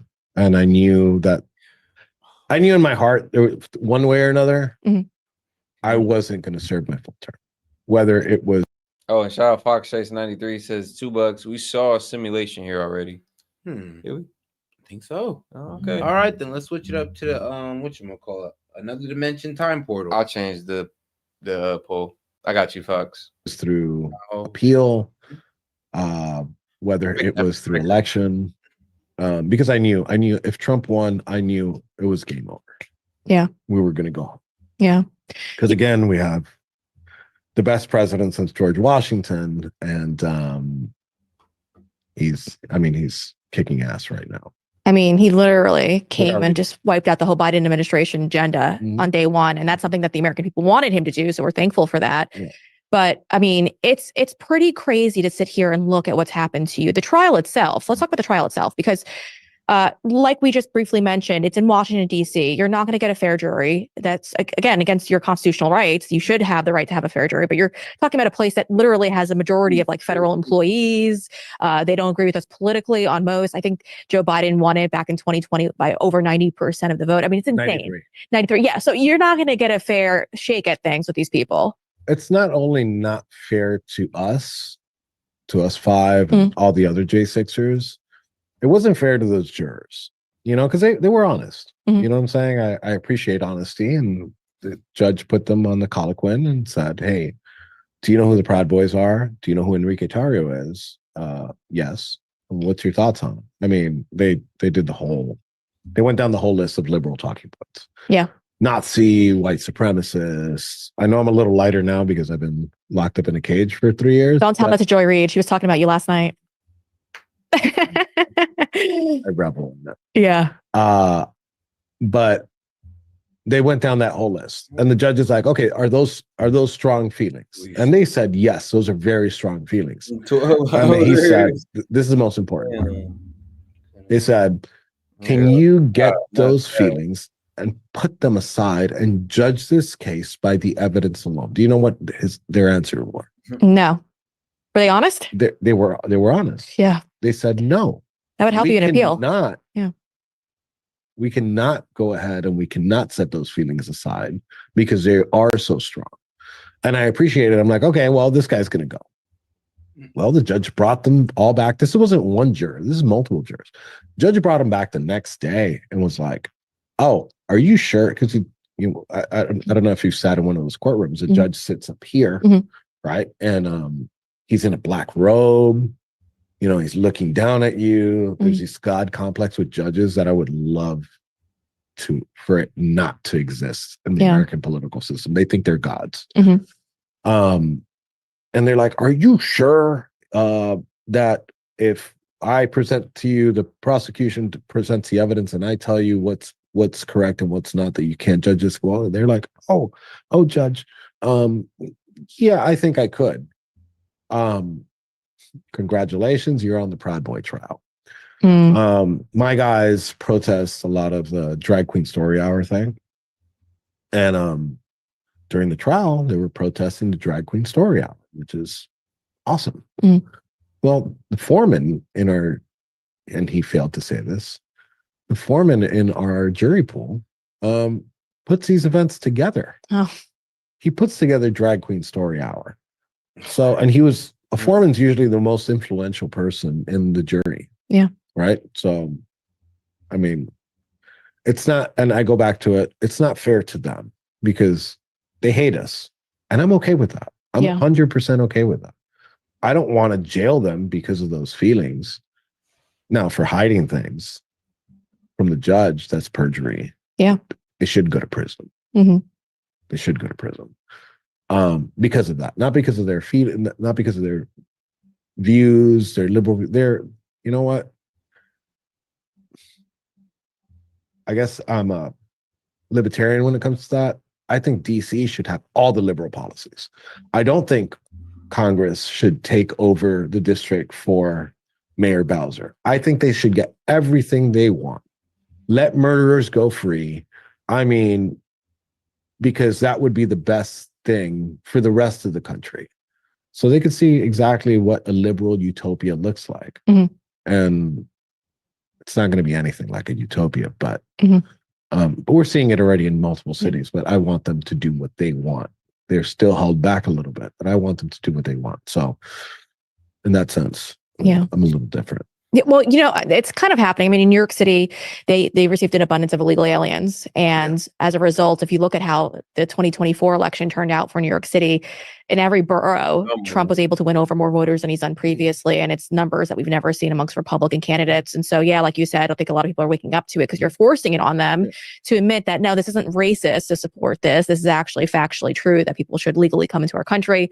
And if you want them to follow the law, chances are if they're coming in by breaking the law, it's not going to go over too well. But that's what this country is learning. They're learning these lessons the tough way. I want to talk about the DOJ, though, with you, because obviously the DOJ was gunning for you. It was a persecution, not a prosecution. And I think everyone needs to drive home that point. When I talk to J6ers, everyone would go over about how last minute evidence dumps happen where a couple of days before the big trial, they would get all these documents that are humanly impossible for you to go over. And inside it would be a gem that you would need to defend yourself. And if you weren't properly staffed with attorneys and their office is properly staffed, you might not be able to present that evidence at your trial. And that's one of the many ways that they were able to railroad you, even forcing trials into the Oath Keepers trial. Their attorneys were like, hold on a second, we're not ready yet. We need to look at the footage. We need footage. We haven't gotten all of our evidence yet. And the judge just continued to just push it through. So during your trial, were there any things that really kind of stood out that, and I joke when I say that because I know there was a lot, but is there anything that really stood out that you thought the DOJ was railroading you guys? And why is interesting this conversation is the people have spoken. Mel's Hole. Conspiracy Hour is queued up. It looks like Ancient Craft watching from above. Oh. All right. I'm weak. Somebody says, who picked Mel's Hole? Mel's Hole, I was getting weak. I was like, somebody said, it was Don's. Man. That sounds like a Castro. Yeah, that was Castro. That was Castro. Chat wilding for that one. But let's get it started, guys. Conspiracy Hour, man. Y'all love it. We love it as well. We live in a simulation. Oh, wait. No, not this one. My bad, guys. Where is that? Nope. Oh, right here. Nope, not that one either. God damn it. Nope. Give me a second, chat. My bad. Got ahead of my britches there. Right here. All righty. Let's go. All right, let's do it.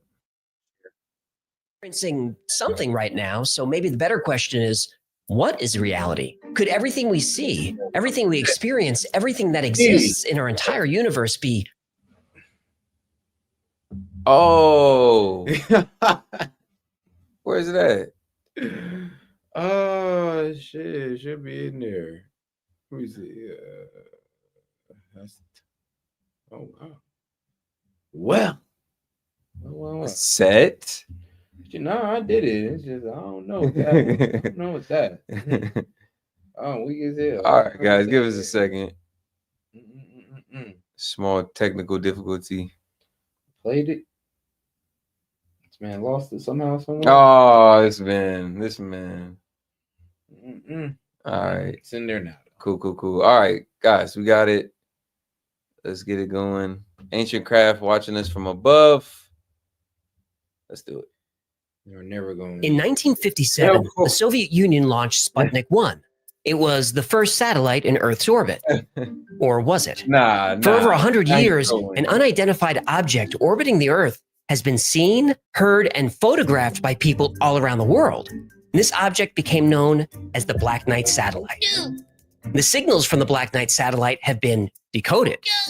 And if the translation is correct, it's been watching us for 13,000 years. Let's find out why.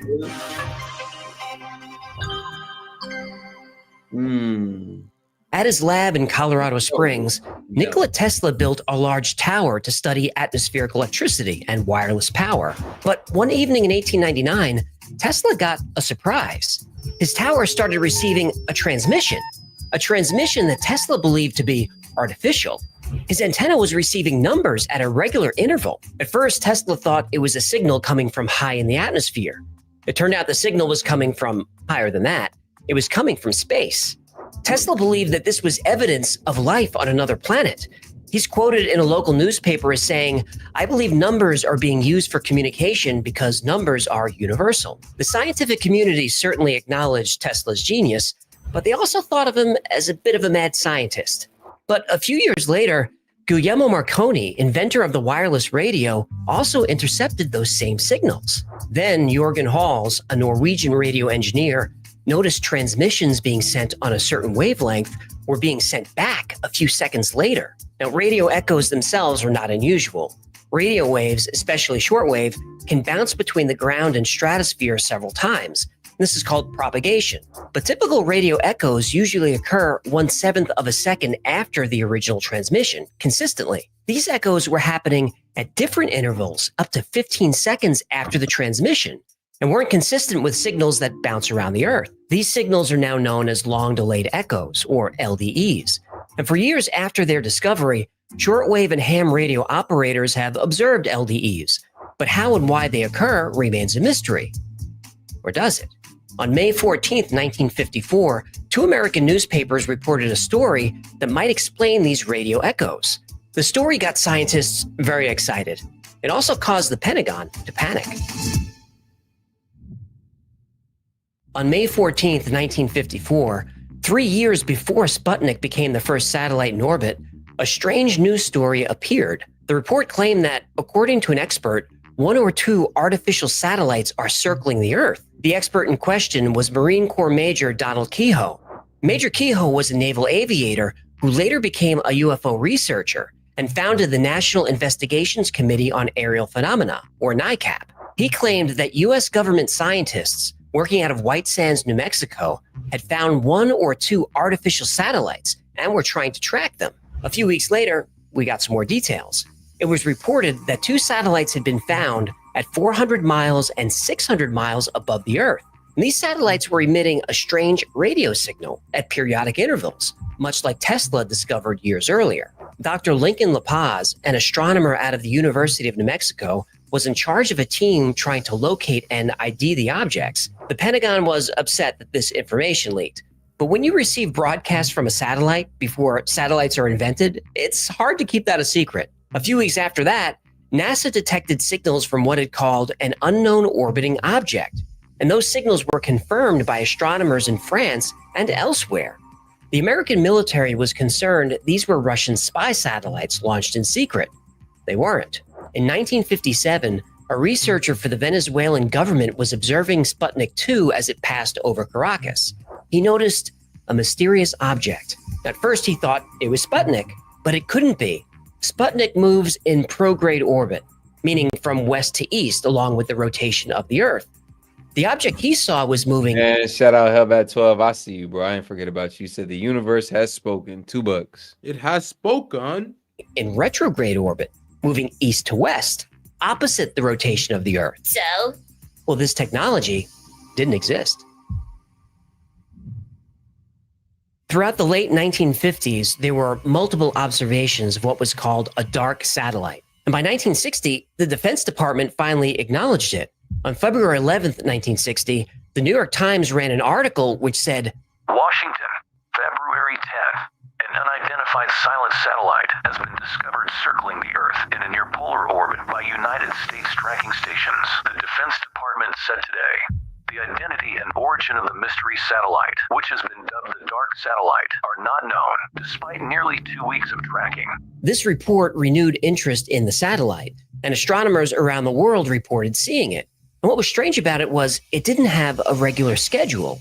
It appears some nights, but not others. They didn't know when to watch for it. Now, this was the height of the Cold War, and the Pentagon was absolutely terrified that this was some kind of new Russian spy satellite that could appear and disappear at any time. And that year, Time magazine even wrote about the Black Knight satellite and how the Navy was trying to track it. And Grumman Aircraft, a military contractor, was tasked with tracking and photographing the satellite, which they did in August 1960. But that report and those photographs have never been released. In May 1961, the Smithsonian Observatory at Harvard spotted the object.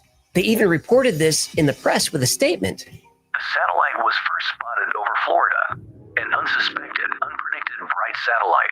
Stations around the world have been asked to help track it. And this is exactly what happened. From his Paris lab, Jacques Vallée observed, tracked, and even filmed the Black Knight satellite. And the first thing that stood out was that it was in polar orbit. Now, there were no Earth-based satellites in polar orbit yet. But what's interesting about this is satellites in polar orbit are very well positioned to observe all points of the Earth's surface. When a country wants to see everything, they choose polar. Another fact about the object that stood out, it was huge, about the size of an oil truck, and weighed about 15 tons. There was no rocket on Earth that had the ability to launch something this size. Now, Vallée and his team were thrilled at the discovery. He compiled all the research, the photos, the film, put them in a large file, and delivered it to his supervisor. The materials were immediately confiscated. The photos were destroyed, and the film was erased. The official reason for destroying the film was that the observatory was embarrassed that it couldn't identify the object. Oh, that's a bunch of BS. I agree. So did Vallée. By the way, Vallée is still alive, and this is something that bothers him to this day. And he wasn't a UFO guy before spotting the Black Knight satellite, but he became one after. He's written 15 books and tons of papers challenging mainstream science and supporting the existence of UFOs. Yeah, this guy sounds all right for a Frenchman. He does sound pretty cool. Now, up until now, the only sighting of the Black Knight satellite came from astronomers and observatories on the ground. To really prove the existence of the Black Knight, we need an eyewitness to go to orbit and see it with their own eyes. And just 18 months later, that's exactly what happened. Gordon Cooper was the stereotypical 1960s American astronaut. Short hair, fast car, cocky attitude. He learned to fly when he was just a child, and then he became a fighter pilot, a test pilot, and one of the first astronauts. In 1963, he piloted Mercury 9, which was the longest American space mission ever at that time. And Gordon Cooper was like somebody out of a movie. When his landing module experienced total systems failure, he did what a movie hero would do. He switched everything off and brought his ship down manually. He splashed down safely just 4 miles off target.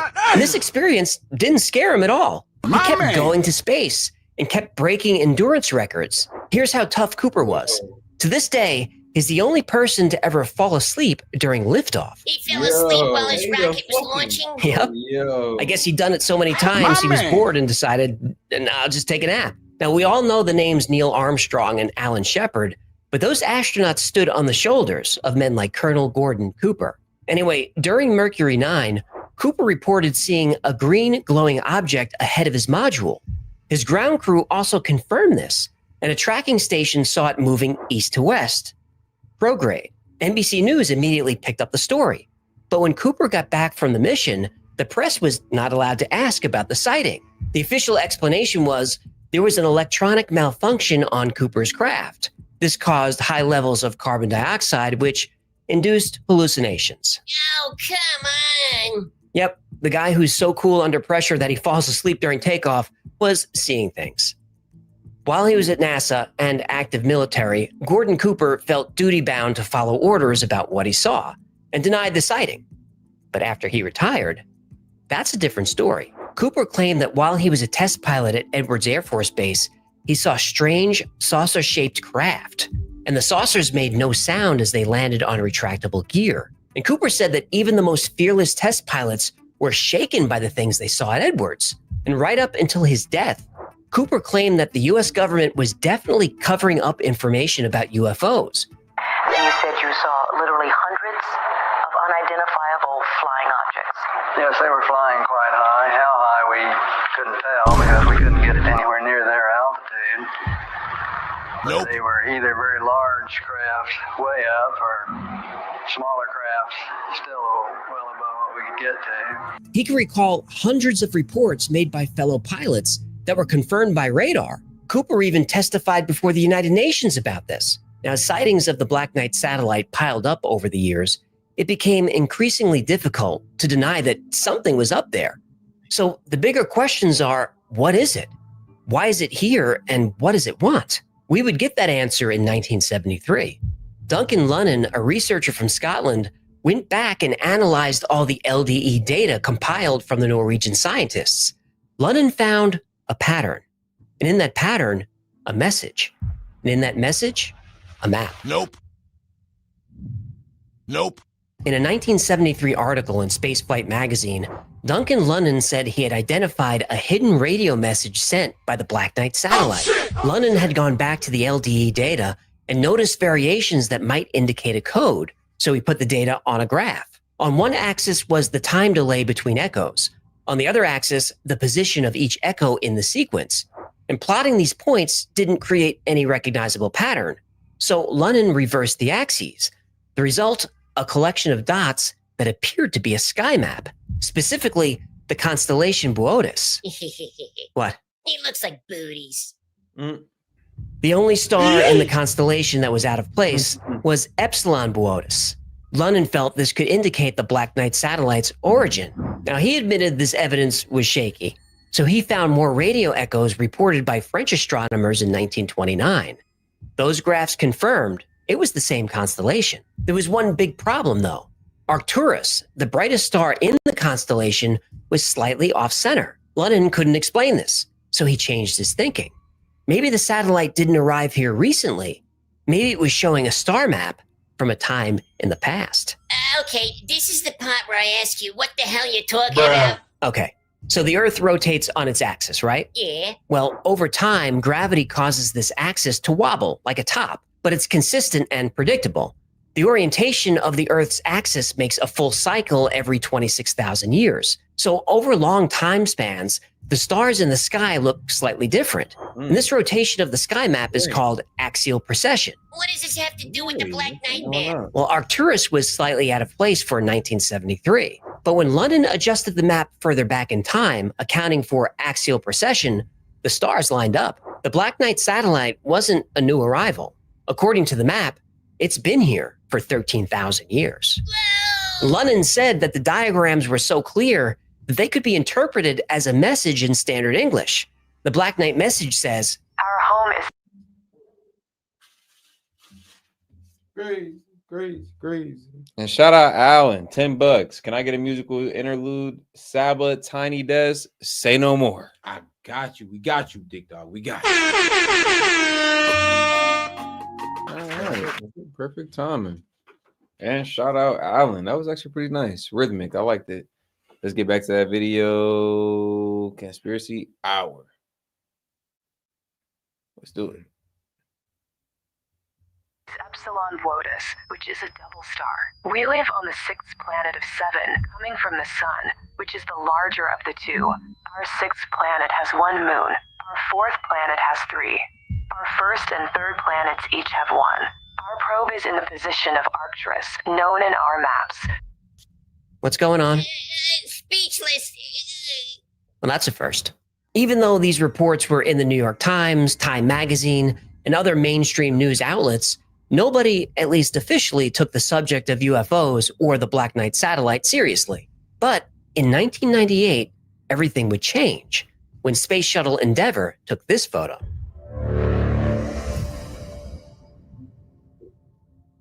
On December 4th, 1998, the Space Shuttle Endeavour embarked on mission STS-88, the first shuttle mission to the International Space Station. The primary purpose of this mission was to deliver and install a piece of equipment called the Unity node. Unity connects the Russian and American segments together where the crew can share meals and hang out. But that wasn't the most notable event of the mission. On December 11th, a series of photos were taken and released by NASA, and they show what appears to be some type of craft in orbit around the Earth. And it seems that after 100 years of speculation, we finally have proof of the mysterious Black Knight satellite. That leaves the question, why is it here? Well, one theory is that it's an alien probe sent to monitor our species and our progress. Now, this would make sense that if there's an advanced intelligent civilization somewhere in the galaxy, they would send probes to every star that could possibly support life. And when we reach this level of technology, I have no doubt that we'll do the same thing. And if the Black Knight satellite is an alien probe, could the radio signals be reporting back to its home ship or its home planet? Or could the signals be for us? Could they be sending us a map as a sort of interstellar handshake? Or maybe it's not an alien probe at all, but a piece of technology left by our ancestors thousands or millions of years ago. There are multiple ancient texts that describe a dark object orbiting the Earth. Some call it a dark arc that was put there thousands of years ago. And that arc contains DNA information of human-like species from long ago. Aware that some catastrophe was going to doom the civilization, they put their DNA somewhere safe, a place that doesn't care about ice ages, sea levels, or even nuclear war. What safer place than in orbit around the Earth? And by placing the ark in orbit, you not only ensure the safety of its contents, you ensure that the only way to become aware of it is by reaching a certain level of technology. Now, we have the ability to visit the Black Knight satellite. We could send a craft into its orbit right now and try to discover its secrets. Or we could bring it back to Earth and share its secrets with the rest of the world. Why haven't we done this? Who knows? Maybe the reason the Black Knight satellite is kept secret from the world is because someone has already visited and maybe even opened it. And maybe they didn't like what they found. The Black Knight satellite is a fascinating story. The modern version of the legend is a combination of a few stories rolled into one. So let's unravel the truth, throw away what's false, and see what's left. So Tesla and Marconi did hear radio pulses, but they weren't aliens. They were pulsars. And pulsars weren't discovered officially until 1968, so they would have definitely sounded like an intelligent broadcast to Tesla. The aliens could be using pulsars to communicate. They could be. That would be an efficient way to do it. Still, they weren't coming from the Black Knight. Now, the LDEs, or long-delayed radio echoes, are harder to explain. They're actually still a mystery. But most scientists think. And shout out Fox Chase helping us hit that goal, the secondary goal, 5 super chats for part 2 of Conspiracy Hour. Tesla. All right, shout out. It's in the history. Think it's something in the atmosphere that's causing it. Another theory is that the signals are reflecting off plasma clouds from the sun. And a fun theory is that the signals are being reflected back from the moon. Whatever's causing it, we still don't know. Now, Duncan Lunnon's translation of the LDEs into star maps, it doesn't hold up to scrutiny. He later walked the claims back, saying there wasn't scientific evidence. He was just deducing what he thought the signals could mean. But since then, he's revised his opinion once again and thinks Epsilon Boötis is special. Booties. Now, the pictures from NASA are amazing. The official explanation is that during a spacewalk, an astronaut was installing a thermal cover. The cover got away from him and ended up floating away. The pictures were taken to document this. A space blanket, that's what they're going with? Well, that's the official explanation. And in some of the photos, it does look like a flat, shiny object. But in other photos, it looks pretty solid. All right, let's assume that the earliest evidence, the radio signals, and the latest evidence, the photos, are debunked. Let's just assume it. Still, the evidence in between gets interesting. For example, there was a newspaper report of an object spotted in 1960. The US government said this was actually the Discoverer 5 capsule that got off course. Fine. Well, why was it moving in retrograde when satellites didn't do that? The government said that it malfunctioned and the thrusters sent it in the wrong direction. Okay, if that's true, and it was the Discoverer 5 which was entered into the database in 1960, how does that explain that even though the news report was from 1960, it was actually referring to a sighting earlier? in 1959. Busted! Well, the government said that someone accidentally entered the wrong date into the system. Now for crying out loud. You believe this? Hey, I'm just telling you what happened. What makes the story even more suspicious is that all of this was a lie anyway. The military was using Discoverer as a cover story for the Corona Project, a spy satellite program. It kept that information classified for years. So let's assume that sighting is debunked. What about all the other evidence? Sightings from around the world confirmed by governments and private citizens. Why were photographs and film mysteriously destroyed? Why are there astronauts claiming there is an active cover-up? There are a lot of questions left unanswered. Now, do I think Tesla heard the Black Knight satellite? No. Do I think the NASA photos are the Black Knight satellite? No. Do I believe eyewitness reports from astronauts and astronomers who put their reputations in jeopardy by speaking out? Yes, I do. There is clearly more to the story that we're not being told. And because you're watching this right now, I know you care about the truth. So you have to keep asking questions. You have to keep the pressure on. And those in power will try to dismiss you. They will not take you seriously. But that too is a lie. Those in power take you very seriously. And they can silence one astronomer, and they can silence one astronaut, but they can't silence all of us. You could feel the dominoes about to fall. I feel it too. It's going to take courage for someone to push that first domino. But once it finally falls, they all fall. And when that happens, there's no turning back.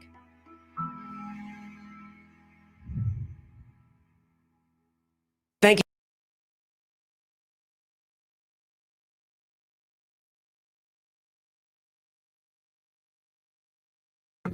Yep, let's get on to Conspiracy Hour about Tesla knowing about the Great Pyramids, man. Appreciate the support. Let's get it going. That he could harness the energy from inside the Earth and transmit that power wirelessly around the world. His early experiments were successful, but his research mysteriously vanished after his death. There is no evidence left of Tesla's wireless power technology. Or is there? For years, we were taught that the Great Pyramid of Giza was a tomb for a king. It wasn't. It had a different purpose. Tesla didn't invent wireless power. It's been here for 5,000 years, and probably a lot longer than that.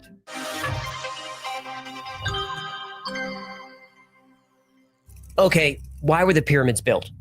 Storage for dead mummies? Dead mummies? It's a tautology.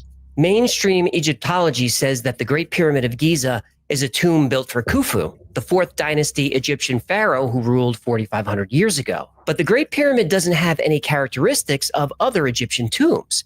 The Great Pyramid contains no artifacts, no hieroglyphs, and no elaborate wall art. It's been argued that the granite sarcophagus found in the king's chamber once contained Khufu's mummy.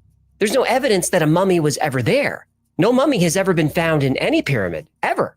Ancient Egyptians considered their pharaohs gods. The Great Pyramid is a strange structure for a god. Small chambers, narrow shafts, no markings at all. The way the pyramid was built and the materials used to build it suggest it had a different purpose. The sides of the pyramid are aligned with the compass with such accuracy that only modern engineering can match it. The Great Pyramid is a mountain made of 2.5 million blocks of stone weighing 6 million tons, piled 481 feet high. Its footprint is over 13 acres. To align this construction within 1/15th of a degree of true north is impossible precision. The base of the Great Pyramid is leveled to within 3/4 of an inch. The only way to do this with modern structures is to use lasers. Even though the sides of the pyramid are over 755 feet long, made of stone blocks weighing between 2 and 40 tons each side is within 2 inches of either. That's 99.98% accurate. Fun fact, the pyramid doesn't have 4 sides. It actually has 8. Each side is slightly concave that you can only really see from directly above, or when the pyramid casts shadows during the equinoxes. And yes, those angles too are perfect. Whoever built the pyramids somehow knew the size of the Earth. If you take the height of the pyramid and multiply it by 43,200, you get 3,938.685 miles, which is within 11 miles of the polar radius of the planet. That's 99.7% accurate. If you take the perimeter of the base of the pyramid and multiply that by 43,200, you get 24,734.94 miles. That's the Earth's circumference at the equator within 99.3% accuracy. We know that the ancients were obsessed with equinoxes, when the day and the night are the same lengths. The length of the day and night on an equinox is 43,200 seconds. Now, skeptics will say this relationship between 43,200 and the size of the Earth is forced. They say, well, the planet is different sizes in different places, so this is just a coincidence. No, is this one of those episodes where we make the skeptics look like idiots? A little bit, yeah. Oh, good. I love those. Don't gloat. Oh, the skeptics! Most of the Great Pyramid is constructed of nummulite limestone, the reddish-brown blocks that we see today. This rock is found close to the site and is abundant. But the builders of the pyramid also used unusual materials not found locally. The exterior of the pyramid was once covered in casing stones made of bright white limestone. They were polished smooth and fit together so tightly that no seams were visible. These casing stones were cut and shipped from a quarry in Tura, almost 500 miles away. That's like carrying thousands of 10-ton stone blocks the length of the entire state of Florida. They must have been special. Unlike the limestone cut locally, Tura limestone lacks magnesium. This makes it an excellent insulator. Limestone can carry an electrical current. Tura limestone can't. Interior chambers were built with a rare type of granite called rose granite, also brought from hundreds of miles away. This granite has a high concentration of silicon dioxide, also known as quartz. When quartz is compressed or even just moved, it creates a charge called piezoelectricity. One face of the quartz will have a positive charge. The other will have a negative charge. Connect the two faces together and you have an electrical circuit. Because of this property, quartz is used in all kinds of modern devices like watches, clocks, TVs, GPS units, and on and on. To charge a watch that uses quartz, all you have to do is shake it.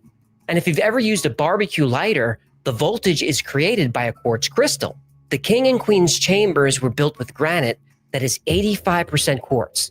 The tunnels and passageways are also lined with quartz-rich granite. If pressure was applied to all this granite, it would generate a tremendous amount of electricity, turning the pyramid into a giant power plant.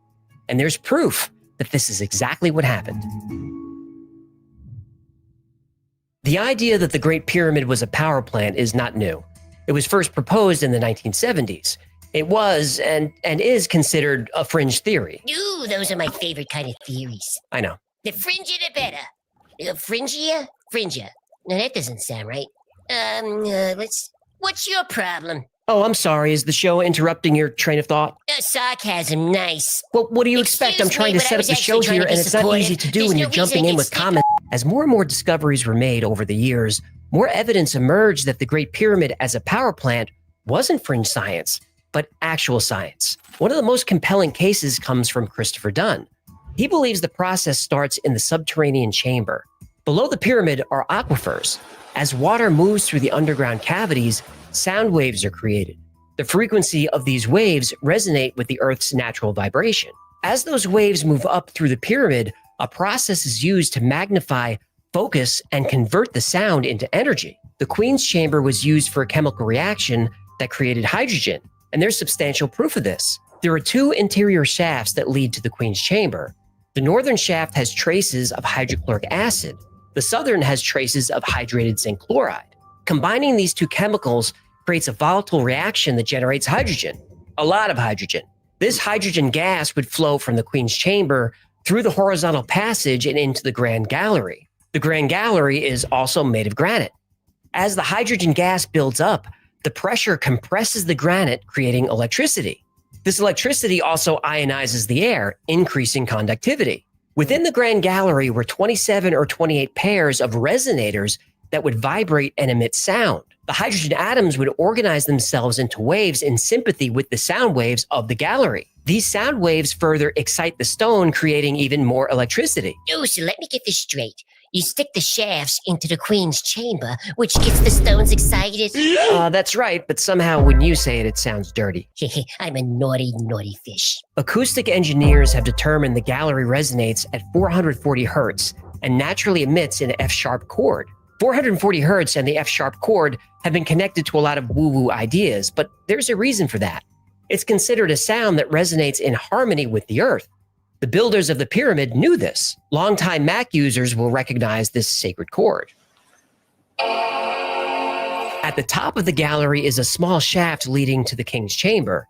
The opening is 8.4 by 4.8 inches. This is the perfect size for hydrogen microwaves to pass into the king's chamber, which also resonates at 440 hertz and F sharp. Above the king's chamber are 5 layers of granite beams, stacked and separated by air gaps. This is called the relieving chamber because it was believed that this interior structure relieved the weight of the pyramid. That's not what it does. The beams are smooth on 3 sides, but rough cut on the top.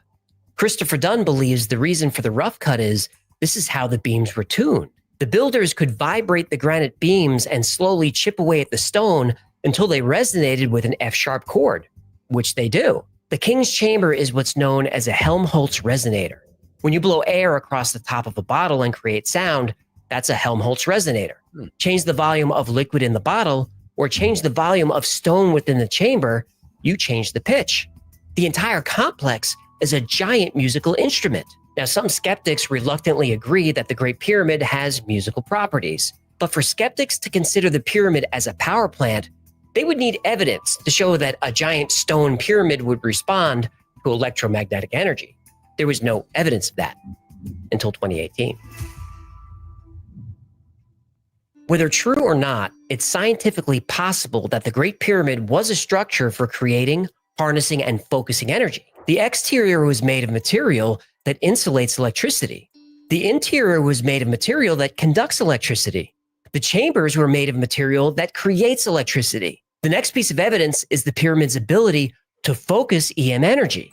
In 2018, scientists used radio waves at different frequencies to see if the Great Pyramid would interact with electromagnetic waves of a resonant length. Their experiments proved that in a resonant state, the pyramid can concentrate electromagnetic energy in the internal chambers as well as under its base. Resonance in the pyramid can be induced by radio waves with the lengths ranging from 200 to 600 meters.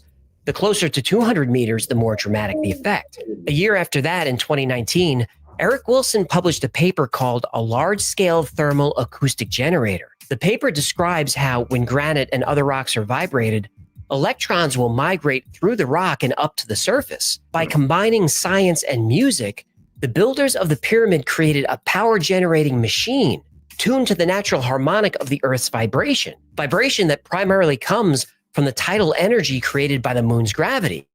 This technology, created thousands of years ago, could generate unlimited clean energy. But how did they get the energy out? That brings us back to Tesla. His Wardenclyffe Tower was built on top of an aquifer, with copper and iron rods extending down into the water. When electricity was sent into the tower, it was to be transmitted around the world through the atmosphere. The pyramid is also built on an aquifer, and copper pipes and iron rods have recently been discovered there. If the capstone was made of gold, the energy concentrated inside the pyramid would have been drawn to the top and transmitted to the atmosphere. Tesla's wireless power distribution system used the resonance of the Earth, just like the pyramid. And just like the pyramid, the energy generated by Tesla's tower would be unlimited, clean, and virtually free for everyone on the planet. But Tesla's tower was destroyed by outside forces. There's evidence that the Great Pyramid was destroyed from within. In the year 1900, Nikola Tesla convinced J.P. Morgan to fund a project to create a wireless communication system. When Tesla received the funding, he decided to scale up the project. Rather than transmit messages around the world, he would transmit power. Tesla had already demonstrated that wireless power would work on a small scale. He famously had light bulbs scattered on the ground that would illuminate when a Tesla coil was activated nearby. Now he wanted to go bigger. He explained this world-changing technology to J.P. Morgan and asked him for more money to complete the project. Rather than support Tesla, Morgan pulled his funding, claiming breach of contract. J.P. Morgan owned General Electric, which would be made obsolete. He owned AT&T, which would also become obsolete. J.P. Morgan owned copper mines all over the world, and his factories generated miles of copper wire. J.P. Morgan owned rubber farms and factories that created insulation for wire. He owned steel companies and factories that built power generators. He owned timber mills that created telegraph and electricity poles. He owned coal mines that fueled existing power plants. And he owned 24 railroads that transported all these resources around the country. None of this would be necessary if Tesla created free, unlimited wireless power. For several years, Tesla wrote JP Morgan almost every month, begging him to reconsider. He wouldn't. Instead, JP Morgan chose to finance Tesla's competitors, Edison and Marconi, who were improving on and getting rich from Tesla's inventions. And not only did JP Morgan refuse any further investment, but he also put out word to everyone in the wealthy investor class that Tesla should be avoided. He was essentially blacklisted. By 1915, Tesla had accumulated so much debt that the bank foreclosed on the Wardenclyffe property. The tower was demolished in 1917 and sold for scrap. The project was never completed. Tesla was a genius, but he was at a disadvantage. Men like Edison and Marconi knew how to bring Tesla's inventions to market.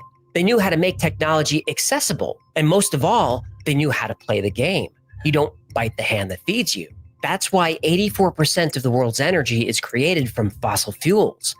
It's also why Tesla died alone and broke. Makes sense. It's possible that the Great Pyramid suffered some catastrophic event that caused it to stop working. In addition to hydrochloric acid, there are traces of sulfuric acid in the southern shaft. In the northern shaft, there's zinc chloride and ammonium chloride. These chemicals can create hydrogen without being mixed, but if you do combine ammonium chloride with sulfuric acid, you get more than a reaction. You get an explosion. Because of the structure of the pyramid, this explosion could be controlled. But there's evidence that an uncontrolled explosion may have occurred. In 2001, in the Grand Gallery, scorch marks were discovered in the ceiling above where the resonators would have been. In the King's Chamber, cracks have been found in the granite beams. At first, this was thought to be caused by an earthquake, but the damage was only found in areas of the pyramid where the flow of highly compressed, heated hydrogen occurred. The walls in the King's Chamber have been pushed out over an inch. It takes a lot of pressure to push tons of granite out that far. The Great Step outside the King's Chamber also shows extensive damage like that from an explosion, not an earthquake. And shout out my man Mike G. He said one from my music vault, Muddy Water, Champagne, and Reefer. Shout out. Other parts of the interior also show signs of charring. When the southern shaft was discovered, it was coated with salt about an inch thick. This would happen if hydrogen was boiling and bubbling up the shaft. What caused the pyramid power plant to explode is not known, but Christopher Dunn believes it was some sort of cataclysm, not an earthquake, but maybe an asteroid impact. There's a problem with this theory, though. The ancient Egyptians kept meticulous records of everything. There is no record of an impact during this time. Dunn believes it happened thousands of years earlier. And that brings me to this thought. Skeptics will say if the ancient Egyptians used electricity, there would be documentation, even hard evidence of it. You'll see true believers point to glyphs that look like light bulbs, but I honestly think that's a stretch. There's no evidence the Egyptians worked with glass or any components used to make a light bulb. So why is there no evidence of the use of electricity in ancient Egypt and no record of electricity being generated by the Great Pyramid? Well, because the ancient Egyptians didn't build it. There really is no debate by mainstream academics about the who, when, why, or how of the Great Pyramid. It was built by ancient Egyptians in 4500 BC as a tomb for Khufu, and that's that. But what if none of that is true? What if the ancient Egyptians didn't build the pyramid, but found it? And when they found it, it had been dormant for years, maybe thousands of years. Graham Hancock is a proponent of the Orion constellation theory. This says the Great Pyramid complex is almost a perfect match for the stars in the Orion constellation. But they don't line up to where Orion is today.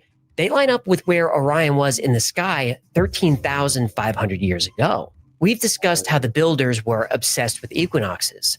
The Sphinx faces due east, and on the vernal equinox, the constellation that rose due east 13,500 years ago was Leo. Now, I'll concede the astronomical evidence could be a coincidence, but there is hard evidence that these structures are older than originally thought. You can't carbon date limestone, but there are clues that the pyramid and the Sphinx have been there for a long, long time. Robert Schoch from Boston University believes the Sphinx and Giza complex is about 13,500 years old. Giza has been an extremely dry climate since the time of the pharaohs, but the Sphinx shows signs not only of wind and sand erosion, but also extreme water erosion The erosion patterns around the base of the Sphinx could only occur if huge volumes of water were washing over the plateau at violent speeds.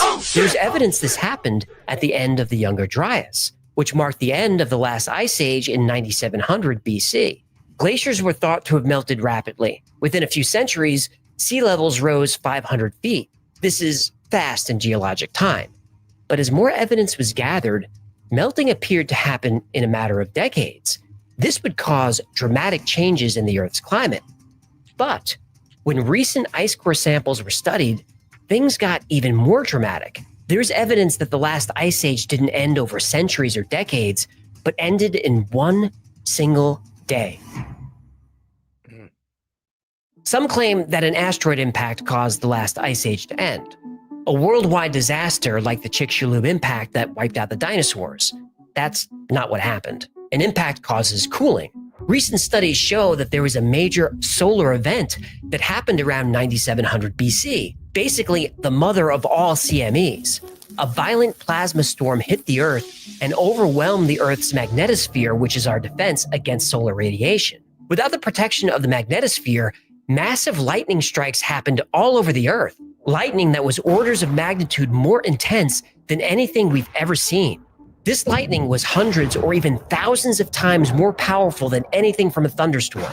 There's evidence in over 120 countries of rock melted and turned to glass during this event. This is called vitrification. There's evidence of vitrification in moon rocks. We know for a fact large mammals like saber-toothed tigers and woolly mammoths were wiped out at this time. They didn't slowly go extinct. They instantly went extinct. During the 4 or 5 days of this event, the Earth was also awash in lethal radiation. Only animals that can go underground survived. Most of the human race died during this event. Only humans living near caves were able to find shelter and survive. If glaciers, which covered 30% of the Earth's surface, melted in a day or two, think of the speed, volume, and pressure of water that would rush across the Earth's surface. This water would act like a power washer on stone constructions like the Sphinx and pyramids. Meanwhile, a sky full of plasma and lightning and radiation would have severely damaged the Great Pyramid if it was using a volatile chemical reaction to create power. Every culture has a flood myth that served as a reset of civilization. All those stories seem to point to a cataclysm at the end of the Younger Dryas. Myths of lost continents like Atlantis also fit into this timeline. Now, I'm not claiming anything I've said today is what happened, but I am saying there's evidence that it was possible that an advanced civilization existed thousands of years ago. That civilization had the technology to create unlimited clean energy. Then the glaciers melted, a great flood came, solar plasma and radiation destroyed a significant amount of life on the planet. The civilization then disappeared. Then thousands of years later, as the great Egyptian culture was forming, they would have utilized the pyramid, not for power, but for ceremonial or religious purposes. They would have altered the Sphinx, carving away the original design and replacing it with a design of their own. And we know this is what they did. Mainstream scientists are still not convinced, and that's okay. As time goes on and more secrets are revealed, sooner or later, we will learn the truth. And I suspect we'll learn that the pyramid power plant theory was right all along.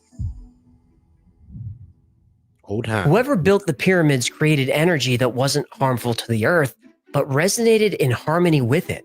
A suspicious person might wonder why, if this theory has been around for 50 years, nobody's tried to replicate it, even on a small scale. Unlimited clean energy for everyone on Earth sounds like a way for the entire human race to take a huge step forward.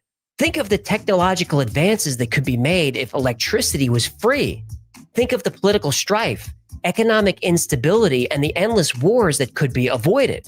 But maybe what's happening now is what happened to Tesla 100 years ago. In Tesla's time, nobody was interested in creating technology that would make power free for everyone. Empires owned by J.P. Morgan, the Vanderbilts, and the Rockefellers would have been devastated. The Carnegies, the DuPonts, and the Mellons all would have seen significant losses. These families owned all the energy production and distribution in the United States. Their companies were the lifeblood of American industry. The families were American royalty. If Tesla was able to achieve his vision, not only would the wealth of these families be diminished, so would America's standing in the world as a great new industrial power. Tesla said he wanted to bring abundant electrical energy to remote, underdeveloped parts of the world to foster closer communication between nations. This couldn't be allowed to happen. America and the corporations that controlled it would never have given up their advantage. They still won't. When Tesla died, the FBI and agents of the OSS were, for some reason, close by. Tesla's documents were stored in 80 boxes, all organized and numbered by Tesla himself. Only 60 boxes were discovered. And since then, a few scientists have stated that Tesla's invention would have never worked. But that's what scientists said of most of his inventions. Viewers of this channel know that most science is bought and paid for by corporations and governments. This is especially true in the last couple of years. Get the jab. Right. Another jab. Another jab. Another. Yep. Whether those jabs work or not, you human pincushions are making people rich. Oh, there's no doubt about that. 80% of the products we use today can be traced back to Tesla. But the technology that we really need now more than ever is inexpensive, clean energy. Sadly, that technology died with Tesla. Instead, the world went in the direction of coal and oil. And nations fought and continue to fight wars to control these limited resources. Oil, coal, and war may be terrible for the planet and the people who live on it, but they're great for business. And for all his genius, that's something Nikola Tesla never understood. Thank you so much for hanging out with me today. My name is AJ, that's Hecklefish. This has been the Y-Files. If you had fun or learned anything, do us a favor and like, subscribe, comment, and share. Alrighty, let's get over to one. We're about to end the show. So shout out, man, to my man Mike G, because he got the closing song for the night, man. Shout out Mike G, man. We appreciate the support. We're gonna go ahead and close out on this one, man.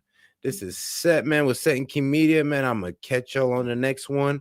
We're just gonna close out to Mike G's song. Peace. All right.